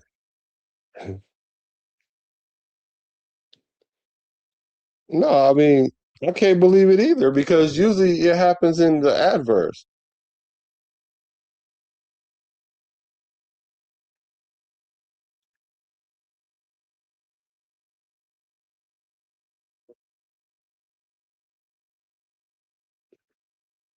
Nation, we had a good night. Let's enjoy the W. We get them and not major on the minor. Yeah, I agree with you on that. Nation, we had a good night. Let's enjoy the W as we get them and not major on the minor. I agree with you on that. That's facts. I love that. I love that quote right there, actually. So what I'm gonna do is, since everybody else is probably on everybody else's page or whatever, I'm gonna go on and I'm gonna go on and spin off, and I'm gonna show up tomorrow, and I'm gonna take my lumps tomorrow for this. I guess take away the pick six and not having our starters out there. The defense, we did much better on defense. Yes, I agree. I definitely agree. I definitely agree. Our defense did show a little moxie. I think we're gonna be a lot better than we've shown. But AOC, huh? Yeah, good thing Jacob Clark didn't come out there and do the. You know what? I'm gonna have a shot for AOC. I'm gonna have a shot for AOC. I ain't no hater, actually. But I ain't about to sit up here and overblow it. That's what I ain't gonna do.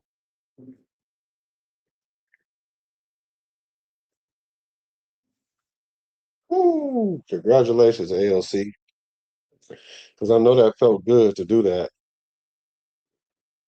And just think, Houston for sure thought they won that game. But that's a microcosm of Houston because they're not that good. I think they overrated. We should beat them. Yep. So thank you guys for coming out for the stream. Appreciate the love and the loyalty. Y'all already know it's one nation. That's the Raider Nation. All day, every day. Because I'm a Raider. JD's a Raider. Pizzle a Raider. J4 is a Raider. J Rowe is a Raider. AE is a Raider. Frank Webb is a Raider. Who else? Who else? Whoever else showed up, you a Raider from the Bay to LA. Hold on, wait. We got some people coming in. I'm letting y'all. I'm gonna let y'all get off where y'all mad at. I'm gonna let y'all get off where y'all mad at. Let me look at AOC stats for this game, actually, before I go out.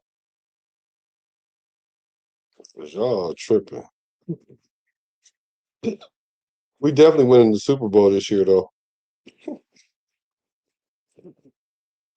We winning the Super Bowl this year, y'all. We winning the Super Bowl now. If that's the case, let me see the stats. That's crazy.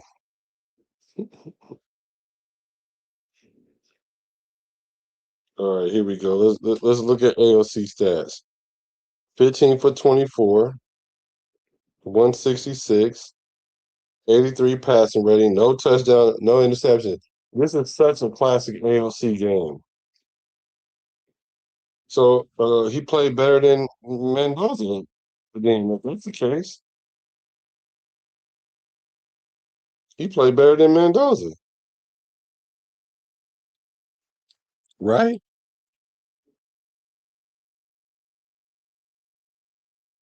You thought I'd be fired up tonight? Nah, I'll be fired up for the regular season. I was fired up a little bit though earlier. I was, but I'm just for the regular season. I'm fired up for the regular season. So AOC played better than Mendoza then, right? So AOC is better than Mendoza. AOC should start week 1. Let me see how many people on the internet right now with this AOC shenanigan. Oh, y'all over there at the Wasted Show. That's what it is.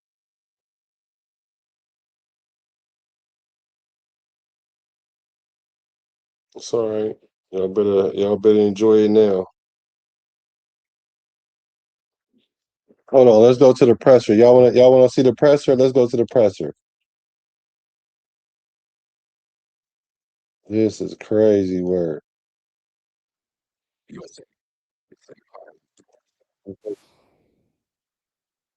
Let's go to the presser, y'all. This is crazy work.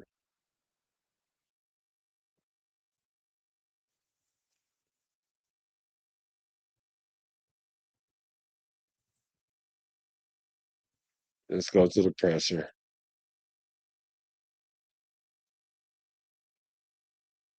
I gotta hear Aiden O'Connell.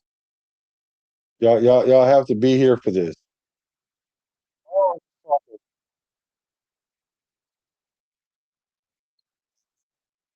On them, and you get to see where maybe you're not as good So you get to see some strengths.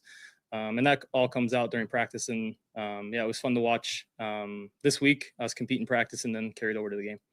Preseason continues Yeah. to just really impress. You got to do a lot with him. Would you just discuss his maturation, please? Yeah, it's been awesome to watch him grow. I mean, it feels like I practice I watch a snap, look away, watch a different snap. He's somewhere else, working hard, putting his best foot forward. And to see a rookie come in and just work, keep his head down is really all you can ask for. And so super proud of Trey. Mike Washington is a young man. It's the hair, He y'all. just runs angry like he's mad at the field. Would you I told discuss him, please, Aiden? Yeah, it's been great to see Mike develop in the pass game and the run game. Coming in as a rookie and then obviously as a running back, you know, your protections, run game, pass game, you kind of got to know everything. And so to see him grow and mature in that space has been awesome. And, you know, the coaches have been hard on him and expecting a lot out of him. So to see him go out there and produce is not surprising. Kirk wasn't out there tonight, but it seems like he was involved in the process and everything on the sidelines. Just kind of what's his leadership like when he's not out there on the field? Yeah, he's I thought did a great job helping Fernando and I both. He was asking questions, you know, wasn't talking just to talk, but, you know, trying to help me out and really asking what I was thinking on certain plays when I came off the sideline and talking situational football. And yeah, he was, you know, not in the way at all. He did a good job of helping us where we need to be helped. He's sticking with Kirk. You know, a lot of players describe him as like the dad in the locker room. Kind of he brings like those dad vibes. Who would your best description of him? Yeah, dad vibes is pretty spot on. Anything else, guys? Oh, thanks, guys. Appreciate it. Well, they didn't ask him about that impossible. Let me see. Hold on.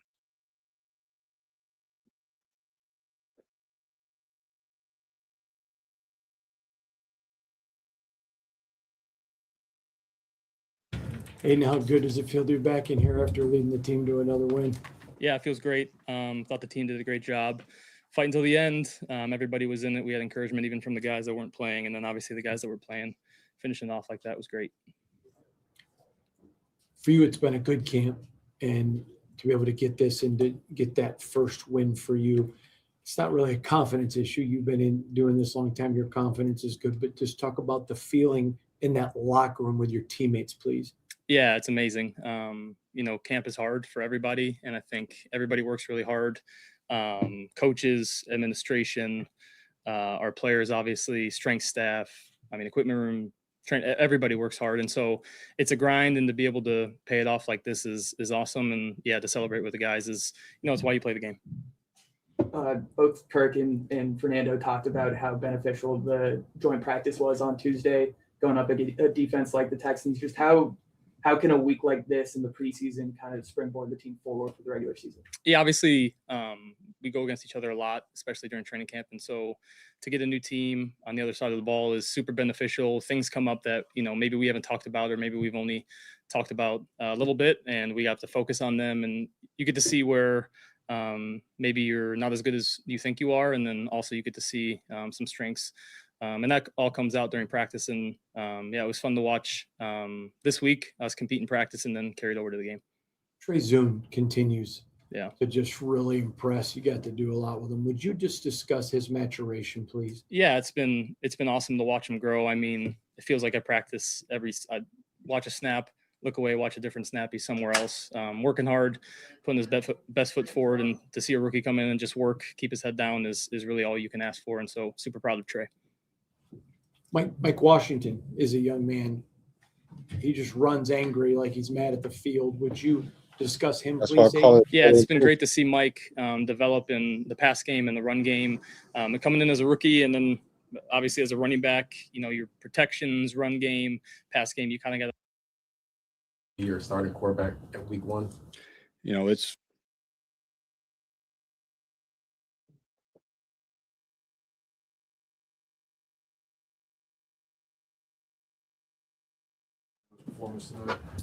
I think plenty to clean up, plenty to get better at. You know, plenty that we can do better for him as coaches, plenty that he can learn from. But what great heart that we showed in the second half. The whole team, offense, defense. I'm really proud of our guys. Well, you know, with Kirk Cousins not playing, along with like Max and other guys, it's safe to say Kirk will be your starting quarterback at week 1? You know, we got another week. We're playing. You know, I don't want anyone to be comfortable in their job. That's how it should always be that way from all positions. So, you know, we'll just keep going forward. Can you talk about the decision, please, Clint, to rest so many starters on defense? What your thinking process is there, please? Yeah, when that was the plan all along. You know, when we have those joint practices, they get so many reps. That joint practice is the game, and that's the guys understood that going in, and that's how we decided to play it. What did you see on the pick six, but then also the response to kind of settle down pretty quickly and try to get into a rhythm? Yeah, the response that's who he is. I think defensively they covered the play really well, and the backer did a great job stepping in front of our check down. I got to go watch it, but yeah, the response is what we come to expect from him. What's the concern level with the number of penalties, especially on special teams? Oh, very concerned. You know, 2 weeks in a row, that's on me as a coach. Most of them, a lot of them on special teams, I think 5 of them. So that's on me to get that cleaned up. I said the same thing last week, so I better figure it out real quick. What are some things that the team needs to clean up in the run game? I thought our run defense was really good tonight. You know, I thought they took a big step forward as a defense. I thought they did a really good job. Mike Washington continues to just shine and grind. Would you talk about him, please? I know you haven't seen the film, just what you saw from field level, please. You know, I see a very talented young man with a bright future ahead of him that is extremely humble and hardworking. So if he just keeps that mindset, he'll keep getting better. He has plenty that he needs to improve on, and he knows that. What went into playing Jalen Naylor with the starting offense tonight? Yeah, just was my decision. Yep. You talked about last game how important it was for your young secondary to get. Imagine being able to build anything just by thinking about it. Meet Base 44. You know, last week we had some problems and penalties. I thought the coverage was sticky today. You know, I got to go watch the film, but you know, this next game we just can't get these young guys enough reps because they're all going to be a part of us. You know, part of us winning games this year. Jalen, whose decision was it? Mine. Didn't see Jack Besh out there. Is he dealing with something, or was No, just weirdo. not to play him as well? No, that was we played him. The ball didn't find him tonight. Yeah, but you know, I think Jack got plenty of reps. This ball didn't find him tonight. What'd you like from Aiden in the fourth quarter there? That's who he is. You know, he's had a really solid camp. He's got limited reps, and when he goes in there, you know, he makes things happen. He's a great leader of the offense. Very calm young man. Not surprised that he had success there at the end of the game. Going back preseason, but you won your first game as an NFL head coach. Does that mean anything to you? Game don't count. It means a lot to our team. You know, we needed to have that game, especially after that first half. You know, we've seen flashes of that from our guys in practice, and for them to go do it, you know, on a Thursday night game, you know, that's very rewarding to see those young men, you know, play their hearts out in the second half. Going back to Mike, you talked about wanting to have Ashton out there for as many reps as he can have during the regular season. But when Mike continues to We the flash, people. What's good, brother? start to carve out opportunities for himself. Yeah, you know, guys are I don't have no earning problem. votes, and I we're don't think gathering he'll be making information. squad, He's man. a young guy, Honestly. Mike is. So we're learning more about him, and you know, guys are having success and they carve out roles, and you know, that's where he's headed.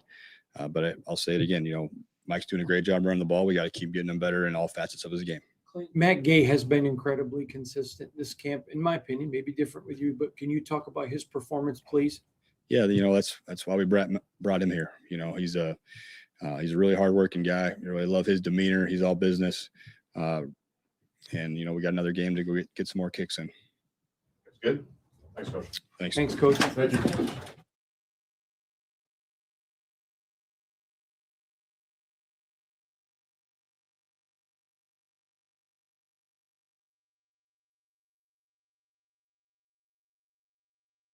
I think that who else was supposed to talk? All right, let's see.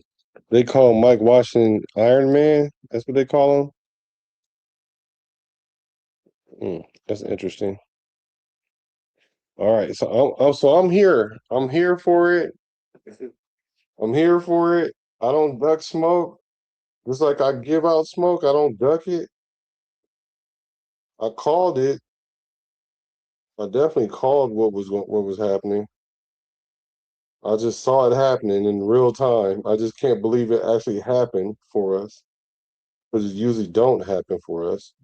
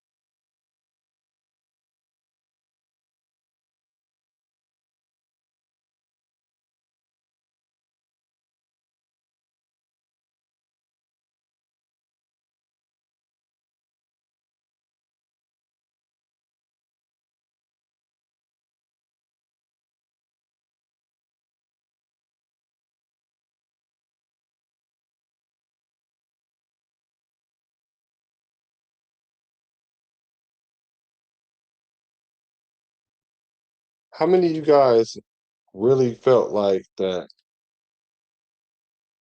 No, how many of you guys feel like AOC is better than Mendoza or Kirk Cousins? Like for real. Like I'm giving y'all a chance to shine right now. I'm letting y'all shine right now.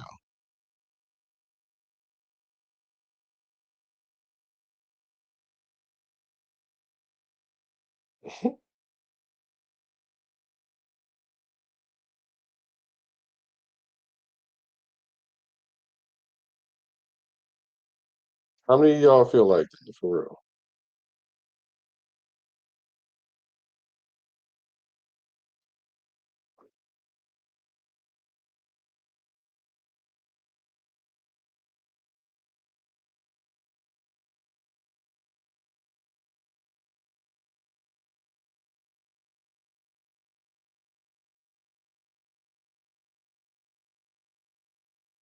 I gotta answer all these text messages of people.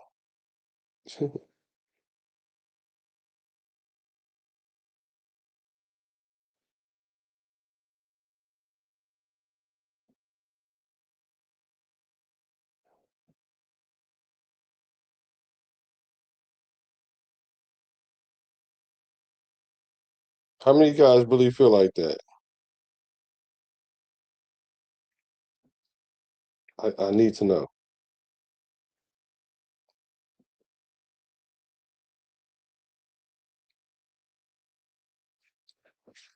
Let's see. You can make an argument. Really? AOC is not better than Mendoza or Kirk Cousins, but I think I will put AOC at QB2, let Mendoza sit and watch for a year. Now, so I'm not opposed to that. I said that earlier tonight. I'm not opposed to that because I feel like if we do, and I think as well, I think that if we were to sit him for a whole year, he would definitely benefit a lot.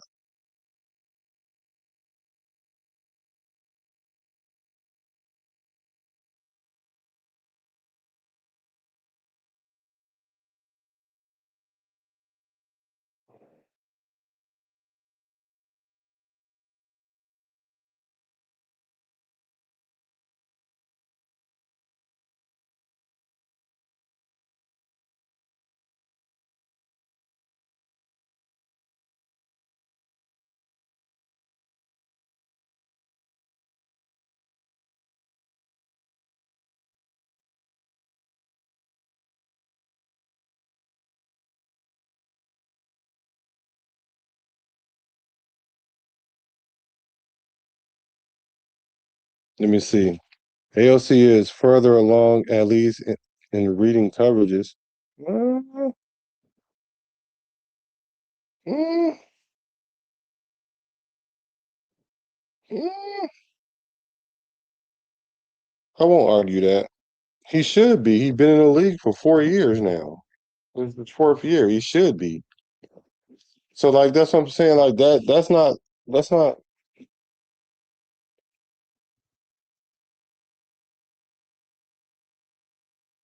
not something to. Pizzle. Woo, that ending was crazy, right? It usually don't work in our favor like that.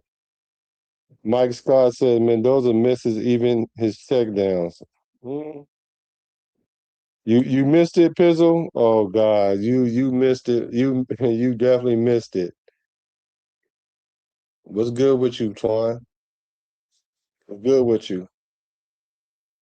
Now y'all about to come all out the closet now.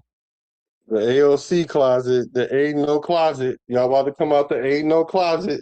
Everybody about to come out the ain't no closet now. Yeah, there ain't no closet. It's hilarious. He did well. I don't know if he did well, but okay, he did well. I guess if you win the game, you did well. He made the throw. At least he made the throw this time.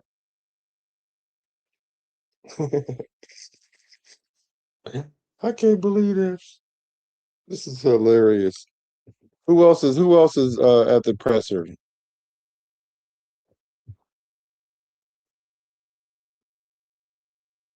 Who else is supposed to come talk to at the presser? Let me see. Aiden O'Connell, Fernando Mendoza. Okay.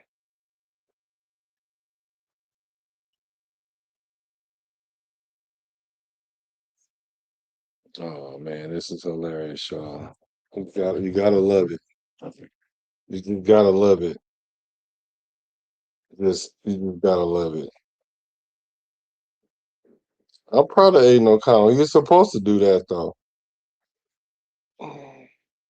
I mean, like, I don't know why you shouldn't get credit for stuff that you should get credit in this situation, but you shouldn't get super high praise for something that you're expected to do because he's not a third string quarterback in the NFL. He's a good backup.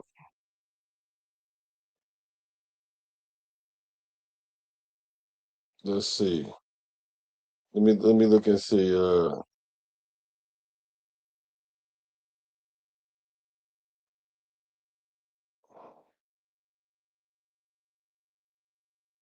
Can't believe it. Can't believe you guys watching these fake phony.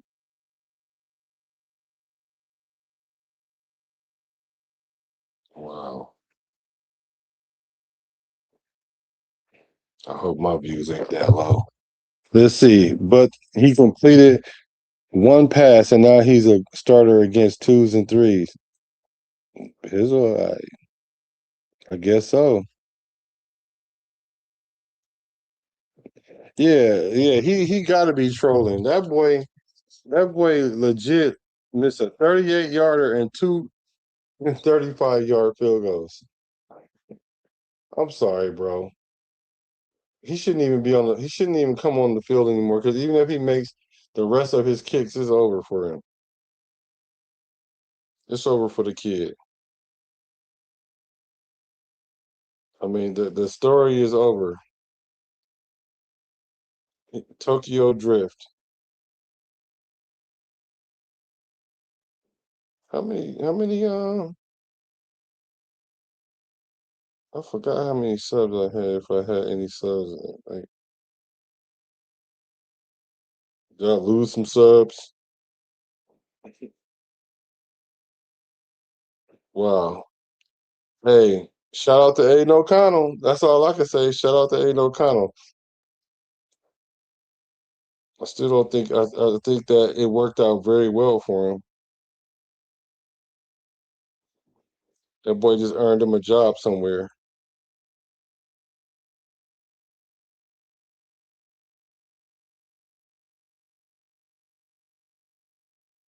Why isn't it not showing me my? I guess maybe because I'm live. All right.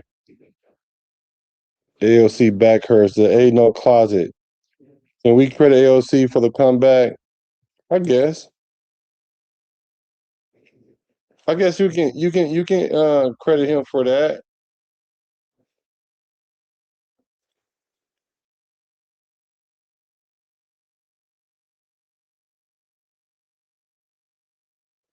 You can't. This is the issue though. This is the issue. Like you can't take the whole sum of how he played and then put it on one throw. You can't do that. You can't do that because the games aren't going to come down to that. And not only that, he would have never got into that position had it not been for the 2 running touchdowns before that and the defensive stops and the turnovers. Like y'all don't like. Yes, he gets credit for making the game drive. Like and they started on the 2. Like I gave it all the credit that it needed. It started backed up. Like I gave it that. But we're talking about they were playing 2s and 3s. That I don't know. I don't know. I don't know. Maybe. Like I don't want to take credit away from him because at the end of the day, when you're in that situation, it don't even matter who it is. You feel me? It don't matter. So I get that. I get that. But I'll give him credit because when the game was on the line, he stepped up and did his big one. He did do his big one. I can't take that away from him. Because you still got to make the throw. You still got to do it. You out there playing. So I'm going to give him his credit for that. Yeah, you said you was just playing, but no, I'm going to give him his credit, though.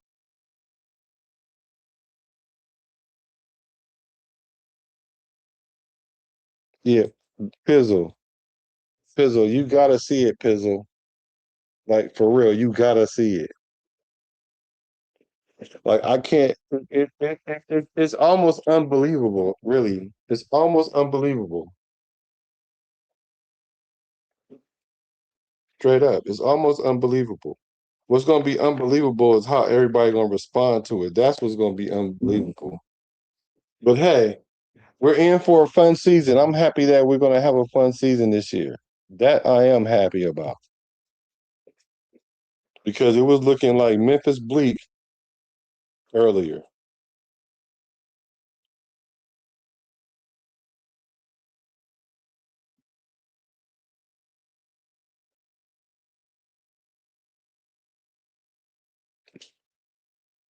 Memphis bleak. It was looking real bleak.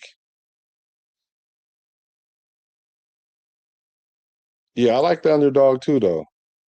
I do. I like the underdog for sure.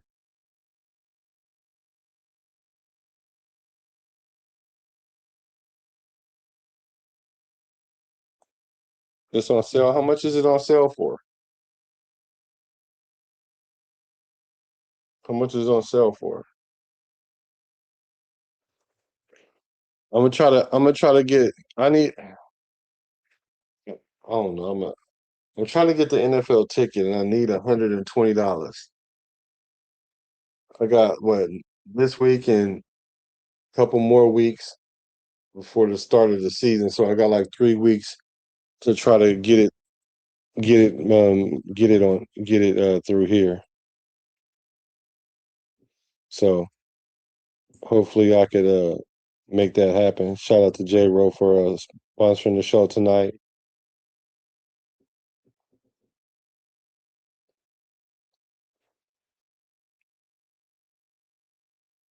It's $79 for the whole year. Mm. Yeah, but the thing is, you can't see the Raider games until after the game is over. If I'm gonna stream the games, I have to get the NFL package. So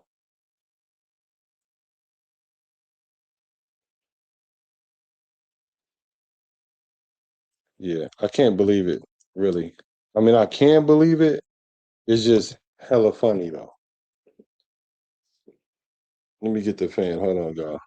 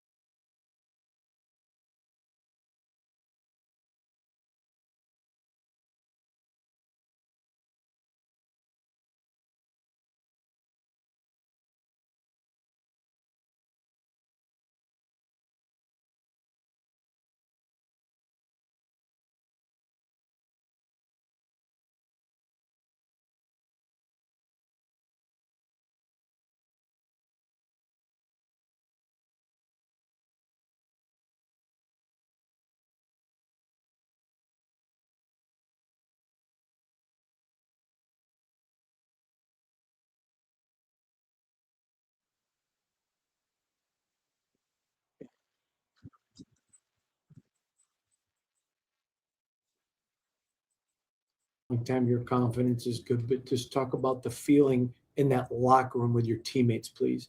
Yeah, it's amazing. Camp is hard for everybody, and I think everybody works really hard. Coaches, administration, our players, obviously, strength staff, equipment room, everybody works hard. And so it's a grind, and to be able to pay it off like this is awesome. And yeah, to celebrate with the guys is, it's why you play the game.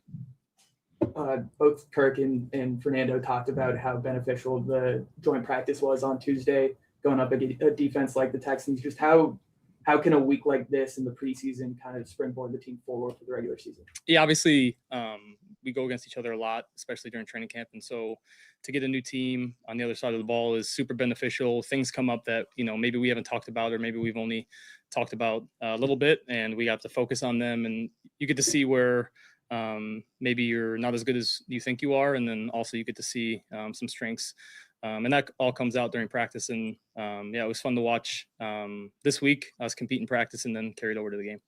Trey Zune continues to just really impress. You got to do a lot with him. Would you just discuss his maturation, please? Yeah, it's been awesome to watch him grow. It feels like I practice I watch a snap, look away, watch a different snap. He's somewhere else, working hard, putting his best foot forward. And to see a rookie come in and just work, keep his head down is really all you can ask for. And so super proud of Trey. Mike Washington is a young man. He just runs angry like he's mad at the field. Would you discuss him, please, Aiden? Yeah, it's been great to see Mike develop in the pass game and the run game. Coming in as a rookie, and then obviously as a running back, your protections, run game, pass game, you kind of got to know everything. And so Imagine being able to build an app with your name on it just by thinking about it. Meet Base 44. Have been hard on him, and expecting a lot out of him. So to see him go out there and produce is not surprising.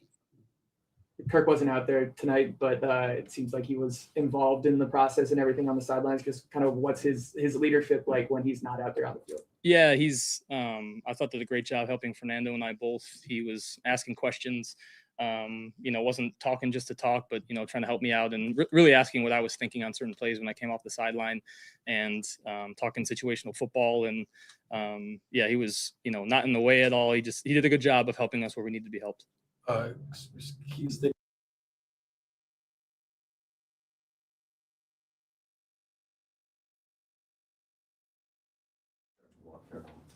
You guys go ahead.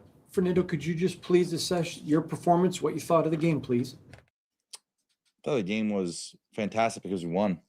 At the end of the day, the win is all that matters. Yeah, and I see. we did a great job there on offense and defense, playing complementary football in the fourth quarter to dig us out of some mistakes, and we ended up winning the game.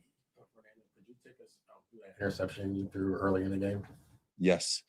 It was play action play and went through my progression. Probably should have checked it down to the flat. Saw the flat player relate to him.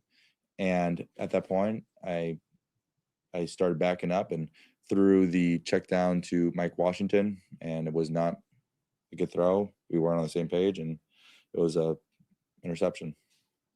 What did you learn the joint practice, the game, getting to go against one of the best defenses in the NFL? What did Fernando Mendoza come away learning this week? Well, I came away that there's a lot of more learning to do, and that although that maybe he had a lot of success at another level, that this level is a whole step further, and that the margins are so small, and that one tiny mistake can lead to catastrophe. So want to make sure that best serve my teammates and get better from these experiences. You talked about not wanting any plays back in the joint practice. Is that kind of the same approach that you go into with the games in the preseason as well? Yeah, because it's the reality not to get any of the plays back.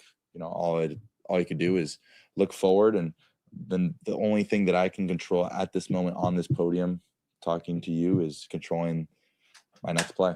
So whenever the next play in practice, whenever we practice next, whether it's first play, I get to play against San Francisco, it's controlling that next play. Fernando, that interception happened right after two big plays. In your mind at that moment, are you are you feeling that momentum right there? Maybe in retrospect, are you trying to do a little bit too much to try to keep building off of that? Yeah, I thought it was great momentum. I thought Jalen made a great catch, and the offensive line blocked fantastic. And pretty sure almost 100% sure it was Mike. Mike had a great run there on the draw play. And so those are two explosive players. And at the end of the day, you just got to get the ball to your playmakers. And I don't think it was pushing the envelope because it was a check down. If it was like a deep shot or something, maybe. But just we're on the same page in this check down. Things happen like that, and I got to be better for my teammates next time. When did you get word that you were starting, and did it change your prep at all, like knowing that you're going to be a starting quarterback, or did you feel any different compared to, maybe last week? Yeah.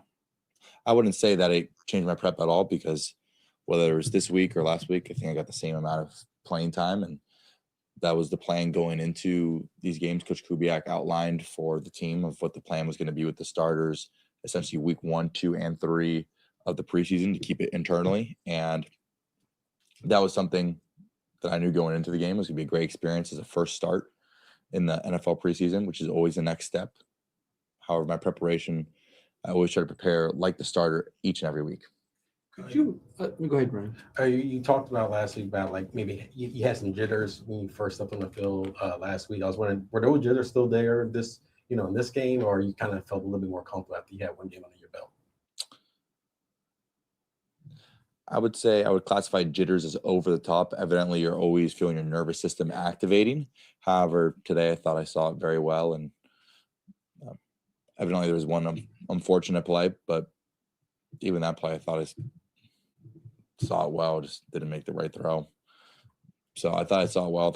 I was calm overall, and all I could do was respond and play the next play. But yes, overall I felt more composed. It was really interesting watching you with Mike Washington, and that young man's had. I'm going to talk to you in a second, Jay, Could you about just that. talk about him, not just as a back, but as a person? Mike is evidently a special back on the field, and having been able to grow with him both as rookies, he's also a special player, but in his mentality of always wanting to get better. We both have learning and growing points, and being in the backfield with somebody and being able to give a little remark back and forth, have that great communication, whether it's about protection, the play, just mentality on how to lead the offense. He's a great guy, and he's on all the running backs. I'm so fortunate and grateful to be sharing the backfield with them.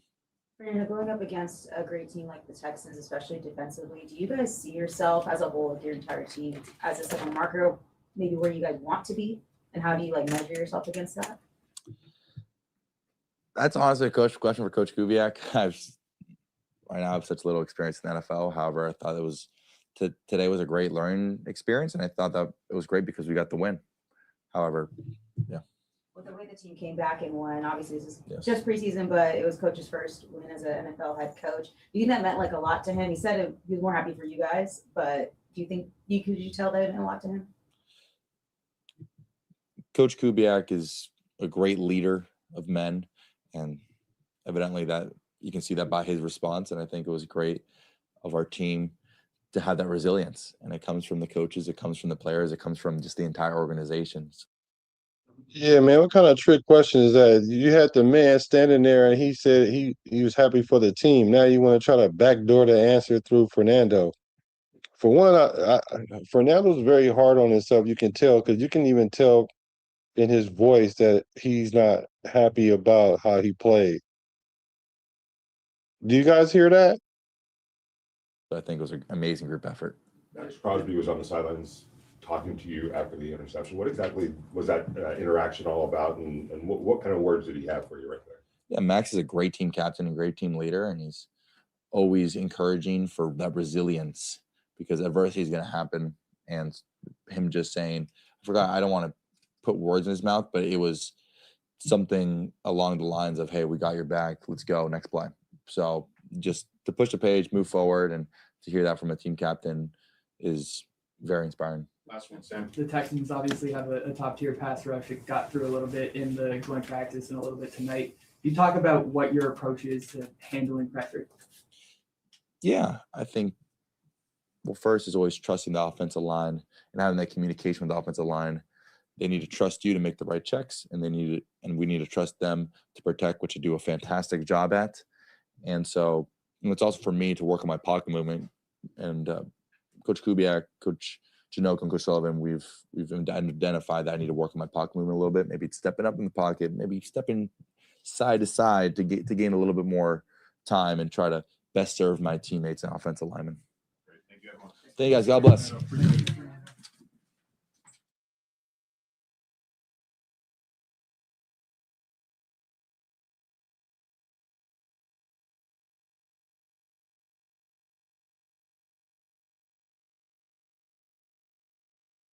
He sounded like he was ready for that to be over with.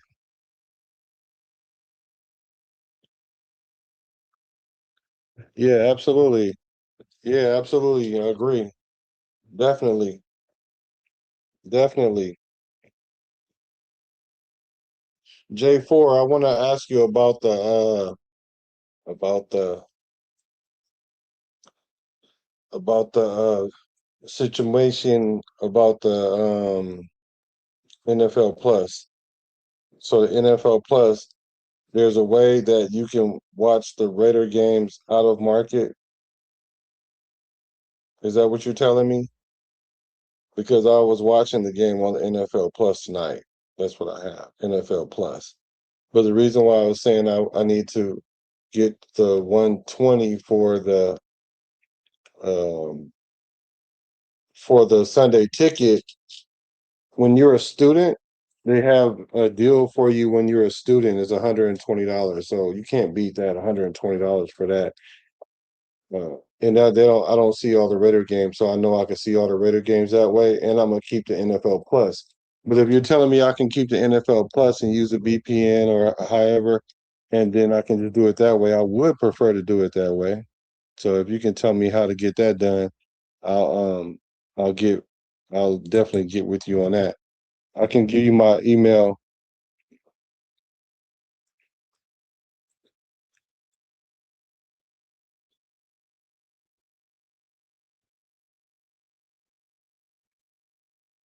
If you hit my email, then we can go over it. Maybe you can help me out with that if that's what you're telling me.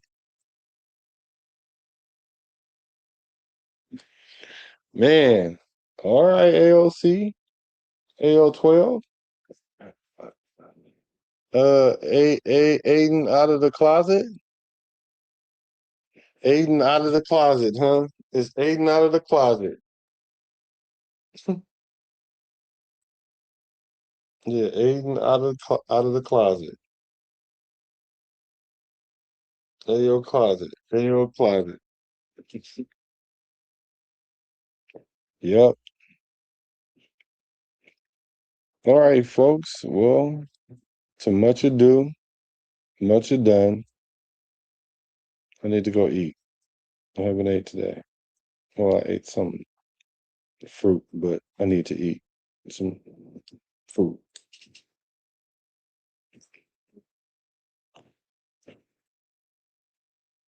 Aiden O'Connell. So does that keep his roster spot with the Raiders now? Does that keep his roster spot with the Raiders? I don't know, but he a Raider right now. I'm a Raider from the Bay to LA to Las Vegas. Recipes to Al Davis.